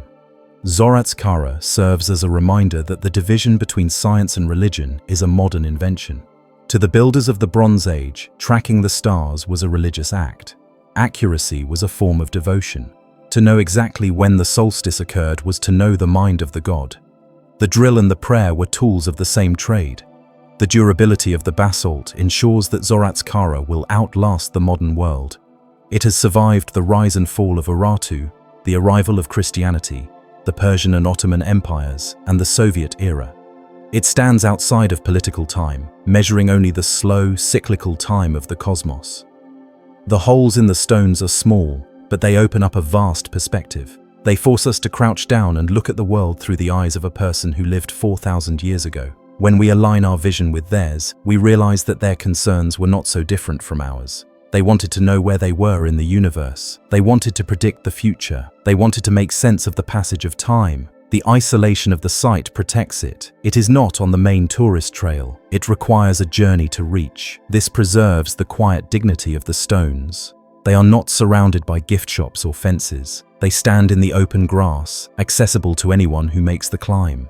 You can touch the rough basalt. You can run your finger through the smooth inner surface of the drilled holes. You can verify the engineering for yourself. In the winter, the snow transforms the site into a monochrome abstraction. The black stones against the white snow create a calligraphy of rock. The holes become dark pupils staring out of a white mask. The wind howls through the canyon, but the stones do not move. They are the anchors of the plateau. The complexity of the layout suggests a master plan. This was not a site that grew randomly. The ellipse, the arms, the chord, all were laid out with intention. The builders possessed a mental map of what they wanted to create. They imposed geometry on the organic landscape. Zoroastrian stands as a testament to the sophistication of the prehistoric Caucasus. It was a center of high culture, a place where the mathematical and the mystical intersected.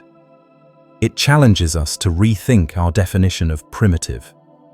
People who can drill basalt to track a star are not primitive, they are specialists. They are the keepers of a knowledge that we have largely forgotten, the knowledge of how to read the sky without a computer. The silence of the stones is heavy with information. They are a library written in rock and light. We are only just beginning to learn how to read them again.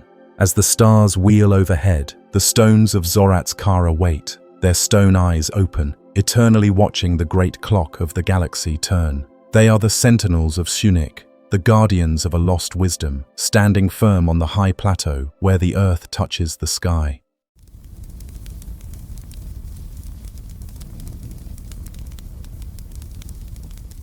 The forests of the Krasnodar region are dense, a complex system of oak, beech, and hornbeam that covers the foothills of the Greater Caucasus Range. It is a landscape where the vegetation is aggressive, constantly reclaiming the earth, breaking down rock and soil with the slow pressure of roots. In this chaotic green environment where nature tends toward the organic and the irregular, the traveler occasionally encounters an object that violates the rules of the forest. It is a perfect geometric form, a stone box constructed with such mathematical severity that it looks less like a ruin and more like a machine left behind by a forgotten industry.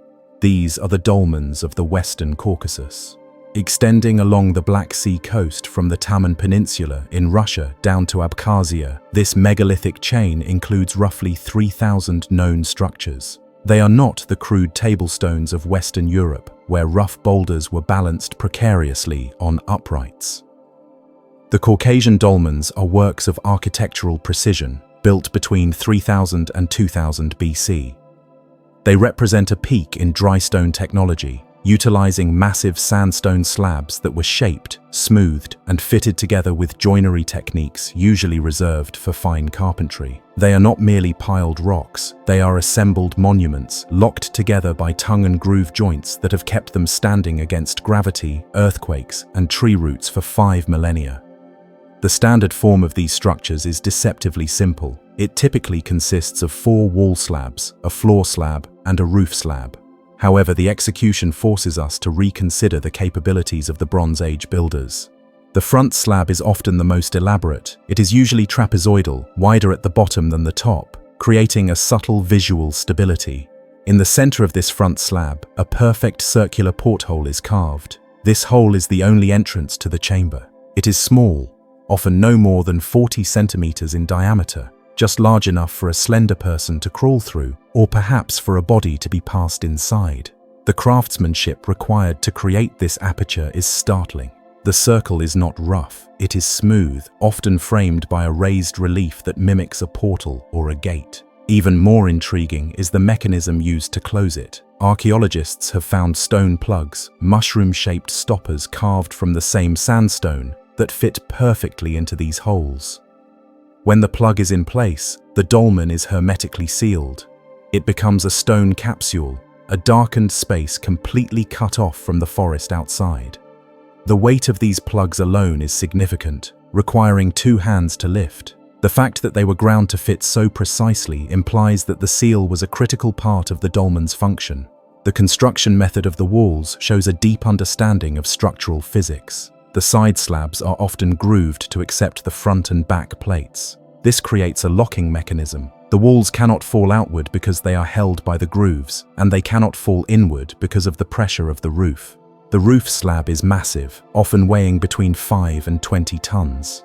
It acts as the keystone of the entire structure. Its immense weight presses down on the walls, tightening the joints. The heavier the roof, the stronger the building becomes. This is a design that uses gravity as a binding agent. The quarrying of these slabs presents a logistical puzzle. The sandstone used is often found kilometers away from the construction sites. The builders had to extract these blocks without the use of metal wedges or saws. They likely used wooden wedges soaked in water to expand and crack the rock, or stone hammers to slowly chip away channels until the block could be levered free. Once detached, the slab had to be moved through the dense mountain terrain. There were no roads, only the steep, uneven slopes of the Caucasus foothills. To transport a 20-ton slab across such ground would require a system of rollers, tracks, and immense coordinated manpower. Upon arriving at the site, the work of shaping the stones began. The interior faces of the slabs were often smoothed to a flat finish, while the exteriors were left rough or bossed. This contrast creates a distinct aesthetic. The outside is part of the wild mountain, but the inside is a refined, artificial space. The joints were worked with abrasive sands and water, grinding the stone surfaces until they fit together with zero tolerance. In many dolmens, it is impossible to insert a knife blade between the slabs. This watertight fit protected the interior from the damp climate of the Black Sea coast, ensuring that whatever was placed inside remained dry. There are 4 main types of dolmens found in the region. The most common is the slab dolmen, built of separate plates as described. Then there is the composite dolmen, built of smaller blocks stacked to form the walls, often with a corbelled roof. The third type is the trough-shaped dolmen, carved from a single large rock to form a U-shape, then covered with a roof slab. Finally, and rarest of all, is the monolithic dolmen. The Volkonsky dolmen, located near Sochi, is the finest example of the monolithic type. Here, the builders did not assemble a box. They found a gigantic sandstone boulder protruding from the earth and carved the dolmen directly into it. They hollowed out the chamber through the small entrance hole, a task of unimaginable difficulty. Working blind inside the rock, they removed tons of material through an aperture barely wide enough for their shoulders. The exterior was shaped to resemble a portal, complete with a false facade carved into the living rock. The Volkonsky dolmen is not a building, it is a sculpture. It remains part of the mountain's geology, an artificial cave that mimics the constructed tombs of the ancestors. The interior of the Volkonsky chamber is acoustic in nature. The hemispherical shape of the carved void focuses sound. A hum or a chant inside the chamber is amplified, creating a resonance that can be felt in the body. This acoustic property has led to speculation that the dolmens were used for ritual chanting or sensory deprivation. The experience of lying inside the dark, resonant stone womb would have been profound. Whether this was intended for the dead or for the initiation of the living remains a subject of debate. The sheer density of dolmens in the Pshada River Valley suggests a landscape that was heavily populated, or at least heavily utilized for ceremonial purposes. Here, dozens of structures stand along the riverbanks and on the ridges. They are oriented generally toward the sunny side, usually south or southeast, though the alignment varies depending on the local terrain. This solar orientation suggests a connection to the sun cults prevalent in the Bronze Age. The portal faces the light, perhaps to allow the spirit of the deceased to exit toward the sun, or to allow the first rays of the morning to penetrate the tomb. The cultural context of these builders is linked to the Mykop culture and its successors. These were people who knew the land intimately. They were herders and farmers who lived in the valleys, yet they chose to build their permanent structures on the slopes and ridges. We have found very few settlements associated with the dolmen builders, possibly because their homes were made of perishable wood and clay, which have long since rotted away. The dolmens, made of stone, are the only things that survived. This creates a skewed view of history, where the houses of the dead outlast the houses of the living. The Adig people, the indigenous inhabitants of the northwest Caucasus, have their own names and legends for these structures. They call them Ispun, which translates roughly to houses of the dwarves or houses of the little people. The legend tells of a race of giants who lived in the mountains and a race of small, clever people who rode hares. The giants, out of kindness or perhaps servitude, built these stone houses for the little people so they could take shelter from the rain. The small circular holes were explained as the doors for these diminutive inhabitants. This folklore captures the mystery of the structures, their massive size contrasted with their tiny entrances. Some dolmens feature intricate carvings on their facades. The zigzag pattern, representing water or snakes, is a common motif. Another is the portal representation, where a false door is carved around the real hole, sometimes with a lintel and columns depicted in relief. This suggests that the dolmens were modeled after the wooden houses of the time. The stone construction was a way to petrify the wooden dwelling, making it eternal. By carving the features of a wooden beam house into the stone, the builders were ensuring that the deceased had a familiar home in the afterlife. The pyramid dolmen type, where the roof slab is peaked like a gable, further reinforces this connection to domestic architecture. These structures look remarkably like stone cottages. The technical challenge of cutting a gabled roof from a single block of sandstone is immense, as it requires removing a significant amount of material to create the slope. Yet, the aesthetic of the house was so important that they invested the extra labor. In the Zane River Valley, a complex of dolmens stands in a clearing surrounded by ancient mounds. The central dolmen here is surrounded by a stone circle and a paved courtyard. This indicates that the dolmen was not just a tomb, but a shrine. Rituals would have taken place in the courtyard, with the community gathering around the stone structure. The paving suggests a clean, separated space, distinct from the mud of the forest floor. It was a stage for the performance of grief or veneration. The interior floors of the dolmens were often paved with stone slabs or packed with clay. In some excavations, archaeologists have found the remains of multiple individuals, indicating that these were communal tombs used over generations. The bones were often disarticulated, suggesting that bodies were allowed to decompose elsewhere before the clean bones were gathered and placed inside the stone chamber. This practice of secondary burial was common in the Neolithic and Bronze Ages. It turned the dolmen into an ossuary, a collective vessel for the clan's ancestors. However, many dolmens have been found empty or containing only a few pottery shards and flint tools. This emptiness contributes to the mystery. Were they looted in antiquity, or were some of them never tombs at all? Some researchers propose that certain dolmens served as spirit houses, places where offerings were left for the gods of the mountain or the forest. The plug could be removed to insert the offering, then replaced to protect it. The structural stability of the dolmens is tested by the environment. The Caucasus is a seismically active zone.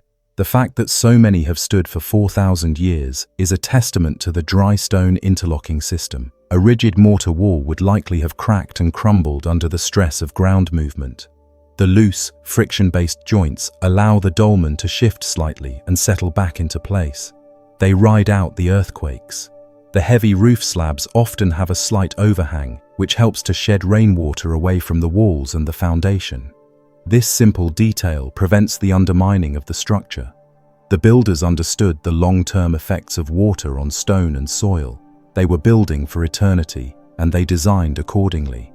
One curious feature found in some dolmens is the presence of a court area defined by low walls extending from the facade. This creates a funnel shape leading to the portal. It focuses attention on the entrance. It implies that the approach to the dolmen was formal and controlled. You did not just walk up to it, you entered its precinct. The sandstone itself varies in color from gray to warm ochre. In the filtered light of the forest, the stones seem to glow. The texture is often covered in moss, blending the artificial structure with the natural surroundings.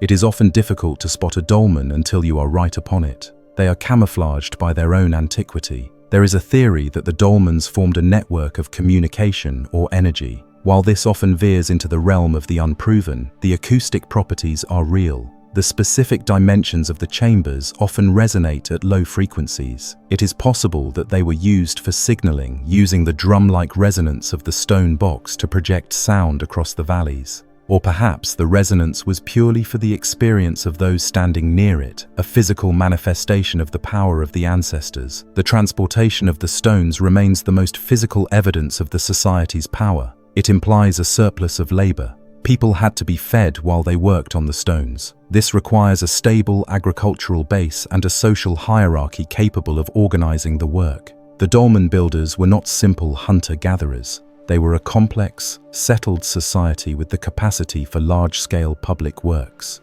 The decline of the dolmen culture around 2000 BC coincides with broader changes in the region. The construction stopped and the existing tombs were often reused or ignored by later cultures. The specific knowledge of how to fit the slabs and seal the portholes was lost. The age of stone gave way to new burial customs, such as the earthen kurgans, mounds, that came to dominate the steppes. The dolmens became relics, mysterious objects from a past that was already ancient to the Scythians and Greeks who later walked these hills. In modern times, the dolmens face a new threat: tourism and vandalism. For decades, they were largely forgotten, protected by the remoteness of the mountains. But as the region developed, many were damaged. Some were dismantled to use the stone for building materials. Others were defaced with graffiti. Today, there is a growing effort to protect them, but the sheer number and the vastness of the terrain make it difficult. They stand mostly unguarded, silent sentinels in the woods. The plug of the dolmen is a technological marvel in itself. It is a stopper, much like a cork in a bottle. The shape is usually conical or mushroom-like, ensuring that it cannot be pushed into the chamber but wedges tightly into the hole. The precision is such that it creates a near-vacuum seal. This prevented animals from entering and disturbing the remains. It also kept the air inside stagnant, perhaps aiding in preservation. The orientation toward the mountain peaks in some cases suggests a landscape cosmology. The dolmen connects the immediate location with the greater geography of the Caucasus. It anchors the local clan to the high peaks where the weather was born. The mountains were likely seen as the abode of the gods, and the dolmen was the link between the village in the valley and the divine summits. Some dolmens have a false portal carved onto the rear slab. This might be a spirit door, a way for the soul to exit the tomb in a different direction, unseen by the living. It adds another layer of complexity to the symbolic function of the structure. The stone box was not a prison, it was a machine for the transit of the soul. The sheer variety of sizes is also notable. Some dolmens are huge, with chambers 2 meters high. Others are tiny, barely a meter tall. This might reflect the status of the individual buried, or perhaps a difference in function. The small ones might be ossuaries for bones only, while the large ones were for full bodies or ceremonies. The geological composition of the sandstone often contains quartz. Under pressure, quartz can generate a piezoelectric effect. While it is unlikely the builders understood the physics of this, they may have noticed that the stone had a certain feel or reaction to vibration. This choice of material might have been driven by these subtle properties as much as by availability. The landscape of the Western Caucasus is prone to landslides. Many dolmens have been carried down slopes or buried by moving earth. Yet, often the box remains intact even as it moves. The interlocking joints hold it together like a rigid cage. We find them in odd positions, tilted or half-buried, but still unbroken, a testament to the integrity of the design. The presence of the dromos, a corridor leading to the entrance, in some of the more complex dolmens, links them to the great passage tombs of the Mediterranean. It suggests a shared architectural language that spanned the ancient world, from Spain to the Black Sea.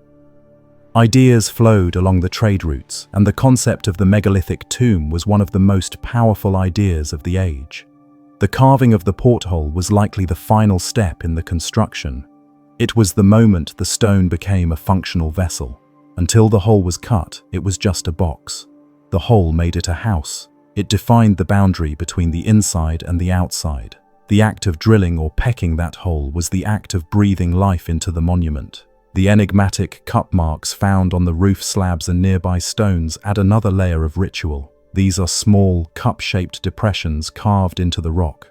Their purpose is unknown. They may have been used to hold offerings of oil or water, or perhaps they were a form of star map, mirroring the constellations. They are often found in patterns that defy easy interpretation. The vegetation surrounding the dolmens today, ferns, mosses, ancient oaks, creates a romantic, almost Gothic atmosphere. But in the Bronze Age, the area around the dolmens was likely cleared. They were meant to be seen. They would have stood out as white or yellow geometric forms against the green hillside, visible markers of the clan's territory. They were warnings and signposts as much as tombs. The precision of the floor slab is often overlooked. It had to be perfectly level to support the walls. The builders likely used water troughs to measure the level, a simple but effective technique. The foundation was the key. If the floor settled unevenly, the tight joints of the walls would open up. The stability of the dolmens proves the quality of their foundations. The reuse of the dolmens in the Middle Ages by local tribes is evident in some cases. We find medieval pottery inside. They were sometimes used as shelters by shepherds or hunters. The structure was so useful, so permanent, that it transcended its original purpose and became a utility for whoever walked the woods. The visor dolmens have a roof slab that projects far out over the front portal, creating a sheltered porch. This protected the entrance from rain and snow. It also created a small stage where rituals could be performed under cover. The visual effect is of a brow or a hat pulled low, giving the dolmen a brooding appearance. The connection to the Black Sea is vital. The dolmens are found mostly on the coastal side of the mountain range. This suggests a maritime culture, or at least one that looked toward the sea. The sea was the highway for trade and ideas. The distribution of the dolmens follows the coast, hugging the strip of land between the high peaks and the water. The mystery of the missing tools is typical of the Bronze Age. We see the results of the work, the cut stone, but we rarely find the tools used. The bronze chisels were precious and would have been recycled. The stone hammers and wooden wedges have disintegrated. We are left with the product, but not the process.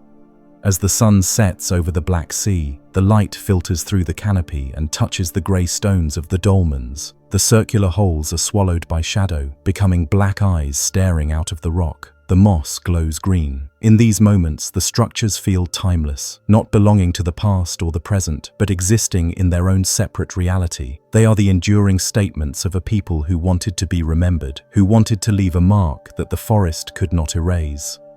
The dolmens of the Western Caucasus are a distinct chapter in the global story of megaliths. They are characterized by their box-like precision and their distinctive portholes.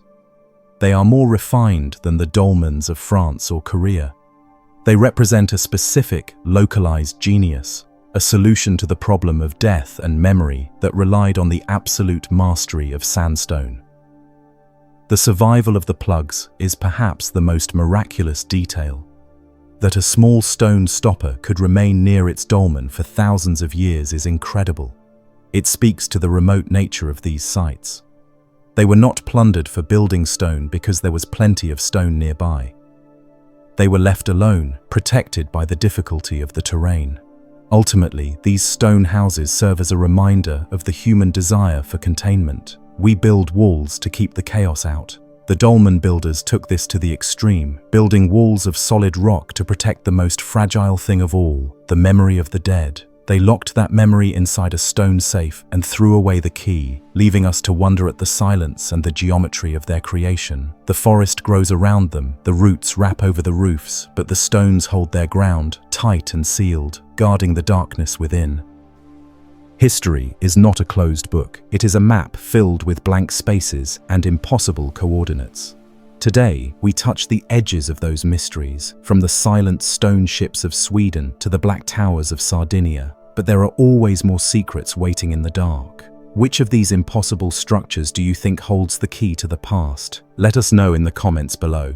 If you want to keep exploring the enigma of our origins, make sure to subscribe and turn on notifications so you never miss a deep dive. The truth is out there, waiting to be found. Until next time.